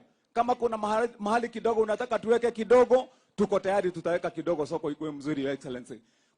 Kuna wachuuzi na wafanyabiashara wengi walikuwa huku nje kidogo walibomolewa. Kwa second floor hapa si ndio tutaweka hao, Your Excellency. Ndio hiyo mahali ikuwe sawa sawa na hii soko ikuwe mzuri. Ya mwisho, Your Excellency, ni hiyo mambo yetu ya maji na umetupatia suluhisho. Ile kilio kubwa imekuwa kwenye hii Gatundu yetu ndio maji. Sasa ukitusuluhishia hiyo, sisi tutakuwa wasafi, hata roho zitakuwa safi. Kana tu wadoi tu. Na tunasema kwenda mbele, Dr. William Samoei Ruto na Rigi G mpaka 2032 tuongee huko mbele vile tutakaa, Your Excellency. Sasa Your Excellency, wacha tu nimalize kwa kusema kwa niaba ya county government yetu. Kwa vile Your Excellency umesema hapa, hii kazi ya vijana wetu lazima ipatikane kupitia affordable housing. Nilikupatia commitment yangu ya kwamba tutafanya kazi. Lakini ile kitu nilikuwa nataka tu nikushukuru nikikaa chini. Niyo yenye umesema siku ya leo. Kwa vile mimi kama governor, shida yenye nimekuwa naye na vita kubwa ni wakora wenye walikuja wakanyakua ardhi. Your Excellency, pale Kiambu ile mahali nilikuonesha ardhi, ile ilikuwa 4.5 acres. Tulienda na watu yako na contractor. Tukienda kuitisha document, nusu imekatwa na tajiri mmoja. Your Excellency, kila mahali hata tukienda kujenga hospitali, unapata kuna mtu kiongozi wa zamani mwingine alidanganya watu na matajiri wamenyakua ardhi. Kilio yangu imekuwa ni hiyo. Nashukuru vile sasa umepeana nguvu. Watu wetu county commissioner na regional commissioner tushikane hivi. Tumalize hii mambo ya wizi na kazi sisi tutakupeleka mbele. Tuhemwado itu. Tuko pamoja. Hebu tuone kwa mkono watu ambao tuko na rais wetu Dr. William Samoei Ruto na Rigiji. Aya, asante sana. Na Your Excellency, niko na watu wangu MCA wa hapa. Wewe kuja pande hii ndio wakati ya kuintroduce MCA ukue karibu. Huyu anaitwa Mheshimiwa Murema, wewe kuja pande hii. Huyu ni mheshimiwa wetu wa hapa jirani. Huyu ndiye mheshimiwa mahali tulipo hapa huyu. Wapi wewe kuja Mwangi wa Mevira. Naye huyu sasa ndiye MCA wetu hapa mahali tumeanzia. Huyu ndiye MCA wetu hapa kikao. Huyu ni MCA wetu jirani mahali hiyo demu ya Karemeno iko. Sasa nyinyi mkae hapo, hata nyinyi mtainua mkono tukimaliza. Asante Your Excellency, tumeshukuru sana.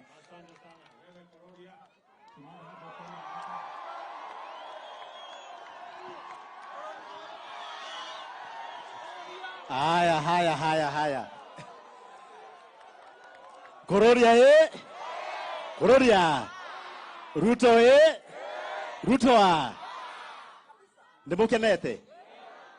Leo nimetoa amri nikasema juu rais wa kwanza kukanyaga Kamwangi amefika hapa. Leo hakuna kukula githeri na nini. Leo mothe ni nyama na kwa sababu mdosi yako area. Haunehega. Nimukenete. Asanteni sana Your Excellency na Deputy President kwa sababu ya kuja hapa. Niseme asante kwa vile umetupea soko. Wapi makofi ya rais? Asante kwa sababu ya barabara ya Thika magumu, makofi ya rais. Asante kwa sababu ya borehole ya maji ya Kamwangi, wapi makofi? Asante kwa sababu ya koti ambayo tunaleta hapa Kamwangi. Asante kwa sababu ya land registry ambayo tunaleta hapa Kamwangi. Hizo nejega. Dina mbele. Kwa sababu ya masaa, Your Excellency, niseme hivi. Niambie watu nyamaza hapo kidogo. Tumeongea na rais. Watu wa pale Kandakomu, Marigi, wale wameshikwa na barabara za Mau Mau Road. tunajua zile shida tunapitia kwa sababu ya vile imeachiliwa. Rais ameniambia akirudi Nairobi, hiyo barabara ya Kandakomu ambayo imetusumbua sana itaanza kufanyiwa kazi ndio hao watu wakuwe sawa. Pia ameniambia ile barabara vile mmesikia ya Gatukoyo, Kairi, Matara ambayo hata iko na mashimo saa hii itatengenezwa ikuwe sawa ndio watu wetu waweze kupitia na kuunekwa weta okay. Nikimalizia niseme asante Your Excellency, na tunakuomba kitu moja. Hii constituency haina level 5 hospital. Tunakuomba utufanyie upgrade ya hospitali ya Igegania itoke kuwa level 4 ikuwe level 5 ndio tukue na hospitali mzuri. Sio ni sawa sawa? Your Excellency, tuko na wanafunzi 200 ambao wako hapa ambao tumetrain na pesa ya CDF. Tumewafunza driving na tuko na driving licenses zao leo, na utapea kama 5 hivi licenses ndio waendage wakisema walipewa license na rais wa Jamhuri ya Kenya. Na pia tukimaliza na hao tutafanya lot B ndio tuendelee na hao wengine. Heke rodatigia. Ya mwisho ni kusema vile Rigiji amesema. Your Excellency, kuna kitu kingine tumesema hapa. Kuna wamama na wababa wanafanya kazi kwa hii market ya Kamwangi market. Wanakuanga wameshikana na wametengeneza sako na wako hapa. Vile ulisema bottom up na hustler, sasa tunakuomba uwasaidie na kitu kidogo, wasaidie sako yao ndio wakuwe sawa. Si ndio? Na ya mwisho ni kusema pia tuko na motorbike, tutaangalia zote zikiwa pamoja. Nikuambia boss, unaona kutoka pale mwisho mpaka hawa watu wote si watu wengi. Mimi na dilingi na wao wakiwa wadogo, lakini juu rais wa Jamhuri ya Kenya yuko hapa. The first president of the Republic of Kenya to be in Kamwangi. Ni ukweli? Tunaomba hii Kamwangi yote kusikue na butchery itabaki na nyama. Kwa sababu uko hapa. Sio ni ukweli? Hapo ni sawa? Nisisikie watu wanakula githeri leo. Hapa kuna rais na kuna deputy president. Na pia tuko na Ishongo rafiki yangu na maneno itakuwa sawa. Kwa hayo mengi na machache, asanteni sana. Kuna hii barabara ya Matara Road ambayo watu wamekuwa wakipiga kelele, ndio hiyo rais amesema contractor ambaye amekaa miaka 6 na hiyo barabara ilianzishwa na wewe rais ukiwa deputy. Utaingilia hiyo na itakuwa sawa. Na Mwenyezi Mungu awabariki sana. Ngedhu na Kamakwa tunakumbuka hizo. Mubarikiwe sana, na rais akienda msiende juu ananiatia maneno.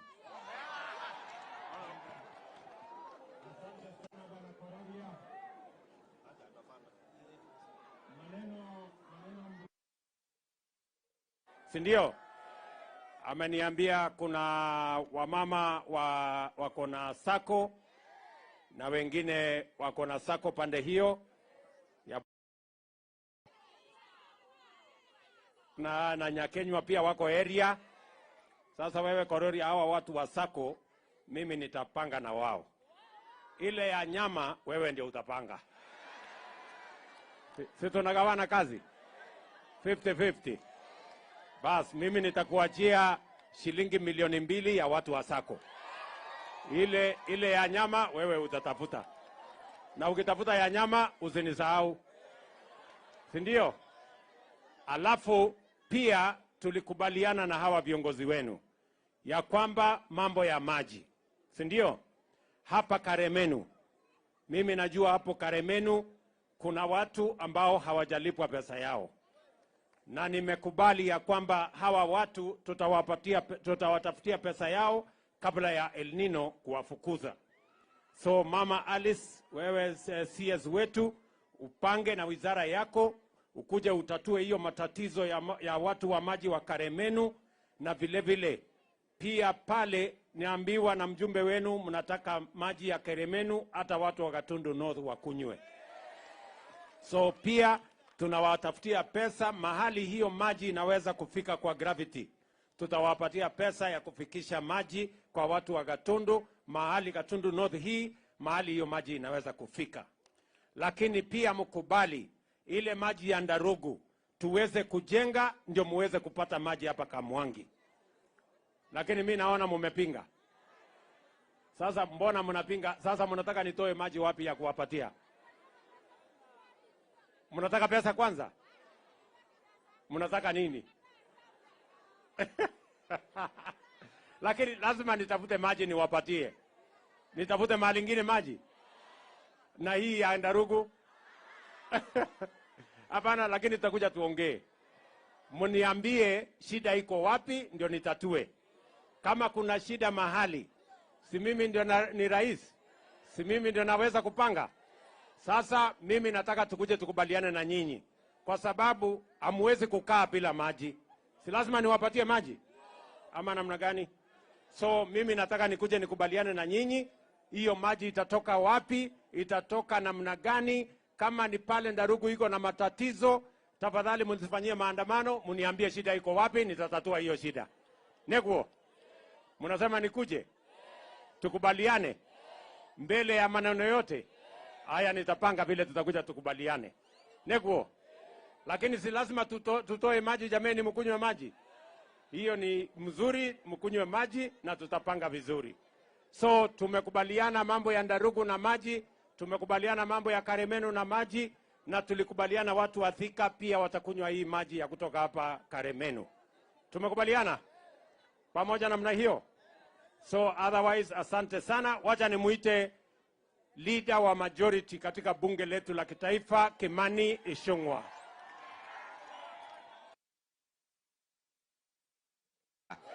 Ni mwaka na nikuona muthamaki muthenya. Mheshimiwa Rais, unakumbuka wakati wa kuomba kura, kila siku tulifika hapa usiku.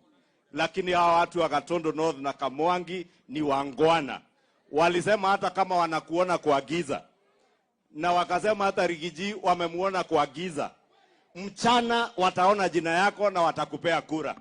Na tuwashukuru sababu walitushikilia na wakatupea kura. Sasa Mheshimiwa Rais, kazi ni kwako. Na sababu umetuambia mambo yetu ni mambo ngapi? Ati mambo ni mangapi? Mambo ni mangapi? Kwa wale wakora na wafisadi, si ndio? Sasa na sisi tumeambia rais, mambo yake pia ni mambo mangapi? Mambo yake ni mangapi? Ajenge barabara, ajenge mashule, alete maendeleo, na asipofanya hiyo lazima afanye. Sababu tulifanya si hapo tuko sawa? Si tuko game. Lakini pia rais, umetusaidia mambo ya housing na hii mambo ya maji, na nataka nikubaliane na governor wetu. Kama iko watu wameiba mashamba, lazima warudishe mashamba ya umma. Lakini pia tusiwe na visingizio ya kusitisha miradi ya serikali na kutumia koti ama mahakama ili kusimamisha miradi ya serikali. Sababu mwishowe hawa wananchi, Mheshimiwa Rais, ni wewe watakuja kuuliza wakati wa kura kama umejenga nyumba Kiambu ama hujajenga. Kwa hivyo mimi nataka niseme, governor, tafadhali tushirikiane. Hawa wakora wanaiba mashamba, kama unawajua, huyu ndiye commander in chief. Na amesema wakora wote mambao ni mangapi? So governor, hiyo majina pea rais saa hii afanye hiyo mambo tatu. Aidha jela ama wapi? Ama wafanye nini? Ama watafute tikiti ya wapi?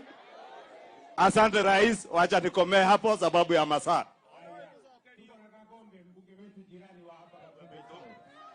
Kamwangi Kamwangi nimukene tane monena goka gutucerera umuthi na ithu mutimenya ithu twiciana igiri cia mahatha. Sasa rais, ile kitu tunasema ni kwamba hii maneno unasema ya Gatundu ni Gatundu. Gatundu ni moja. Hii maneno unasema tunasitisha North. Kakwagi ira Gatundu igiri. Gatundu na ithu tiemwe. Nisha twikire igiri. Sasa tunafurahia sana rais kukuja hapa, lakini iko jambo moja peke yake tu hapa. Kwa sababu hapa hii njia ukiingia namna hii ndio unaenda pale Gatundu South. Na sisi tunafurahia hospitali umetusaidia. Hawa wangwana hawana hospitali, wanakuja pale kwetu Gatundu South. Etiguo. Na hiyo hospitali umetusaidia kwa sababu wale watu wa KU wameichukua na wameilinda vizuri. Hapa governor yuko na pia wanashirikiana na KU kupeleka vizuri. Lakini pale iko shida tu moja kidogo. Iko barabara yenye inashikanisha sisi pale juu, hii ya Maumau yenye inashikanisha Gatundu South na Gatundu North. na iko ingine kutoka pale Kagema kwenda Karatu, ulipeana ukakuja ukaanzisha, imekwama kidogo, lakini najua wadosi wako wako hapo. Na iko ingine kutoka Kiganjo kwenda all the way mpaka mahali inaitwa Gateway. Hizo zikimalizika, hii kiisha ishikanishwe pia, hiyo itakuwa mzuri. Na hii maji ya Karimeno, ukisikia hawa wakipiga hiyo kelele wanapiga, wako na haki, kwa sababu pesa yao ya pale Karimeno 4.2 billion bado haijapatikana. Ndio maana hawa unasikia wanaogopa wasifanywe kama wale. Kwa hivyo ukienda mahali upate fulusi kidogo, uingie, kwa sababu hata hiyo maji tunatumia. Asante sana.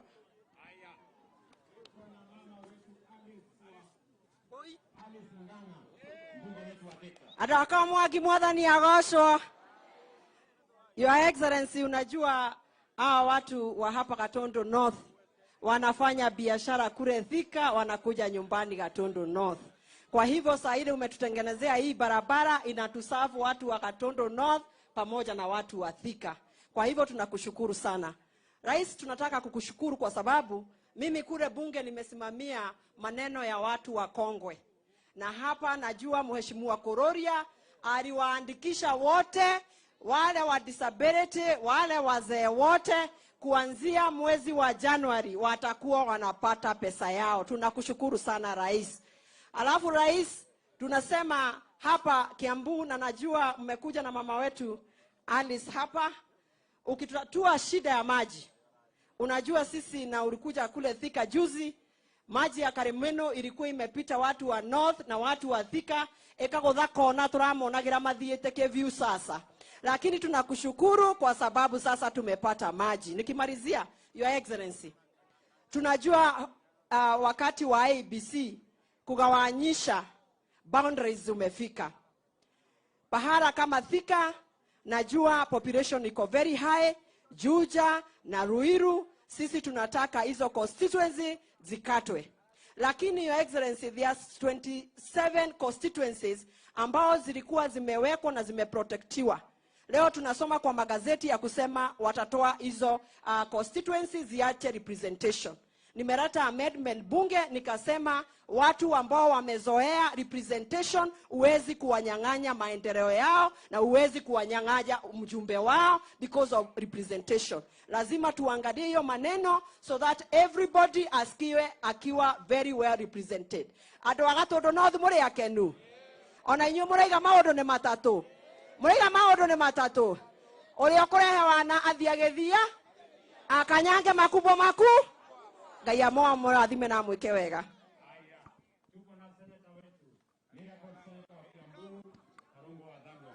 Kamwangie! Kamwangia! Mheshimiwa Rais, mimi nafurahi umerudi hapa. Tulikuwa tumekuja hapa wiki mbili zilizopita na CS wa barabara Kipchumba Murkomen, na akasema utakuja na umefika. Kuna kitu tumesahau kukuambia, hii barabara ikimalizika tusisahau hii imezunguka soko, tuweke lami hata wao waenjoy lami. Ya mwisho Mheshimiwa Rais, mimi kama seneta wa Kiambu, mimi kazi yangu ni mbili. Kupitisha pesa kule Senate na wewe unaleta hapa Kiambu. Mimi nimepitisha pesa ambaye kila mwezi unaleta hapa Mheshimiwa Rais. Mwezi wa Julai ulileta bilioni 1 Kiambu County. Mwezi wa August ulileta 978 million. Mwezi wa September ambayo unaisha leo ulileta another 1 billion. And within the next 15 days unaleta 978 million. Hizo ni pesa karibu bilioni 4. Sio ni kazi ya kwanza kuleta. Kazi yangu ya pili sasa ni kuchunga hiyo pesa isiende mahali ambayo haitakiwi. Sio kazi mniachia tu nifanye hivyo hivyo. Si ndio? Mkiona mahali kuna haribika Kiambu, mimi ndio watchman wenu. Na kazi yangu sio ingine, ni kuchunga ile gavana anafanya. Sina kazi ingine. Si mambo ndio hayo, na naendelea vizuri. Na ningetaka kuuliza Mheshimiwa Rais, vile unaendelea kuleta pesa, leta zaidi. Na nikubaliane na Mheshimiwa Kimani Ichung'wah, sababu gavana yetu tunamuunga mkono, mashamba isiende mahali. Na hapa amesema anajua ni viongozi waliokuwa hapo awali. Sasa tuletewe hiyo majina. mimi kama senator nitaita huyo kwenye Senate, tumuone mchana na arudishie watu wa Kiambu mashamba yao. Tuache kupiga siasa na mashamba ya Kiambu. Si mambo ndio hayo? Vijana wanataka manyumba ya affordable housing, wanataka kujenga. Na kama nilikuwa MCA, mashamba haikuibiwa. Nikakuwa waziri, mashamba haikuibiwa. Nikiwa senator, kuna mtu ataguza? Kuna mtu ataguza? Asanteni sana na Mungu awabariki. Leo nimekuja mjana ndio niwaone uso jameni. Asanteni sana, tulikuja hapa tukaomba kura zenu, na mimi Kamwangi nataka niwaambie asante sana kwa kura zenu. Neguo, nasema asante sana, na kwa sababu mmetupatia nafasi ya uchaguzi ya kuchaguliwa MCA wetu hapa, wabunge wetu, senator, mama county, governor, Rigiji huyu na mimi, sisi wote ni timu moja. Neguo, lakini leo kwa sababu tulikubaliana ya kwamba wili haitaanza, ni kazi itaendelea. Si tulisema kazi ndio itaendelea? Ndio nimefika hapa leo kwa mambo ya barabara yenu hii. Mnajua hii barabara imekwama siku mingi, lakini nimekuja miezi 2-3 iliyopita, nilikubaliana na wizara ya kwamba hii barabara lazima tukamilishe. Barabara hii kutoka Thika huko kufikia hapa Kamwangi kwenda Gakoe mpaka ifike ile barabara ya kushika inaenda kule Nakuru. Hiyo barabara mimi nataka niwaambie, nimekubaliana na engineer, nimekubaliana na contractor ya kwamba kabla ya April next year hii barabara iwe imekamilika. Tunaelewana jameni? Hii barabara iwe imekamilika. Na ile barabara ingine ambayo nilikuja pale Gatukuyu ambayo inaenda mpaka Matara, hiyo barabara pia imekwama. So tumekubaliana huyu contractor lazima amalize hii, na ile ya Gatukuyu kwenda Matara pia lazima tuishughulikie kuanzia mwezi ujao ama mwezi wa 12 tukuje tuikamilishe, ndio barabara za hapa zikae sawa. Vile vile barabara zile za Mau roads, mimi najua tuko na barabara karibu 6 hapa. Pia tumesema kabla hatujaanzisha barabara ingine lazima tukamilishe hizo kwanza, ndio tuhakikisha kwamba Kenya inasonga mbele katika hii harakati ya maendeleo. Tunaelewana jameni? Leo vile vile nimefika hapa kwa sababu soko hii yenu ya Kamwangi kidogo ilijengwa, lakini sasa inataka kufanyiwa mambo. Tayari tumetangaza Neguo, tayari tumetangaza kandarasi. Tumeweka hapa shilingi milioni 50. Lakini nimekuja nikapima milioni 50 haitoshi. Vile nimeona. Sasa nitamwambia wizara wakuje tena, waangalie vizuri, ndio tujenge soko inatoshana na watu wa Kamwangi. Sindio? Neguo. So atakuja hapa wiki ijayo, tulikuwa tumetangaza. Nimekubaliana na mbunge wenu pamoja na gavana wa hapa ya kwamba hii soko, na viongozi wenu hapa ya kwamba hii soko tuibadilishe vizuri, na tujenge hapa soko hata kama ni ya ghorofa 1 ama ghorofa 2, ndio muwe na soko ya sawasawa. Tumekubaliana? Tuko pamoja? Vile vile hapa nimeambiwa town yenu hii barabara hakuna. So huyu contractor mwenye anafanya hapa vile vile ajenge barabara za hapa town. Hii town Kamwangi hii mpaka ikae imekuwa kama town, ikaje kukaa kama kijiji. Ama namna gani? Wewe Mbogwa umesikia? Engineer kwa wapi Mbogwa? Hii barabara ya Kamwangi hapa, barabara iko kama kilomita 2-3 tengeneza. Ndio hawa watu wasikue wanakanyaga matope wakiwa katika town. Si ndio? So vile vile hapa nimeambiwa kwamba hamuna maji. Na ndio mama wetu Alice amekuja na contractor awatengenezee maji. Ndani ya wiki 2 mtakuwa mnakunywa maji hapa. Tunamna hiyo waziri. Tumekubaliana? Sawa sawa, 2 weeks maji ya hawa watu soko hapa kuwe na maji na hata watu wa kijiji hapa wapate maji. Tunaelewana jameni? Vile vile mbali na hii soko yenu ya Kamwangi, tunawajengea soko ingine pale Gakoe. Tunawajengea soko ingine pale Gatukuyu. Na tunataka tuhakikishe hapa Kiambu tumekubaliana tunajenga soko zingine 20. Kwa sababu tulikubaliana na mama mboga ya kwamba hata na yeye atafanya kazi mahali kuna heshima, mahali kuna stima, mahali kuna maji, mahali kuna usafi, kwa sababu kazi ni kazi. Nego kana tiguo. Si namna hiyo.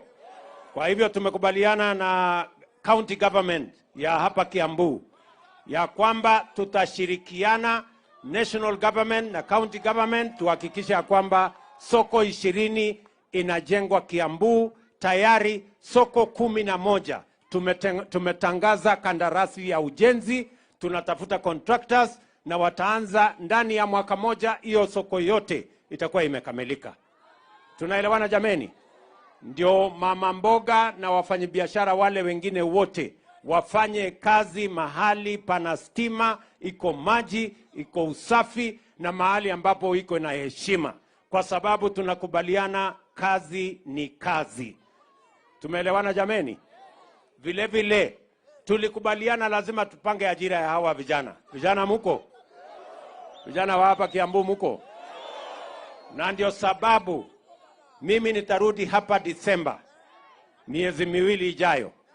Tunakuja kuanzisha nyumba zingine 10,000 ya kujengwa hapa Kiambu County. Wewe bwana Matangi, fanya kazi na wizara ya housing. Si ndio? Hapa ile mashamba ya serikali, mahali tunataka kujenga manyumba, kuna watu wameenda kutengeneza titles ya ukora. Kuna watu wameenda pale wanajaribu kupanga mambo ya kugrab hiyo mashamba. Mimi nataka niambie regional commissioner hapa, wale wakora wote wamevamia shamba ya serikali wamekwama pale, waondolewe. Sisi tunataka kujenga manyumba, hawa wananchi wapate nyumba kwa bei nafuu, kwa sababu tunataka kuondoa slums na tunataka kila mwananchi aishi mahali pana heshima na mahali ambapo mwananchi wa kawaida anaweza kulipa. Ama namna gani jameni? Tunaelewana? Ile nyumba inalipiwa saa hii shilingi 20,000, tunataka kuleta chini mpaka shilingi 5,000, 6,000, na hiyo nyumba unaweza kulipa mortgage. Baada ya miaka 15, 20 nyumba inakuwa yako. Tunaelewana jameni?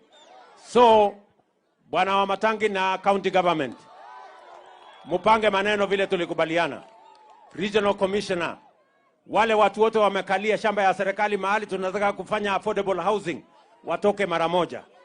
Na nyinyi vijana mujipange, kwa sababu hizo nyumba 10,000 tunaanzisha Disemba. Ile nilikuja kuanzisha pale Ruiru, saa hii imefika 50%, na nilikuja kuanzisha miezi 3 iliyopita. Hii 10,000 tunakuja kuanzisha hapa Kiambu. Nyinyi vijana wa Kiambu mkue tayari, nyinyi ndio mtajenga hizo manyumba. Tunahitaji vijana karibu 20,000 kuanzia Disemba wa kujenga hizo manyumba. Nyinyi vijana wa Kiambu mko tayari kwa hiyo kazi? Ama nyinyi ni wale wa kuchagua jembe? Mko tayari?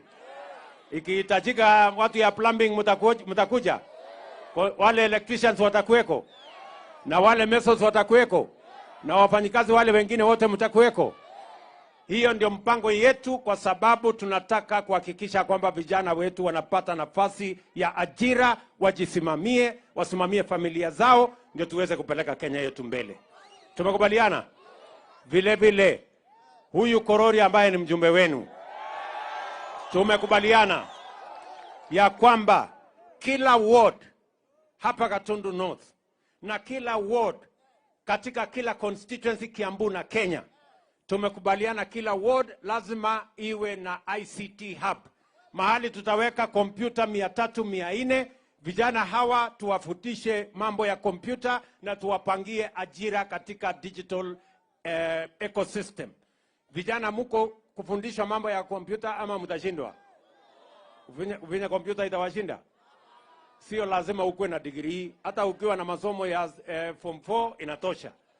Sijui tunaelewana? Ati mtu ya kusoma gazeti. So tumekubaliana, na mimi nataka tukubaliane ya kwamba lazima tupange ajira ya vijana. Mambo ya housing tutawapangia ajira pale, maneno ya ICT tutawapangia ajira pale, na tumekubaliana hapa Kiambu tunakuja kujenga County Aggregation and Industrial Park ambayo tayari imefanyiwa award. Mimi nitatuma waziri ambaye anahusika Moses Kuria akuja anzishe. Mimi nitakuja kuweka jiwe la msingi ndio tuweze kukamilisha County Aggregation and Industrial Park kwa mwaka mmoja inayokuja, ndio tutumie kukusanya mazao yenu. Tuweke pale mambo ya cold rooms, tuweke pale mambo ya common user facilities ambayo itatumika kwa agro processing na value addition, na vile vile tutumie kupanga masoko na tuweke storage, kwa sababu tunataka kutumia kilimo kuondoa mambo ya matatizo ya umaskini katika taifa letu la Kenya. Hatutaki brokers na cartels na wakora waangaishe wakulima na mazao yao. Sasa hawa watu tutakutana na wao pale sokoni tukiwa na mazao yetu tumefanyia value addition, and that is why we are doing the County Aggregation and Industrial Park. Tumekubaliana jameni? Hiyo ndio mpango yetu ya kupeleka hii maneno ya Kenya mbele, kwa sababu tunataka saa ile tunajenga barabara, pia tuna mpango ya kuweka pesa kwa mfuko ya kila mwananchi, either awe na ajira ama awe na biashara, ndio tuhakikisha kwamba tunafukuza umaskini kutoka kwa wananchi pale mashinani. Tumekubaliana jameni? Mnasema tuende mbele pamoja kabisa. Hebu ni wale wanasema tunaenda mbele pamoja. Bas, kwa sababu niko na shughuli nyingine na nimekubaliane vile tunaenda mbele pamoja.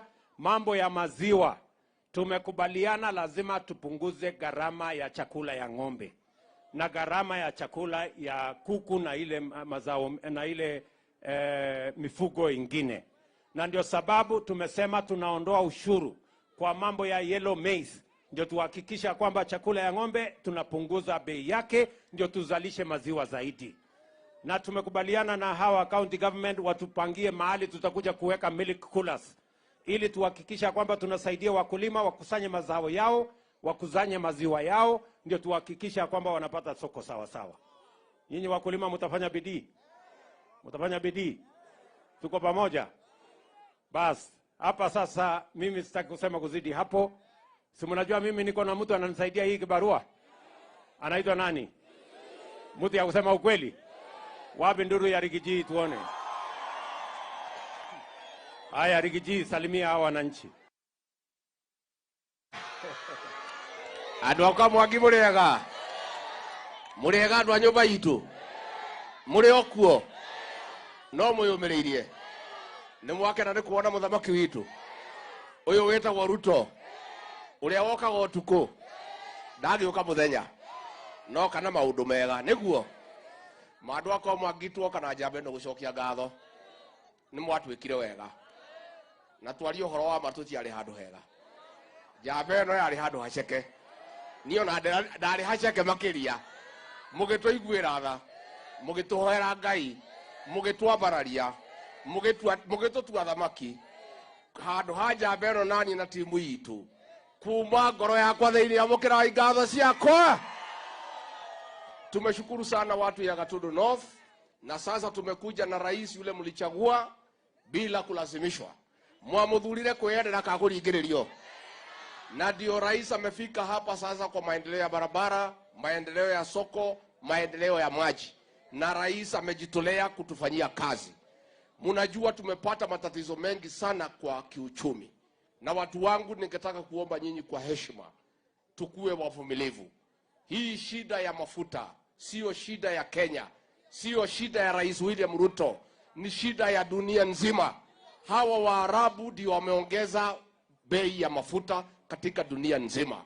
Kwa hivyo mimi naomba, tukiwa na shida ya dunia nzima, tusiwekee lawama rais wetu na serikali. Hii ni shida, lakini kwa sababu kazi inafanywa na kila bidii inafanywa, hii maneno yote itatatuliwa na uchumi huu wetu utaboreka na tutakuja kusaidika. Niguadwa itu nimugokirereria. Tunafanya mabadiliko kwa mambo ya kahawa. Tumekuwa na mkutano leo asubuhi na rais, na ametupatia mawaidha ya kutosha ya kwamba vile tutapata soko ya moja kwa moja kahawa yetu, tuende tuuze kwa wenye kunywa kahawa bila kupitia watu ya katikati. Hata hiyo watu ya katikati hatuna ubaya na hawa, wakija tuketi chini wakubali kulipa mkulima mzuri, hakuna mtu wako na haja na hawa. Mambo ya maziwa mumeona bei imeanza kubadilika. Pale KCC sasa ni shilingi 50. Mambo ya chai tumerelease bonus wiki hii ambaye imeongezeka. Kwa hivyo tukue watulivu, rais halali ameketi chini na mawaziri na sisi tunaendelea kumsaidia.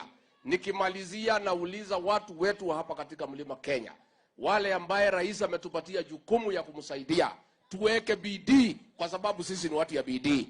Ndio tumuunge rais mkono aweze kufaulu. Niguadwa itu. Mutiage tu kile wega. Manende ukorani gushokia gatho denyiki. Asanteni sana, Mungu awabariki. Asanteni sana watu ya Kamongi.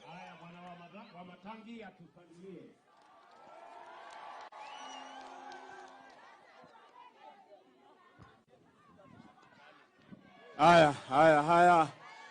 Andũ aitũ a Gatundu mũrĩega, andũ a Kamwangi mũrĩega, na nĩ tũgeithanie na ngeithi cia ũndũ wa Mwathani cia rĩera-inĩ. Asanteni sana, thengio mũno andũ aitũ nĩ ũndũ wa kumĩra gũka gweterera president witũ. Githĩ tũtimwendete?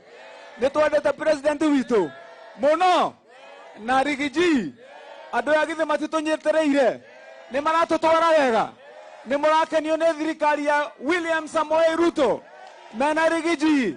Uria president atwirire ino ni thirikari ya bottom nikio wona mbiriria guku gwitu Kamwangi na raiga kwanza ino Gatundu North nio turatwara mbere, tiga uria turera gwate Gatundu North nio ithutha atoikie mbere. Tuhe mambo itu. Na sasa mimi rais wetu nataka nikushukuru. Hapa Gatundu umefanya la maajabu. Hapa tumekuwa Gatundu North ndio imekuwa mahali jua inatua. Mambo ikifanyika kwingine inamalizikianga, hapa sisi tunaona giza peke yake. Sasa hapa wewe umetuletea mwangaza. Hii ndio barabara kubwa peke yake hii Gatundu North umetupatia. Tunaomba vile umesema tukimaliza hii na hiyo umetuelezea, sasa tutakutembeza hapa kwa miguu kidogo hapa tukiwa na huyu Kororia, uone vile tuko hapa Kiambu ndio ikuwe mzuri. Ya pili, Your Excellency, mimi nataka nikushukuru kwa hii soko yetu hii. Hii soko hapa wafanyikazi biashara wetu ni wengi. Na thoko eno, Your Excellency, tutashirikiana vile umesema tuongeza pesa. Sisi kama county government tutafanya juhudi yetu pia. Kama kuna mahali kidogo unataka tuweke kidogo, tuko tayari tutaweka kidogo, soko ikuwe mzuri, Your Excellency. Kuna wachuuzi na wafanyi biashara wengi walikuwa huku nje kidogo walibomolewa. Kwa second floor hapa si ndio tutaweka hao, Your Excellency. Ndio hiyo mahali ikuwe sawa sawa na hii soko ikuwe mzuri. Ya mwisho, Your Excellency, ni hiyo mambo yetu ya maji na umetupatia suluhisho. Ile kilio kubwa imekuwa kwenye hii Gatundu yetu ndio maji. Sasa ukitusuluhishia hiyo, sisi tutakuwa wasafi, hata roho zitakuwa safi. Kana tu kwa doito. Na tunasema kwenda mbele, Dr. William Samoei Ruto na Rigi G mpaka 2032 tuongee huko mbele vile tutakaa, Your Excellency. Sasa Your Excellency, wacha tu nimalize kwa kusema kwa niaba ya county government yetu. Kwa vile Your Excellency umesema hapa, hii kazi ya vijana wetu lazima ipatikane kupitia affordable housing. Nilikupatia commitment yangu ya kwamba tutafanya kazi. Lakini ile kitu nilikuwa nataka tu nikushukuru nikikaa chini. Ndio yenye umesema siku ya leo. Kwa vile mimi kama governor, shida yenye nimekuwa naye na vita kubwa ni wakora wenye walikuja wakanyakua ardhi. Your Excellency, pale Kiambu ile mahali nilikuonesha ardhi, ile ilikuwa 4.5 acres. Tulienda na watu yako na contractor. Tukienda kuitisha document, nusu imekatwa na tajiri mmoja. Your Excellency, kila mahali hata tukienda kujenga hospitali, unapata kuna mtu kiongozi wa zamani mwingine alidanganya watu na matajiri wamenyakua ardhi. Kilio yangu imekuwa ni hiyo. Nashukuru vile sasa umepeana nguvu.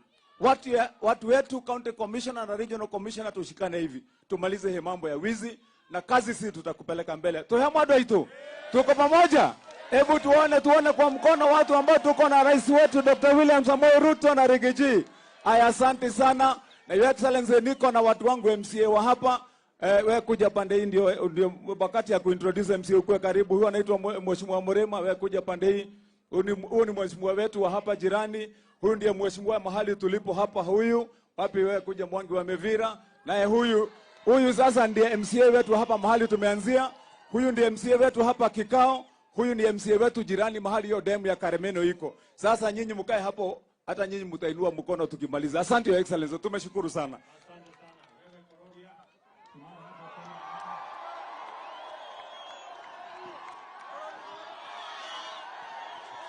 Haya. Kororia Kororia. Ruto Ruto Nimukenete.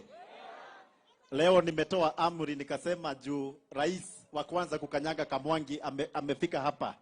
Leo hakuna kukula githeri na nini. Leo mudhi ni nyama na kwa sababu mdosi yako area. Haunehega. Nimukenete. Asanteni sana Your Excellency na Deputy President kwa sababu ya kuja hapa. Niseme asanti kwa vile umetupea soko. Wapi makofi ya rais? Asante kwa sababu ya barabara ya Thika magumu, makofi ya rais. Asante kwa sababu ya borehole ya maji ya Kamwangi, wapi makofi? Asante kwa sababu ya koti ambayo tunaleta hapa Kamwangi. Asante kwa sababu ya land registry ambayo tunaleta hapa Kamwangi. Hizo nejega. Dhina mbele. Kwa sababu ya masaa, Your Excellency, niseme hivi. Niambie watu nyamaza hapo kidogo. Tumeongea na rais. Watu wa pale Kandakomu, Marige, wale wameshikwa na barabara za Mau Mau Road. Tunajua zile shida tunapitia kwa sababu ya vile imeachiliwa. Rais ameniambia akirudi Nairobi, hiyo barabara ya Kandakomu ambayo imetusumbua sana, itaanza kufanyiwa kazi ndio hao watu wakuwe sawa. Pia ameniambia ile barabara vile mmesikia ya Gatukoyo, Kairi, Matara ambayo hata iko na mashimo saa hii itatengenezwa ikuwe sawa ndio watu wetu waweze kupitia na kuwa weta okay. Nikimalizia niseme asante Your Excellency na tunakuomba kitu moja. Hii constituency haina level 5 hospital.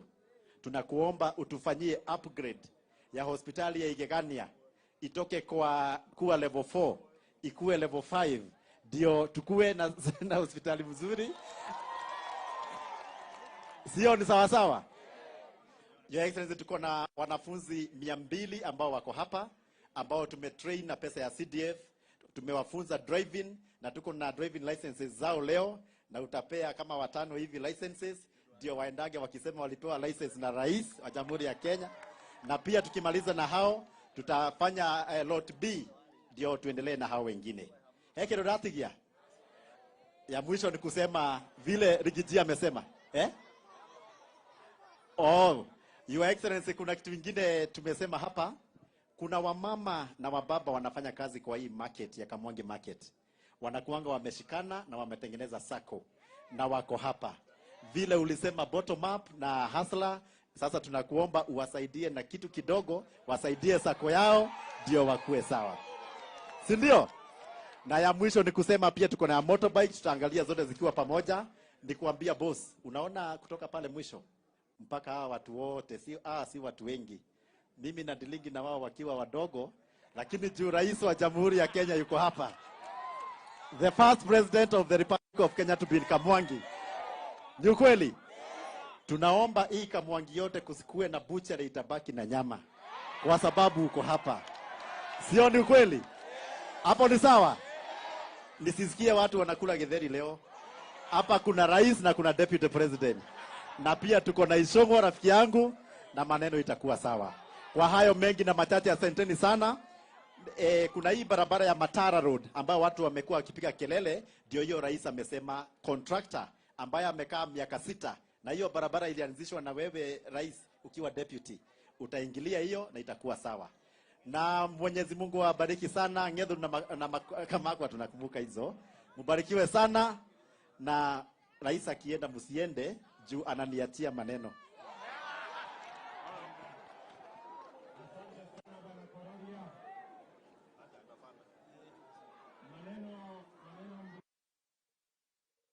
Sindio? ameniambia sana kwa kura zenu. Neguo, nasema asante sana, na kwa sababu mmetupatia nafasi ya uchaguzi ya kuchaguliwa MCA wetu hapa, wabunge wetu, senator, mama county, governor, Rigiji huyu na mimi, sisi wote ni timu moja. Neguo, lakini leo kwa sababu tulikubaliana ya kwamba wili haitaanza, ni kazi itaendelea. Si tulisema kazi ndio itaendelea? Ndio nimefika hapa leo kwa mambo ya barabara yenu hii. Mnajua hii barabara imekwama siku mingi, lakini nimekuja miezi 2-3 iliyopita, nilikubaliana na wizara ya kwamba hii barabara lazima tukamilishe. Barabara hii kutoka Thika huko kufikia hapa Kamwangi kwenda Gakoe mpaka ifike ile barabara ya kushika inaenda kule Nakuru. Hiyo barabara mimi nataka niwaambie, nimekubaliana na engineer, nimekubaliana na contractor ya kwamba kabla ya April next year hii barabara iwe imekamilika. Tunaelewana jameni? Hii barabara iwe imekamilika. Na ile barabara ingine ambayo nilikuja pale Gatukuyu ambayo inaenda mpaka Matara, hiyo barabara pia imekwama. So tumekubaliana huyu contractor lazima amalize hii, na ile ya Gatukuyu kwenda Matara pia lazima tuishughulikie kuanzia mwezi ujao ama mwezi wa 12 tukuje tuikamilishe, ndio barabara za hapa zikae sawa. Vile vile barabara zile za Mau roads, mimi najua tuko na barabara karibu 6 hapa. Pia tumesema kabla hatujaanzisha barabara ingine, lazima tukamilishe hizo kwanza. Ndio tuhakikisha kwamba Kenya inasonga mbele katika hii harakati ya maendeleo. Tunaelewana jameni?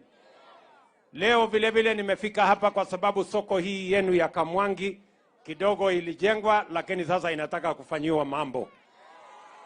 Tayari tumetangaza Neguo.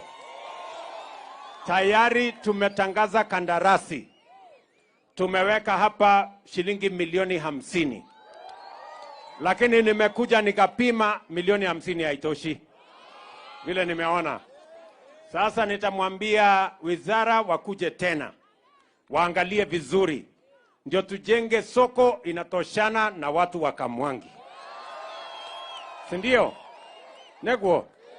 So atakuja hapa wiki ijayo, tulikuwa tumetangaza. Nimekubaliana na mbunge wenu pamoja na gavana wa hapa ya kwamba hii soko na viongozi wenu hapa ya kwamba hii soko tuibadilishe vizuri. Na tujenge hapa soko hata kama ni ya ghorofa 1 ama ghorofa 2. Ndio muwe na soko ya sawa sawa. Tumekubaliana? Tuko pamoja? Vile vile hapa nimeambiwa town yenu hii barabara hakuna. So huyu contractor mwenye anafanya hapa vile vile ajenge barabara za hapa town. Hii town Kamwangi hii mpaka ikae imekuwa kama town. Ikaje kukaa kama kijiji. Ama namna gani? Wewe Mbogwa umesikia? Engineer yako wapi Mbogwa? Hii barabara ya Kamwangi hapa barabara iko kama kilomita 2-3 tengeneza. Ndio hawa watu wasikue wanakanyaga matope wakiwa katika town. Si ndio? So vile vile hapa nimeambiwa kwamba hamuna maji. Na ndio mama wetu Alice amekuja na contractor awatengenezee maji. Ndani ya wiki 2 mtakuwa mnakunywa maji hapa. Tunamna hiyo waziri. Tumekubaliana? Sawa sawa. 2 weeks maji ya hawa watu soko hapa kuwe na maji na hata watu wa kijiji hapa wapate maji. Tunaelewana jameni? Vile vile mbali na hii soko yenu ya Kamwangi, tunawajengea soko ingine pale Gakoe. Tunawajengea soko ingine pale Gatukuyu. Na tunataka tuhakikishe hapa Kiambu tumekubaliana tunajenga soko zingine 20. Kwa sababu tulikubaliana na mama mboga ya kwamba hata na yeye atafanya kazi mahali kuna heshima, mahali kuna stima, mahali kuna maji, mahali kuna usafi, kwa sababu kazi ni kazi. Niguo kana tiguo? Si namna hiyo? Kwa hivyo tumekubaliana na county government ya hapa Kiambu ya kwamba tutashirikiana national government na county government tuhakikisha kwamba na maji, na tulikubaliana watu wa Thika pia watakunywa hii maji ya kutoka hapa Karemenu.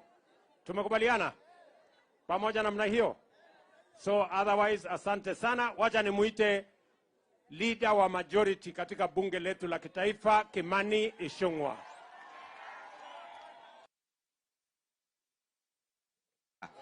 Ni mwaka na nikuona muthamaki muthenya. Mheshimiwa Rais, unakumbuka wakati wa kuomba kura, kila siku tulifika hapa usiku. Lakini hawa watu wa Gatundu North na Kamwangi ni wangwana. Walisema hata kama wanakuona kwa giza. Na wakasema hata Rigiji wamemuona kwa giza. Mchana wataona jina yako na watakupea kura. Na tuwashukuru sababu walitushikilia na wakatupea kura. Sasa Mheshimiwa Rais, kazi ni kwako. Na sababu umetuambia mambo yetu ni mambo ngapi? Ati mambo ni mangapi? Mambo ni mangapi? Kwa wale wakora na wafisadi, si ndio? Sasa na sisi tumeambia Rais, mambo yake pia ni mambo mangapi? Mambo yake ni mangapi? Ajenge barabara, ajenge mashule, alete maendeleo, na asipofanya hiyo lazima afanye. Sababu tulifanya si hapo tuko sawa? Si tuko game. Lakini pia Rais, umetusaidia mambo ya housing na hii mambo ya maji, na nataka nikubaliane na gavana wetu. Kama iko watu wameiba mashamba, lazima warudishe mashamba ya umma.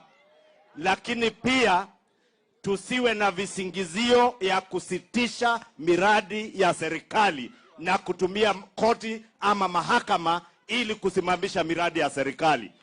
Sababu mwishowe hawa wananchi, Mheshimiwa Rais, ni wewe watakuja kuuliza wakati wa kura kama umejenga nyumba Kiambu ama hujajenga. Kwa hivyo mimi nataka niseme, Governor, tafadhali tushirikiane. Hawa wakora wanaiba mashamba, kama unawajua, huyu ndiye Commander in Chief. Na amesema wakora wote mambao ni mangapi? So Governor, hiyo majina pea Rais saa hii afanye hiyo mambo tatu. Aidha jela ama wapi? Ama wafanya nini? Ama watafute tikiti ya wapi?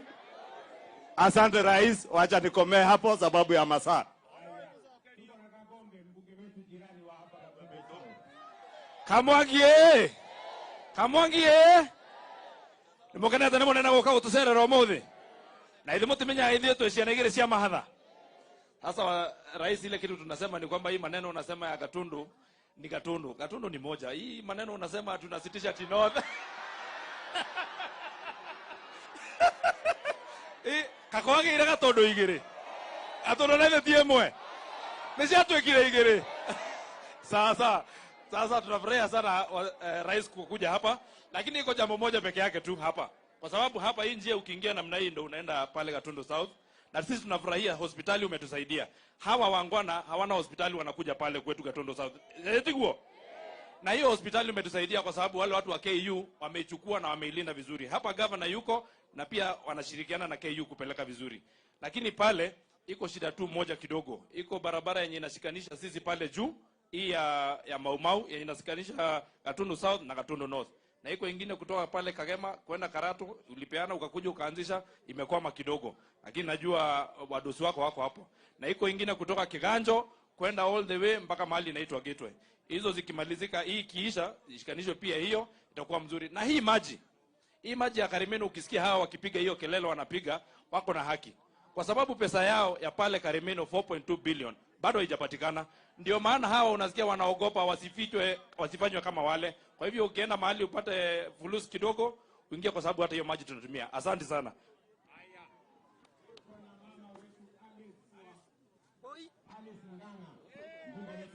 Adaka Mwagi Mwathani agocwo. Your Excellency, unajua hawa watu wa hapa Gatundu North wanafanya biashara kule Thika, wanakuja nyumbani Gatundu North. Kwa hivyo saa ile umetutengenezea hii barabara inatusafu watu wa Gatundu North pamoja na watu wa Thika. Kwa hivyo tunakushukuru sana. Rais, tunataka kukushukuru kwa sababu mimi kule bunge nimesimamia maneno ya watu wa Kongwe. Na hapa najua Mheshimiwa Kororia aliwaandikisha wote, wale wa disability, wale wazee wote, kuanzia mwezi wa Januari watakuwa wanapata pesa yao. Tunakushukuru sana Rais. Alafu Rais, tunasema hapa Kiambu, na najua mmekuja na mama wetu Alice hapa, ukitatua shida ya maji. Unajua sisi na ulikuja kule Thika juzi, maji ya Karimeno ilikuwa imepita watu wa North na watu wa Thika, ekagotha kona turamonagira mathiete Keviu sasa. Lakini tunakushukuru kwa sababu sasa tumepata maji. Nikimalizia, Your Excellency, tunajua wakati wa ABC kugawanyisha boundaries umefika. Bahara kama Thika, najua population iko very high, Juja na Ruiru, sisi tunataka hizo constituency zikatwe. Lakini Your Excellency, there are 27 constituencies ambao zilikuwa zimewekwa na zimeprotectiwa. Leo tunasoma kwa magazeti ya kusema watatoa hizo constituencies ziache representation. Nimeleta amendment bunge nikasema watu ambao wamezoea representation uwezi kuwanyang'anya maendeleo yao na uwezi kuwanyang'anya mjumbe wao because of representation. Lazima tuangalie hiyo maneno so that everybody asikiwe akiwa very well represented. Ado Gatundu North muri akenu. Ona inyu muraiga maundu ni matatu. Muraiga maundu ni matatu. Uri okurehe wana athiagethia akanyange makubwa maku. Ngai amoa mũrathime na mwĩke wega.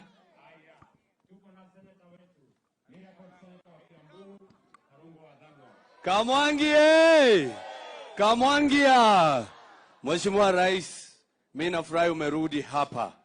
Tulikuwa tumekuja hapa wiki mbili zilizopita na CS wa barabara Kipchumba Murkomen, na akasema utakuja na umefika.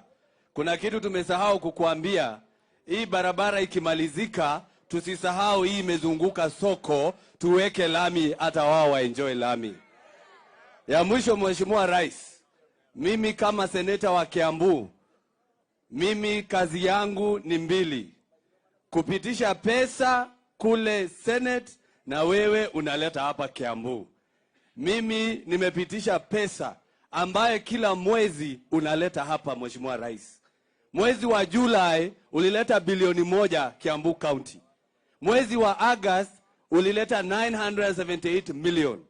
Mwezi wa September ambayo unaisha leo ulileta another 1 billion. And within the next 15 days unaleta 978 million. Hizo ni pesa karibu bilioni 4. Sio ni kazi ya kwanza kuleta. Kazi yangu ya pili sasa ni kuchunga hiyo pesa isiende mahali ambayo haitakiwi. Sio kazi mniachia tu nifanye hivyo hivyo. Si ndio? Mkiona mahali kuna haribika Kiambu, mimi ndio watchman wenu. Na kazi yangu sio ingine, ni kuchunga ile gavana anafanya. Sina kazi ingine. Si mambo ndio hayo, na naendelea vizuri. Na ningetaka kuuliza Mheshimiwa Rais, vile unaendelea kuleta pesa, leta zaidi. Na nikubaliane na Mheshimiwa Kimani Ichung'wah, sababu gavana yetu tunamuunga mkono, mashamba isiende mahali.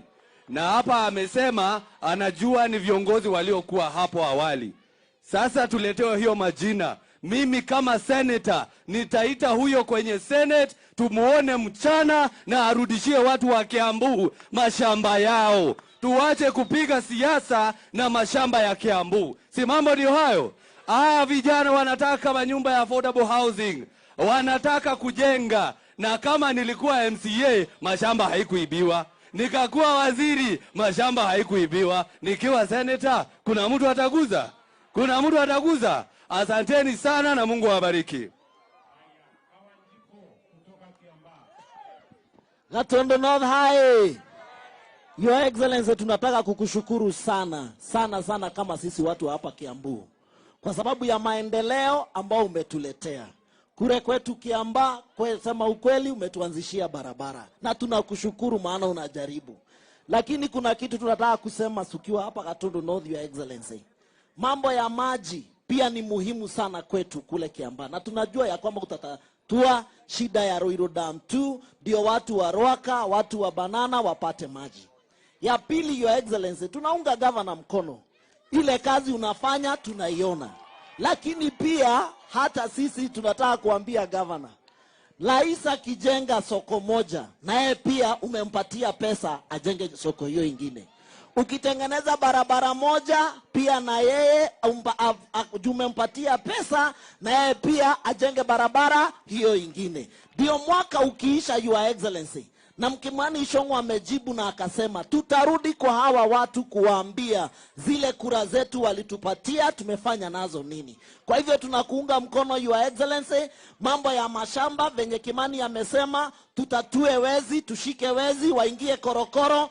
Ndio maendeleo, mambo ya EPZ, mambo ya agro processing ambayo itakuja kusaidia vijana wetu wa hapa Kiambu, mambo ya kujenga manyumba ambao vijana wetu wengi hawana kazi waweze kusaidika, lakini isiwe ni kisingizio ya kutoanzisha miradi ya serikali ya kuendelea mbele. Kwa hivyo tunakuunga mkono rais, tuko nyuma yako, na sisi kama viongozi tunashika governor mkono. Mahali kuna shida pia tuambie, tutatue shida, manyumba iende kuendelea. Asante, Your Excellency. Meanwhile, kabla ya Koimburi, tuko hapa na baba yao Mheshimiwa Waitito, tuko pale na ndugu yangu Mheshimiwa Kigo Njenga ambaye alikuwa ni mjumbe wetu, sasa yeye ni mwenyekiti wa mambo ya Unclaimed Assets Authority. Nampatia kazi ya chama huyo muungwana. Na huyu baba yao pia nimemjunga. Baada baba yake kidogo yuko kwa na baba. Haya. Asante. Asante, Your Excellency. Watu wa Kamwangi, hamjambo? Hamjambo tena. Your Excellency, nikushukuru sana sababu ya kuja hapa. Your Excellency, mimi nimeoa hapa Gatundu North. Na kama vile unavyojua, pahali umetoa mke unajua mashida ya hapo. Wakaaji wa hapa, mulichagua mbunge ambaye anatosha mboga, ambaye anaitwa Kororia. Tumeshirikiana na yeye kuhakikisha maendeleo yamekuja hapa Gatundu North. Na pia pale kwetu Juja, Your Excellency, ukumbuke wakati ulipitia hapo last month, ulisema ya kwamba utahakikisha tumejenga affordable housing, ambazo ulisema ni wiki 2.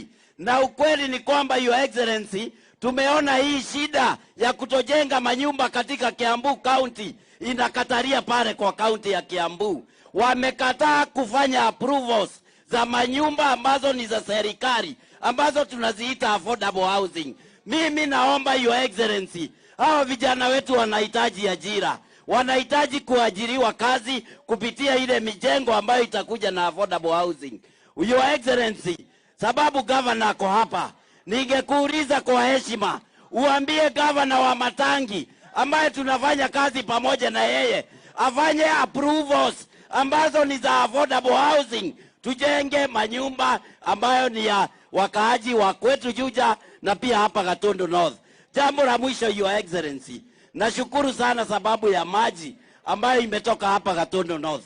Mimi ningekuomba, Your Excellency, wale ambao ni waathiriwa, ambao waliathiriwa na ile damu ambayo tunaita Karemeno, waweze kulipwa haki yao, ndio waweze kuendelesha maisha yao hapa Gatundu North. Your Excellency, ninashukuru sababu ya damu ambayo umeitaja, na ninajua hiyo damu itasaidia watu wa Juja na itasaidia watu wa hapa Kamwangi. Ningekuomba, Your Excellency, hao watu walipwe pesa zao, na kama ni kuhamisha hiyo damu, Your Excellency, ipelekwe pale kwa forest. Kuna forest huko juu, iende ijengwe na huko, na maji itafikia watu wa hapa, Your Excellency. Kwa hivyo ningekuomba tafadhali, Your Excellency, umesema unahitaji maji, na pia sisi watu wa Juja tunahitaji maji. Kwa hivyo, Your Excellency, hakikisha damu imejengwa kwa forest, isijengwe kwa mashamba ya watu. Asante, Your Excellency.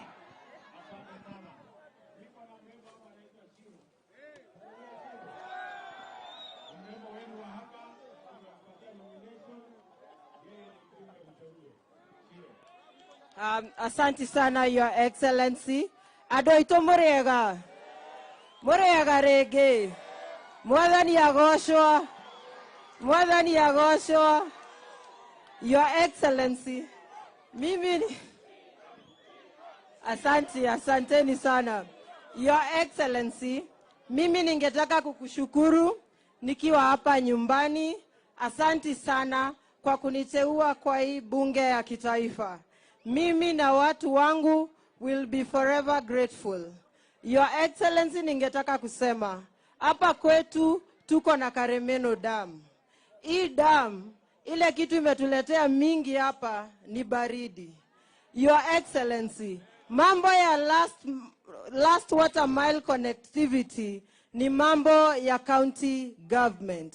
Sisi tuko na gavana wetu hapa, Kimani wa Matangi. Your Excellency, tungeomba intervention. Instead of gavana wetu kurudisha 4 billion kule treasury, atuletee pipe kidogo kidogo huku, sisi tuweze kupata maji kwa manyumba zetu. Tuko na Igegania level 4 hospital hapa, ipate maji. Wamama wajawazito hapa kwetu, gavana wanaenda kujifungua pale, wanabeba maji na mtungi. It's very unfair, Your Excellency. Mimi ningeomba gavana, hadu atohe toshui, mayaga ine atorehere mai musie. Hadu atohe toshui, magai, ni ahe ado ito irio kore athibitari. Hadu atohe toshui, ni atorehere dawa kore Igegania. Mungu awabariki. Santeni sana.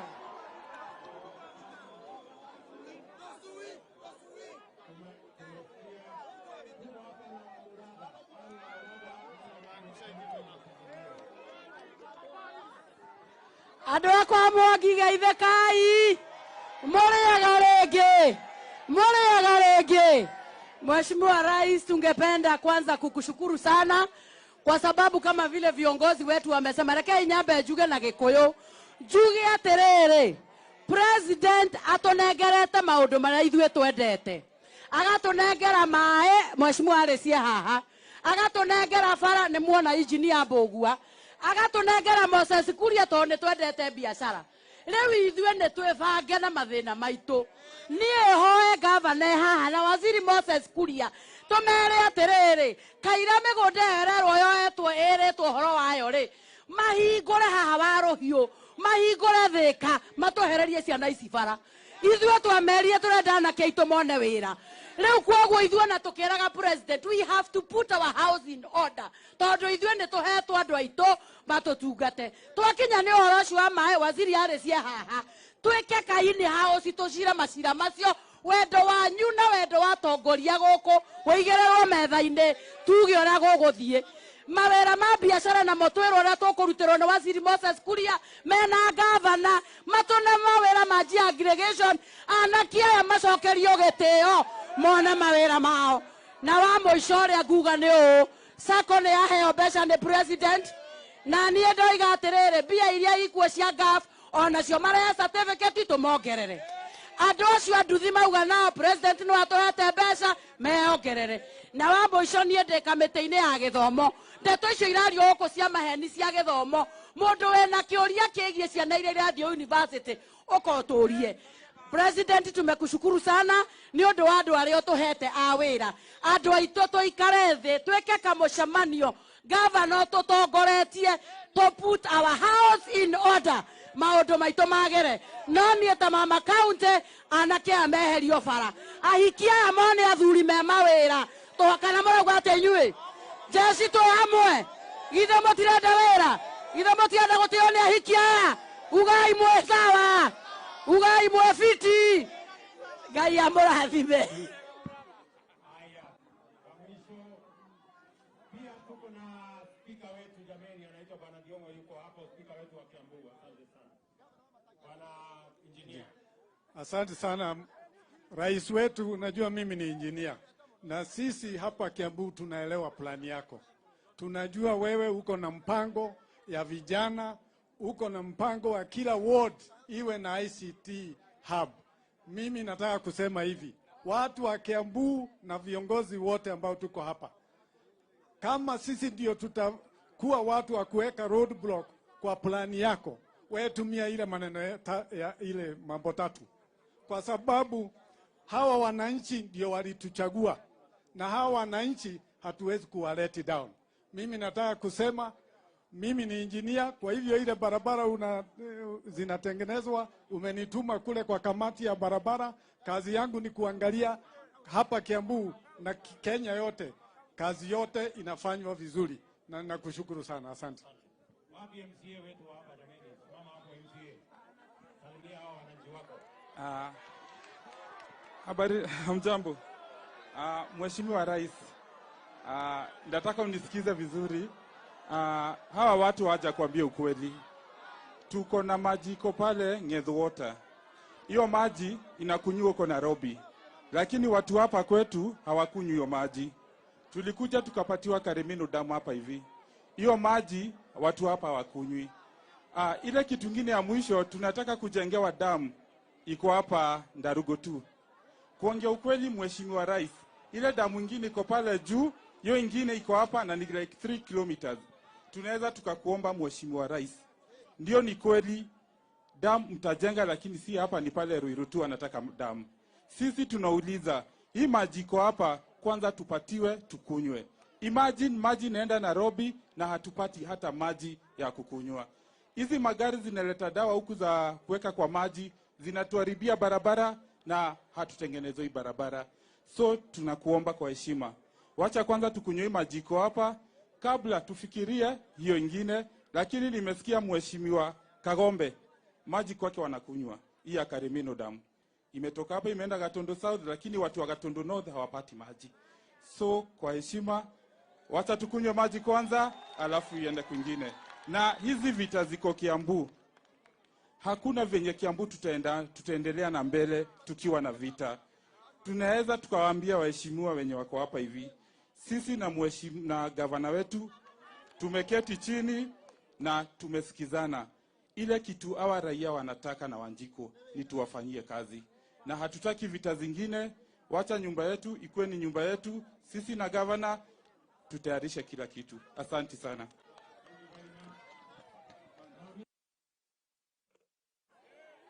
Na mimi nataka nikubaliane na hawa viongozi wote. Ile mambo ambayo hatuwezi kukubali hapa Kiambu ni vita ya siasa. Tunaelewana? Hatutaki mivutano ya siasa. Hawa wananchi wametimiza sehemu yao, wametuchagua. Sasa ile deni tuko naye ni deni ya kuwafanyia kazi hawa wananchi. Tujenge soko, tuweke maji, tuweke barabara, tufanye housing, tufanye ile kazi ingine, tupange ajira ya hawa vijana, ndio tuweze kupeleka taifa letu la Kenya mbele. Na mimi nataka niwahakikishie watu wa Kiambu, hakuna mtu yeyote ambaye atazuia maendeleo hapa Kiambu. Hapa maendeleo Kiambu ni lazima. Mwenye anapenda, mwenye hapendi, hiyo ni juu yake. Hapa majumba tutajenga. Hapa soko tutajenga. Hapa barabara tutajenga. Hiyo kazi yote ingine tutafanya. Kwa sababu nyinyi tayari mulitupatia idhini ya kufanya kazi ya maendeleo katika taifa letu la Kenya. Tunakubaliana jameni? Munasema tuwache vita ya siasa. Viongozi wote waungane ndio tutekeleze mambo ya maendeleo.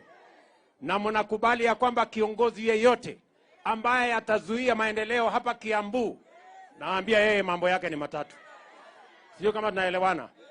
Mambo ya maendeleo is not negotiable. Development in Kiambu is not negotiable with anybody. Sio kama tunaelewana? Mambo ya maendeleo ni lazima. Hiyo we are not negotiating. Kwa sababu ile manyumba tunajenga ni ajira ya hawa vijana na ni kazi ya watu Kiambu. Nimesema wale wakora wote ambao wako wanazuia hiyo maneno, watu wamegrab mashamba ya umma, hawa watu wote tutawasafirisha. Na regional commissioner, county commissioner, mshughulikie hiyo maneno. Tunataka mambo ya affordable housing. Mimi narudi hapa December in 2 months kuja kuanzisha hiyo kazi. Nikute approvals imefanyika, contractor hako kwa site, tunaanza kujenga, hawa vijana waanze kupata ajira. Nekuwa kana tiguwa. Tunaelewana? Wale wanakubaliana na mimi nione kwa mkono. Si ndio? So mambo yote tutulize boli na Kenya iweze kusonga mbele. Asanteni sana.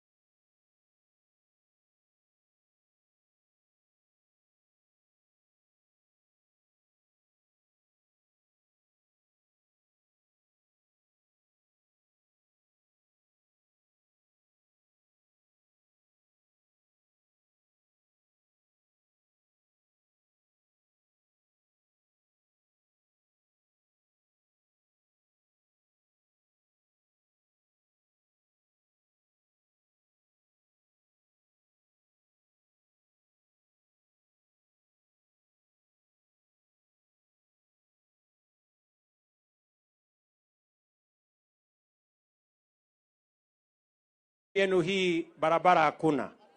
So huyu contractor mwenye anafanya hapa vile vile ajenge barabara za hapa town. Hii town Kamwangi hii mpaka ikae imekuwa kama town. Ikaje kukaa kama kijiji. Ama namna gani? Wewe Mbogwa umesikia? Engineer kwa wapi Mbogwa? Hii barabara ya Kamwangi hapa barabara iko kama kilomita 2-3 tengeneza. Ndio hawa watu wasikue wanakanyaga matope wakiwa katika town. Si ndio? So vile vile hapa nimeambiwa kwamba hamuna maji.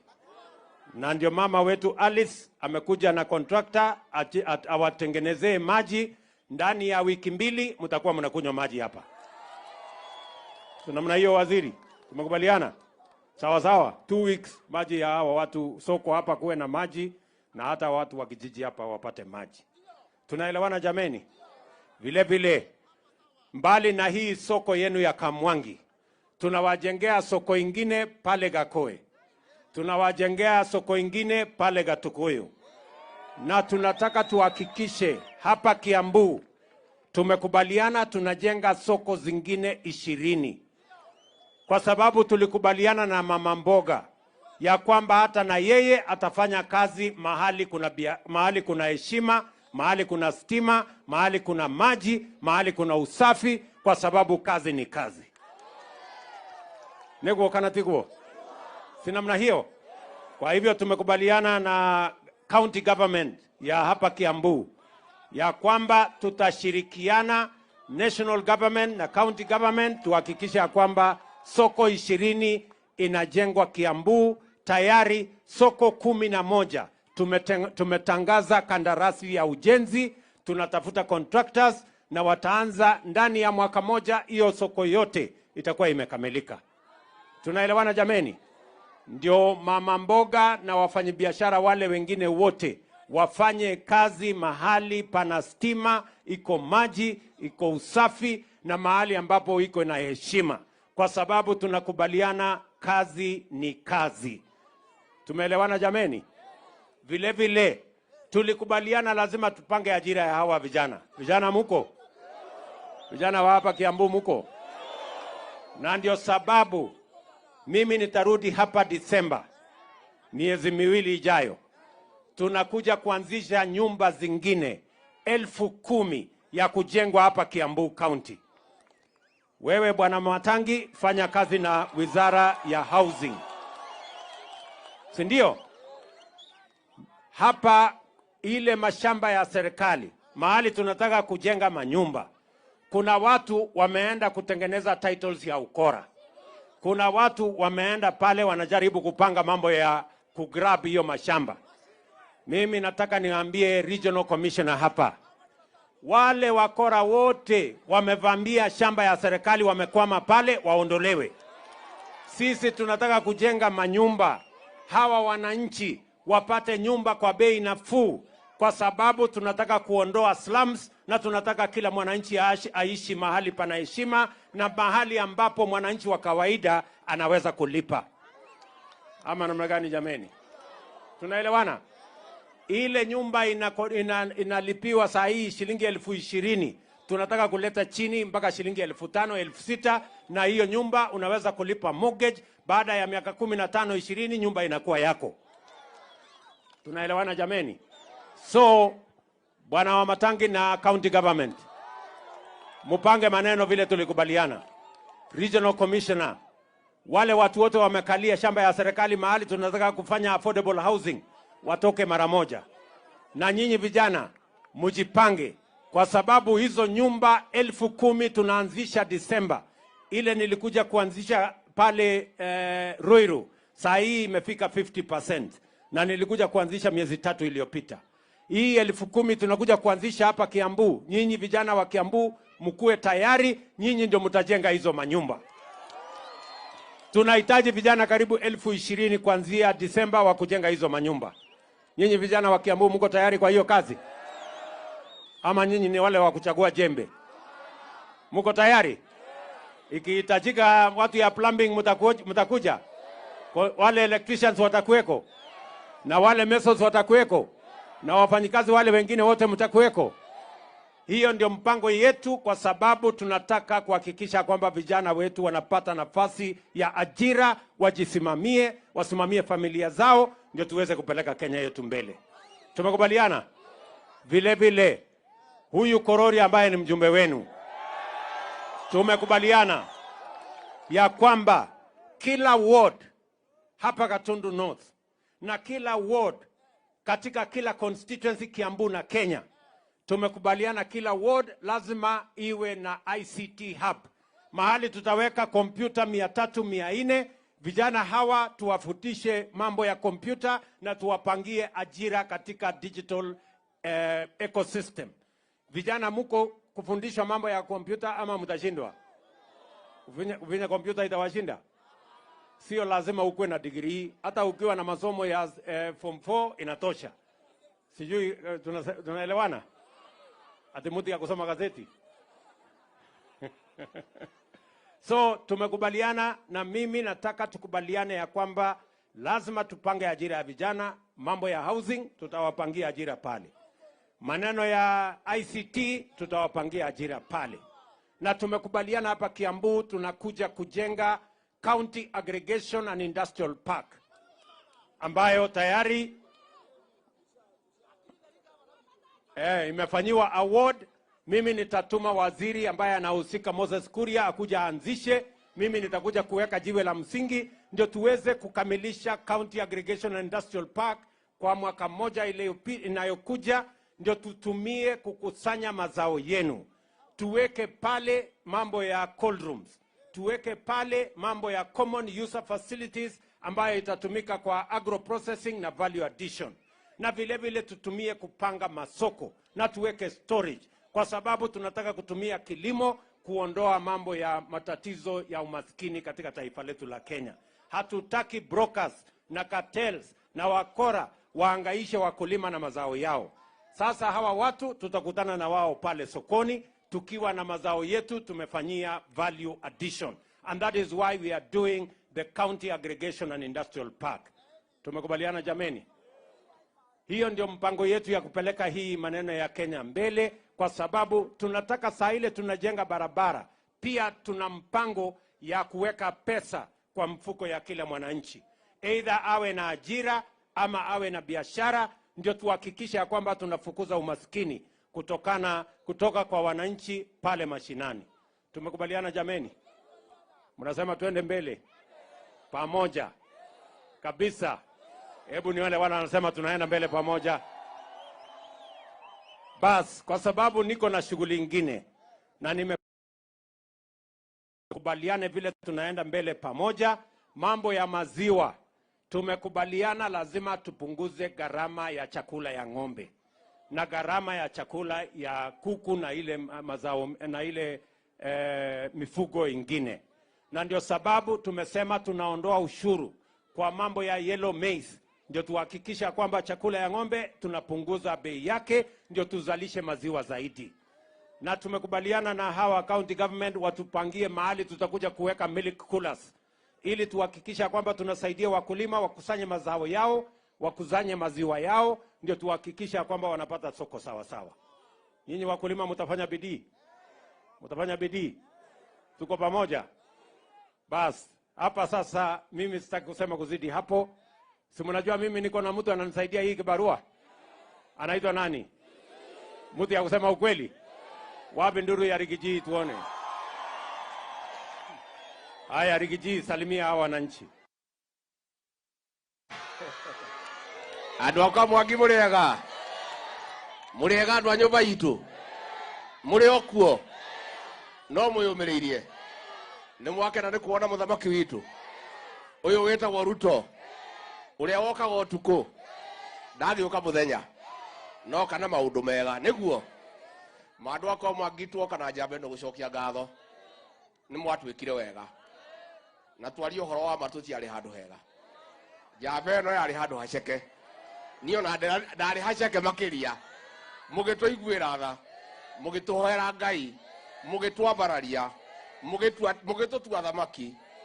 Handũ ha njamba ĩno nani na timu itũ, kuma ngoro yakwa thĩinĩ amũkĩrai ngatho ciakwa. Tumeshukuru sana watu ya Gatundu North, na sasa tumekuja na rais yule mlichagua bila kulazimishwa. Mwamudhulire kwenda kakuringiririo. Na ndio rais amefika hapa sasa kwa maendeleo ya barabara, maendeleo ya soko, maendeleo ya maji. Na rais amejitolea kutufanyia kazi. Mnajua tumepata matatizo mengi sana kwa kiuchumi. Na watu wangu ningetaka kuomba nyinyi kwa heshima, tukue wavumilivu. Hii shida ya mafuta sio shida ya Kenya, sio shida ya Rais William Ruto, ni shida ya dunia nzima. Hawa Waarabu ndio wameongeza bei ya mafuta katika dunia nzima.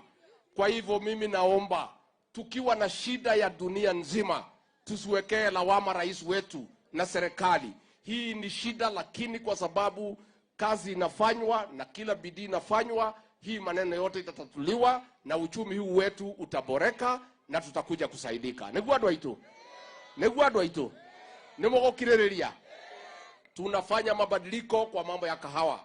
Tumekuwa na mkutano leo asubuhi na rais, na ametupatia mawaidha ya kutosha ya kwamba vile tutapata soko ya moja kwa moja kahawa yetu, tuende tuuze kwa wenye kukunywa kahawa bila kupitia watu ya katikati. Hata hiyo watu ya katikati hatuna ubaya na hawa, wakija tuketi chini wakubali kulipa mkulima mzuri, hakuna mtu wako na haja na hawa. Mambo ya maziwa mumeona bei imeanza kubadilika. Pale KCC sasa ni shilingi 50. Mambo ya chai tumerelease bonus wiki hii ambaye imeongezeka. Kwa hivyo tukue watulivu, rais halali ameketi chini na mawaziri na sisi tunaendelea kumsaidia. Nikimalizia nauliza watu wetu hapa katika Mlima Kenya, wale ambaye rais ametupatia jukumu ya kumsaidia, tuweke bidii kwa sababu sisi ni watu ya bidii. Ndio tumuunge rais mkono aweze kufaulu. Negwadwa itu. Mutiage tu kile wega. Mane ndio korani gũcokia gatho ndĩ nyiki. Asanteni sana, Mungu awabariki. Asanteni sana watu ya Kamongi. Haya, bwana wa Matangi atusalimie.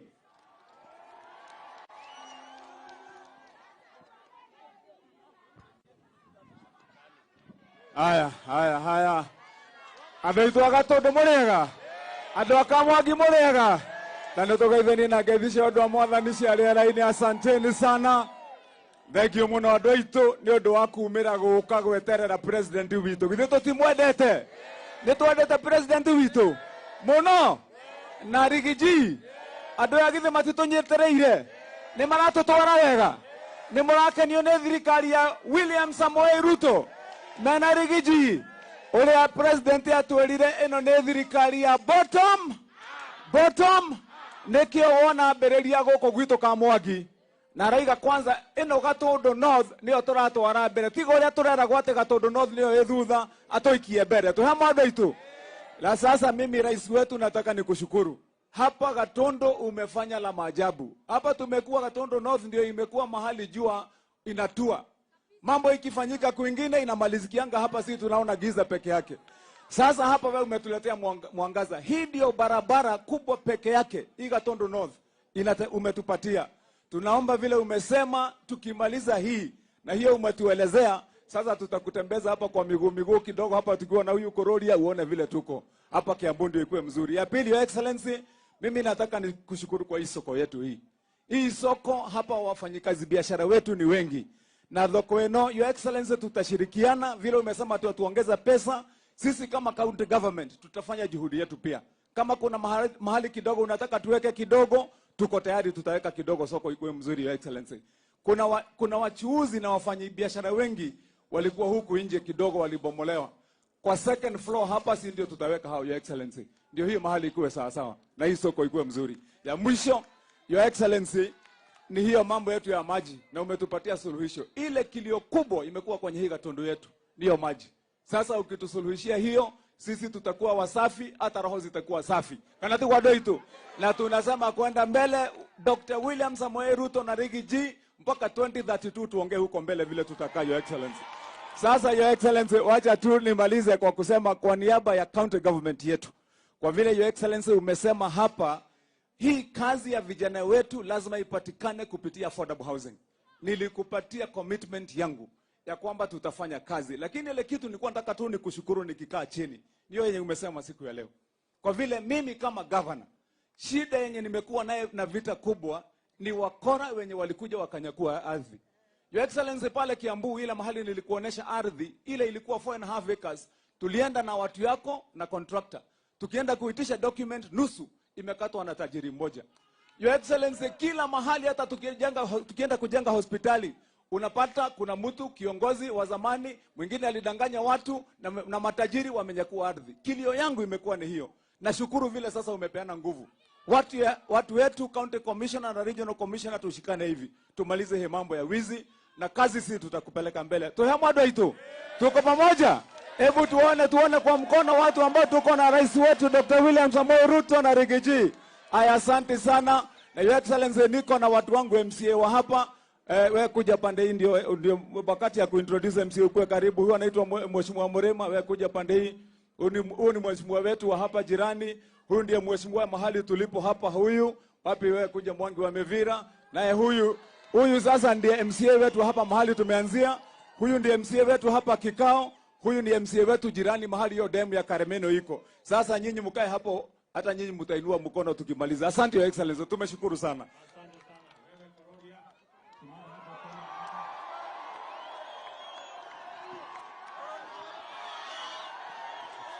Haya. Kororia Kororia. Ruto Ruto. Ndemukenete. Leo nimetoa amri nikasema juu rais wa kwanza kukanyaga Kamwangi amefika hapa. Leo hakuna kukula githeri na nini. Leo mothe ni nyama na kwa sababu mdosi yako area. Haunehega. Ndemukenete. Asanteni sana Your Excellency na Deputy President kwa sababu ya kuja hapa. Niseme asante kwa vile umetupea soko. Wapi makofi ya rais? Asante kwa sababu ya barabara ya Thika magumu, makofi ya rais. Asante kwa sababu ya borehole ya maji ya Kamwangi, wapi makofi? Asante kwa sababu ya koti ambayo tunaleta hapa Kamwangi. Asante kwa sababu ya land registry ambayo tunaleta hapa Kamwangi. Hizo nejega. Dhina mbele. Kwa sababu ya masaa, Your Excellency, niseme hivi. Niambie watu nyamaza hapo kidogo. Tumeongea na rais.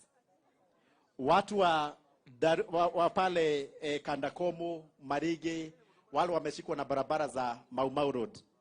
Tunajua zile shida tunapitia kwa sababu ya vile imeachiliwa.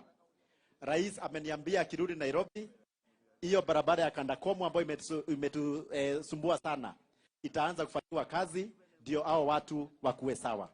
Pia ameniambia ile barabara vile mmesikia ya Gatukoyo, Kairi, Matara ambayo hata iko na mashimo saa hii itatengenezwa ikuwe sawa ndio watu wetu waweze kupitia na kuunekwa weta okay.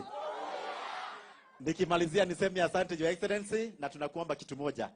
Hii constituency haina level 5 hospital.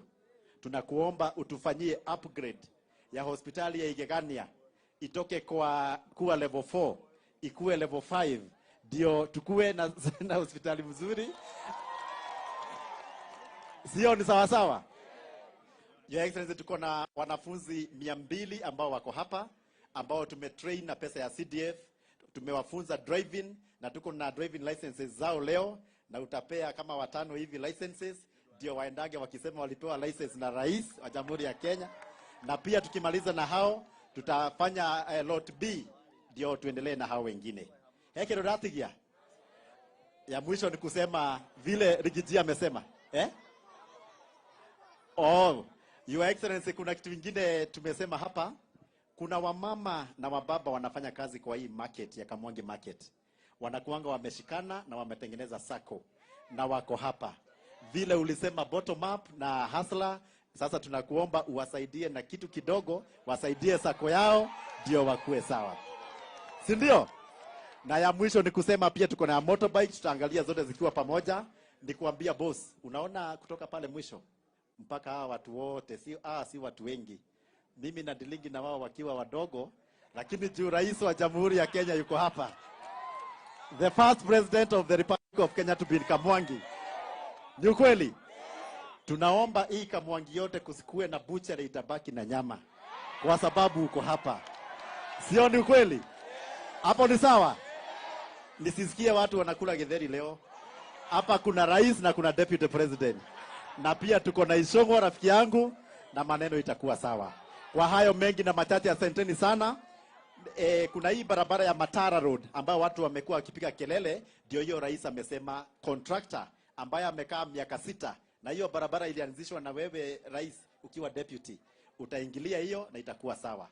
Na Mwenyezi Mungu awabariki sana. Ngedho na Kamakwa tunakumbuka hizo. Mbarikiwe sana, na rais akienda msiende juu ananiatia maneno.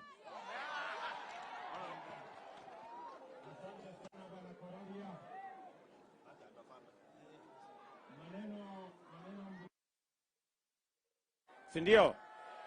Ameniambia kuna wamama wako na sako na wengine wako na sako pande hiyo ya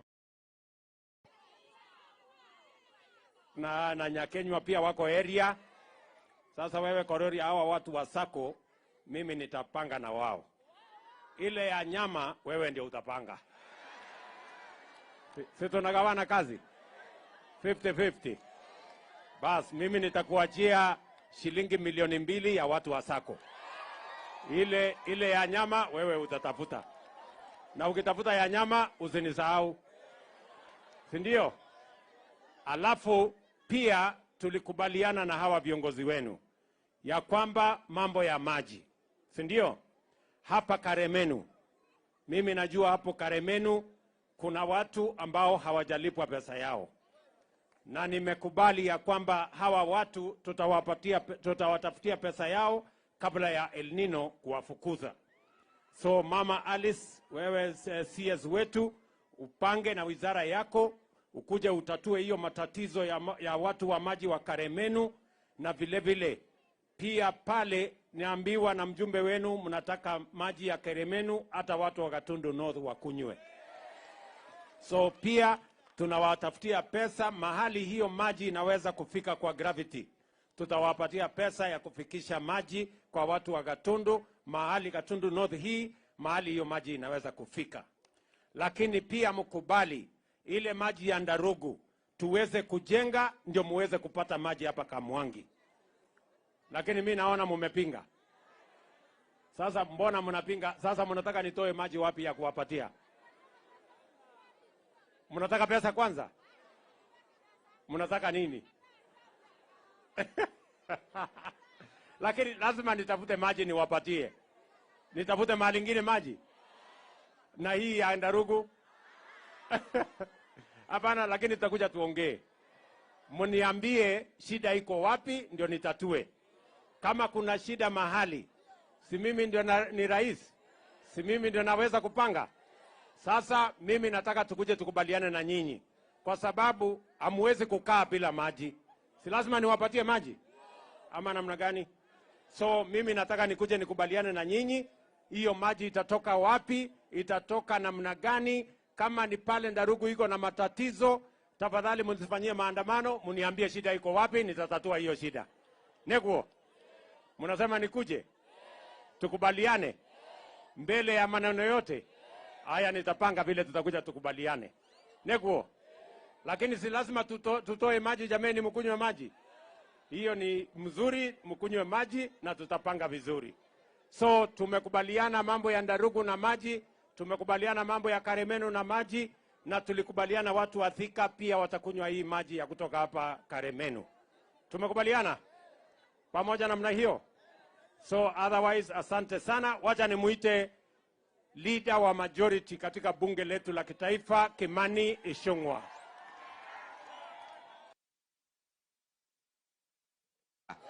Ni mwaka na nikuona muthamaki muthenya. Mheshimiwa Rais, unakumbuka wakati wa kuomba kura, kila siku tulifika hapa usiku. Lakini hawa watu wa Gatundu North na Kamwangi ni wangwana. Walisema hata kama wanakuona kwa giza, na wakasema hata Rigiji wamemuona kwa giza, mchana wataona jina yako na watakupea kura. Na tuwashukuru sababu walitushikilia na wakatupea kura. Sasa Mheshimiwa Rais, kazi ni kwako. Na sababu umetuambia mambo yetu ni mambo ngapi? Ati mambo ni mangapi? Mambo ni mangapi? kwa wale wakora na wafisadi, si ndio? Sasa na sisi tumeambia rais mambo yake pia ni mambo mangapi? Mambo yake ni mangapi?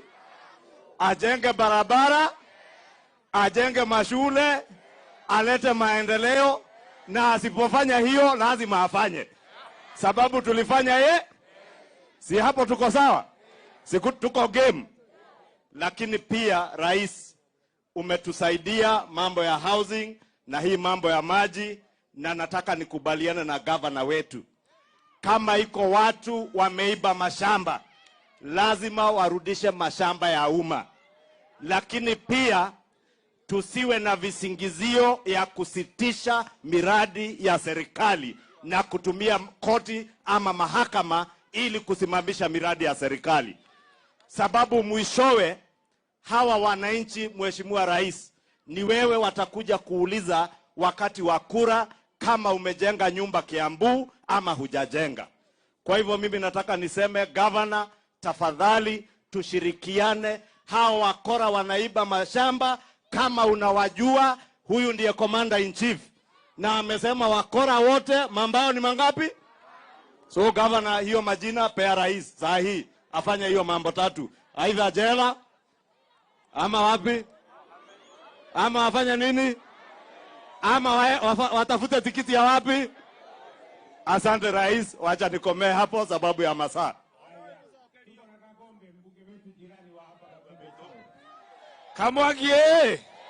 Kamwangie nimukenete ni munene guka gutucerera umuthi na ithe mutimenya ithe twiciana igiri cia mahatha. Sasa rais, ile kitu tunasema ni kwamba hii maneno unasema ya Gatundu ni Gatundu. Gatundu ni moja. Hii maneno unasema tunasitisha North. Kakoangi ira Gatundu igiri. Gatundu na ithe tiemwe. Nisha twikire igiri. Sasa tunafurahia sana rais kukuja hapa, lakini iko jambo moja peke yake tu hapa. Kwa sababu hapa hii njia ukiingia namna hii ndio unaenda pale Gatundu South. Na sisi tunafurahia hospitali umetusaidia. Hawa wangwana hawana hospitali, wanakuja pale kwetu Gatundu South. Etiguo. Na hiyo hospitali umetusaidia kwa sababu wale watu wa KU wameichukua na wameilinda vizuri. Hapa governor yuko na pia wanashirikiana na KU kupeleka vizuri. Lakini pale iko shida tu moja kidogo. Iko barabara yenye inashikanisha sisi pale juu, hii ya Maumau yenye inashikanisha Gatundu South na Gatundu North. Na iko ingine kutoka pale Kagema kwenda Karatu, ulipeana ukakuja ukaanzisha, imekwama kidogo. Lakini najua wadosi wako hapo. Na iko ingine kutoka Kiganjo kwenda all the way mpaka mahali inaitwa Gateway. Hizo zikimalizika, hii kiisha, ishikanisho pia hiyo itakuwa mzuri. Na hii maji ya Karimeno, ukisikia hawa wakipiga hiyo kelele wanapiga, wako na haki. Kwa sababu pesa yao ya pale Karimeno 4.2 billion bado haijapatikana. Ndio maana hawa unasikia wanaogopa wasifanywe kama wale. Kwa hivyo ukienda mahali upate fulusi kidogo, uingie, kwa sababu hata hiyo maji tunatumia. Asante sana.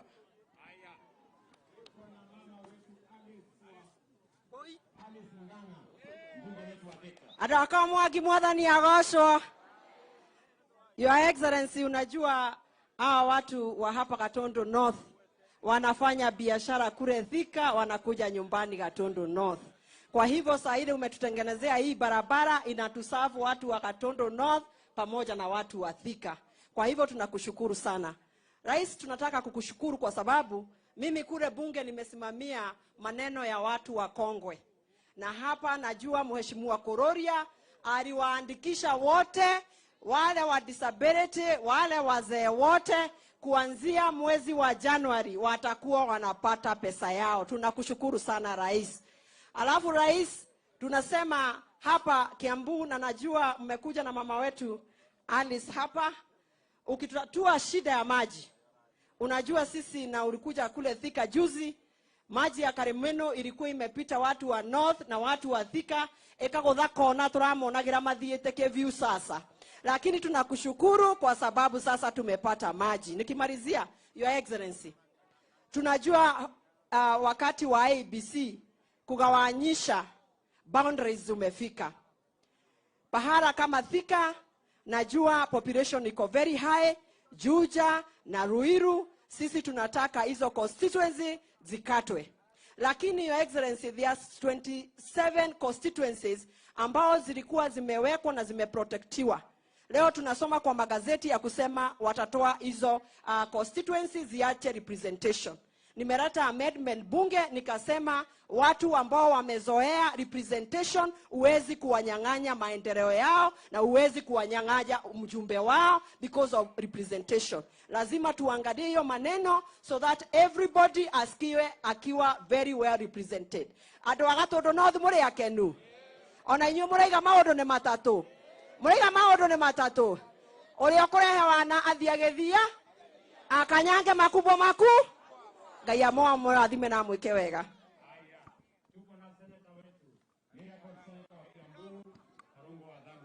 Kamwangie! Kamwangia! Mheshimiwa Rais, mimi nafurahi umerudi hapa. Tulikuwa tumekuja hapa wiki mbili zilizopita na CS wa barabara Kipchumba Murkomen na akasema utakuja na umefika. Kuna kitu tumesahau kukuambia, hii barabara ikimalizika tusisahau hii imezunguka soko, tuweke lami hata wao waenjoy lami. Ya mwisho Mheshimiwa Rais, mimi kama seneta wa Kiambu, mimi kazi yangu ni mbili. Kupitisha pesa kule Senate na wewe unaleta hapa Kiambu. Mimi nimepitisha pesa ambaye kila mwezi unaleta hapa Mheshimiwa Rais. Mwezi wa Julai ulileta bilioni 1 Kiambu County. Mwezi wa August ulileta 978 million. Mwezi wa September ambao unaisha leo ulileta another 1 billion. And within the next 15 days unaleta 978 million. Hizo ni pesa karibu bilioni 4. Sio ni kazi ya kwanza kuleta. Kazi yangu ya pili sasa ni kuchunga hiyo pesa isiende mahali ambayo haitakiwi. Sio kazi mniachia tu nifanye hivyo hivyo. Si ndio? Mkiona mahali kuna haribika Kiambu, mimi ndio watchman wenu. Na kazi yangu sio ingine, ni kuchunga ile gavana anafanya. Sina kazi ingine.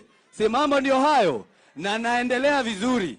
Na ningetaka kuuliza Mheshimiwa Rais, vile unaendelea kuleta pesa, leta zaidi. Na nikubaliane na Mheshimiwa Kimani Ichung'wah, sababu gavana yetu tunamuunga mkono, mashamba isiende mahali. Na hapa amesema anajua ni viongozi waliokuwa hapo awali. Sasa tuletewe hiyo majina. Mimi kama senator nitaita huyo kwenye Senate, tumuone mchana na arudishie watu wa Kiambu mashamba yao. Tuache kupiga siasa na mashamba ya Kiambu. Si mambo ndio hayo? Haya vijana wanataka manyumba ya affordable housing. Wanataka kujenga. Na kama nilikuwa MCA, mashamba haikuibiwa. Nikakuwa waziri, mashamba haikuibiwa. Nikiwa senator, kuna mtu ataguza? Kuna mtu ataguza? Asanteni sana na Mungu awabariki. Gatundu North hai. Your Excellency, tunataka kukushukuru sana sana sana kama sisi watu hapa Kiambu kwa sababu ya maendeleo ambao umetuletea. Kure kwetu Kiamba, sema ukweli, umetuanzishia barabara na tunakushukuru maana unajaribu. Lakini kuna kitu tunataka kusema sukiwa hapa Gatundu North, Your Excellency. Mambo ya maji pia ni muhimu sana kwetu kule Kiamba. Na tunajua ya kwamba utatatua shida ya Ruto Dam 2 ndio watu wa Roaka, watu wa Banana wapate maji. Ya pili, Your Excellency, tunaunga governor mkono. Ile kazi unafanya tunaiona. Lakini pia hata sisi tunataka kuambia governor, Rais akijenga soko moja, naye pia umempatia pesa ajenge soko hiyo ingine.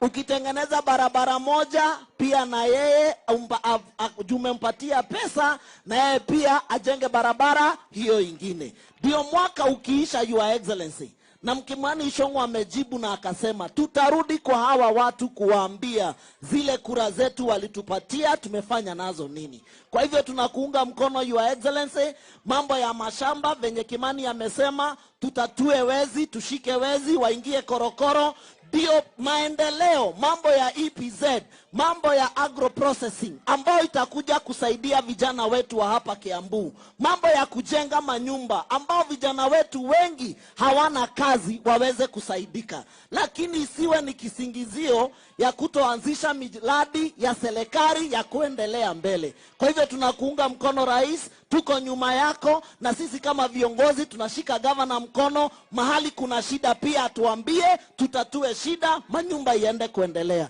Asante Your Excellency. Meanwhile, kabla ya Koimburi, tuko hapa na baba yao Mheshimiwa Waitito, tuko pale na ndugu yangu Mheshimiwa Kigo Njenga ambaye alikuwa ni mjumbe wetu, sasa yeye ni mwenyekiti wa mambo ya Unclaimed Assets Authority. Nampatia kazi ya chama huyo muungwana. Na huyo baba yao pia nimemjunga. Baada baba yake kidogo yuko kwa baba. Haya. Asante. Asante Your Excellency. Watu wa Kamwangi hamjambo. Hamjambo tena. Your Excellency, nikushukuru sana sababu ya kuja hapa. Your Excellency, mimi nimeoa hapa Gatundu North. Na kama vile unavyojua pahali umetoa mke, unajua mashida ya hapo. Wakaaji wa hapa mulichagua mbunge ambaye anatosha mboga, ambaye anaitwa Kororia. Tumeshirikiana na yeye kuhakikisha maendeleo yamekuja hapa Gatundu North. Na pia pale kwetu Juja, Your Excellency, ukumbuke wakati ulipitia hapo last month, ulisema ya kwamba utahakikisha tumejenga affordable housing ambazo ulisema ni wiki 2. Na ukweli ni kwamba Your Excellency, tumeona hii shida ya kutojenga manyumba katika Kiambu County inakataria pale kwa county ya Kiambu. Wamekataa kufanya approvals za manyumba ambazo ni za serikali, ambazo tunaziita affordable housing. Mimi naomba Your Excellency, hao vijana wetu wanahitaji ajira, wanahitaji kuajiriwa kazi kupitia ile mijengo ambayo itakuja na affordable housing. Your Excellency, sababu governor ako hapa, ningekuuliza kwa heshima, uambie governor wa Matangi ambaye tunafanya kazi pamoja na yeye, afanye approvals ambazo ni za affordable housing, tujenge manyumba ambayo ni ya wakaaji wa kwetu Juja na pia hapa Gatundu North. Jambo la mwisho Your Excellency, nashukuru sana sababu ya maji ambayo imetoka hapa Gatundu North. Mimi ningekuomba Your Excellency, wale ambao ni waathiriwa, ambao waliathiriwa na ile damu ambayo tunaita Karemeno, waweze kulipwa haki yao ndio waweze kuendelesha maisha yao hapa Gatundu North. Your Excellency, ninashukuru sababu ya damu ambayo umeitaja, na ninajua hiyo damu itasaidia watu wa Juja na itasaidia watu wa hapa Kamwangi. Ningekuomba Your Excellency, hao watu walipwe pesa zao, na kama ni kuhamisha hiyo damu, Your Excellency, ipelekwe pale kwa forest. Kuna forest huko juu, iende ijengwe na huko, na maji itafikia watu wa hapa Your Excellency. Kwa hivyo ningekuomba tafadhali Your Excellency, umesema unahitaji maji na pia sisi watu wa Juja tunahitaji maji. Kwa hivyo Your Excellency, hakikisha damu imejengwa kwa forest, isijengwe kwa mashamba ya watu. Asante Your Excellency.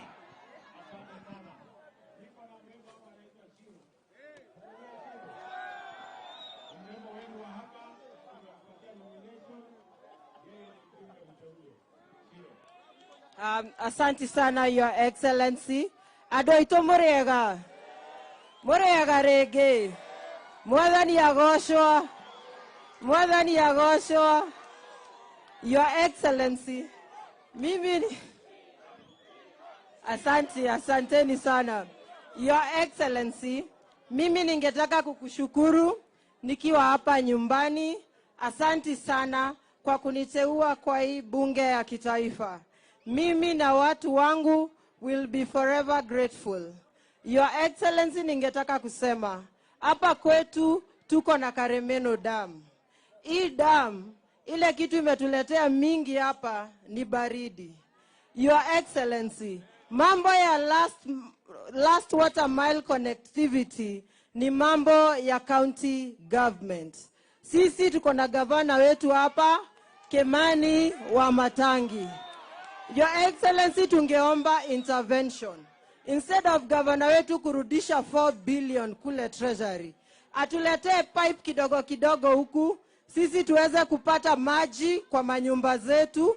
Tuko na Igegania level 4 hospital hapa ipate maji. Wamama wajawazito hapa kwetu, governor wanaenda kujifungua pale, wanabeba maji na mtungi. It's very unfair, Your Excellency. Mimi ningeomba governor, hadu atohe toshui, mayaga ine atorehere mai musie. Hadu atohe toshui, magai, ni ahe ado ito irio kore athibitari. Hadu atohe toshui, ni atorehere dawa kore Igegania. Mungu awabariki. Santeni sana.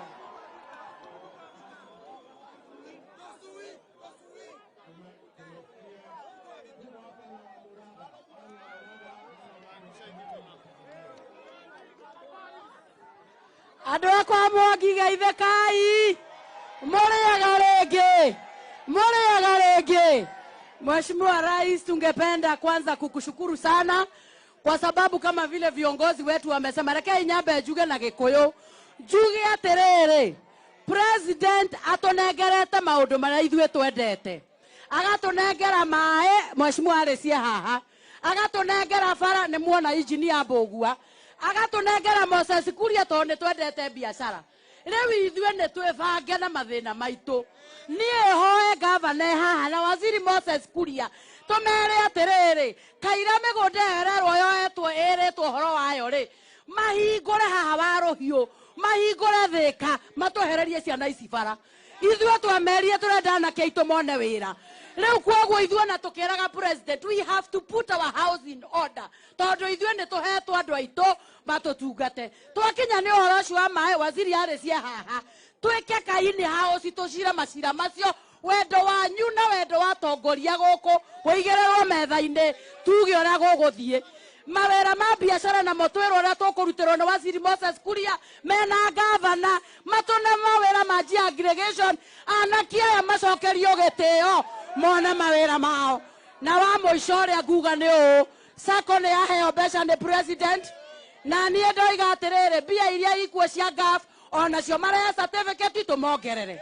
Andũ acio anduthi mauga nao president nĩ watũhete mbeca meongerere. Na wa mũico niĩ ndĩ kamĩtĩ-inĩ ya gĩthomo, ndeto icio irario gũkũ cia maheni cia gĩthomo, mũndũ wĩna kĩũria kĩgiĩ ciana iria irathiĩ university ũkotũrie. President, tumekushukuru sana ni ũndũ wa andũ arĩa ũtũhete a wĩra. Andũ aitũ tũikare thĩ, twĩke kamũcemanio, governor tũtongoretie, to put our house in order, maũndũ maitũ magere. No niĩ ta mama county, anake aya meherio bara. Ahiki aya mone athuri me mawĩra, tũhakana mũrauga atĩ inyuĩ jeci twĩ hamwe, githe mũtirenda wĩra, githe mũtirenda gũtĩo nĩ ahiki aya. Ugai mwe sawa, ugai mwe fiti, Ngai amũrathime.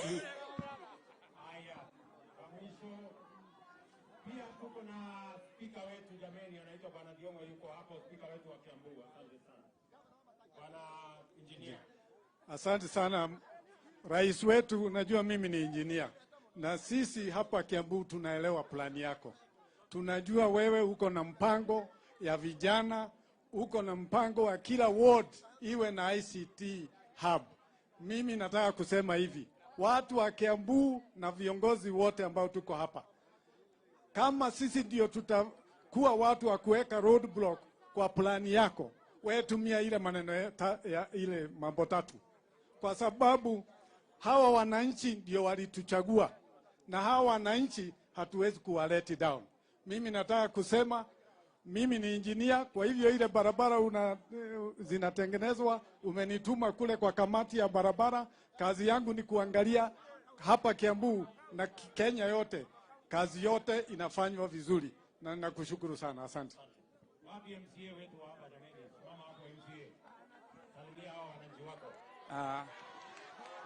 Habari, mjambo.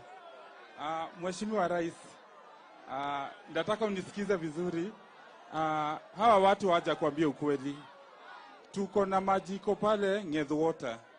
Hiyo maji inakunywa huko Nairobi. Lakini watu hapa kwetu hawakunywi hiyo maji.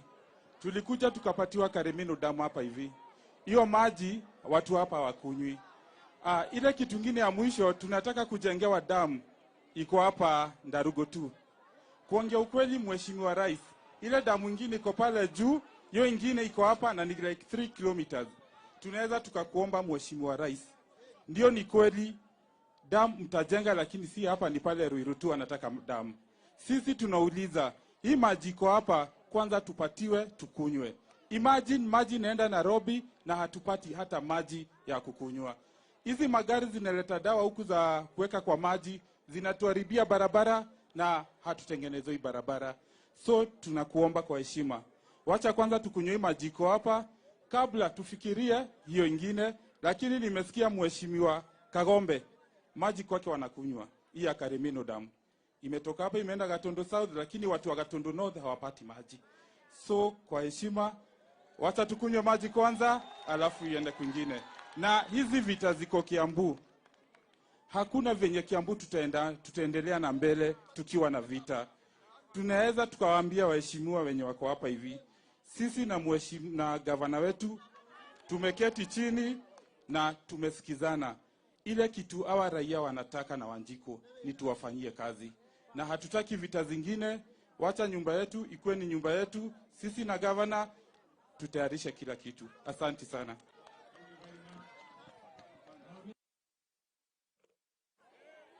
Na mimi nataka nikubaliane na hawa viongozi wote. Ile mambo ambayo hatuwezi kukubali hapa Kiambu ni vita ya siasa. Tunaelewana? Hatutaki mivutano ya siasa. Hawa wananchi wametimiza sehemu yao, wametuchagua. Sasa ile deni tuko naye ni deni ya kuwafanyia kazi hawa wananchi. Tujenge soko, tuweke maji, tuweke barabara, tufanye housing, tufanye ile kazi ingine, tupange ajira ya hawa vijana, ndio tuweze kupeleka taifa letu la Kenya mbele. Na mimi nataka niwahakikishie watu wa Kiambu, hakuna mtu yeyote ambaye atazuia maendeleo hapa Kiambu. Hapa maendeleo Kiambu ni lazima. Mwenye anapenda, mwenye hapendi, hiyo ni juu yake. Hapa majumba tutajenga. Hapa soko tutajenga. Hapa barabara tutajenga. Hiyo kazi yote ingine tutafanya. Kwa sababu nyinyi tayari mulitupatia idhini ya kufanya kazi ya maendeleo katika taifa letu la Kenya. Tunakubaliana jameni? Munasema tuwache vita ya siasa. Viongozi wote waungane ndio tutekeleze mambo ya maendeleo. Na mnakubali ya kwamba kiongozi yeyote ambaye atazuia maendeleo hapa Kiambu, naambia yeye mambo yake ni matatu. Sio kama tunaelewana? Mambo ya maendeleo is not negotiable. Development in Kiambu is not negotiable with anybody. Sio kama tunaelewana? Mambo ya maendeleo ni lazima. Hiyo we are not negotiating. Kwa sababu ile manyumba tunajenga ni ajira ya hawa vijana na ni kazi ya watu Kiambu. Nimesema wale wakora wote ambao wako wanazuia hiyo maneno, watu wamegrab mashamba ya umma, hawa watu wote tutawasafirisha. Na regional commissioner, county commissioner, mshughulikie hiyo maneno. Tunataka mambo ya affordable housing. Mimi narudi hapa December in 2 months kuja kuanzisha hiyo kazi. Nikute approvals imefanyika, contractor ako kwa site, tunaanza kujenga, hawa vijana waanze kupata ajira. Nekuwa kana tikuwa. Tunaelewana? Wale wanakubaliana na mimi nione kwa mkono. Si ndio? So mambo yote tutulize boli na Kenya iweze kusonga mbele. Asanteni sana.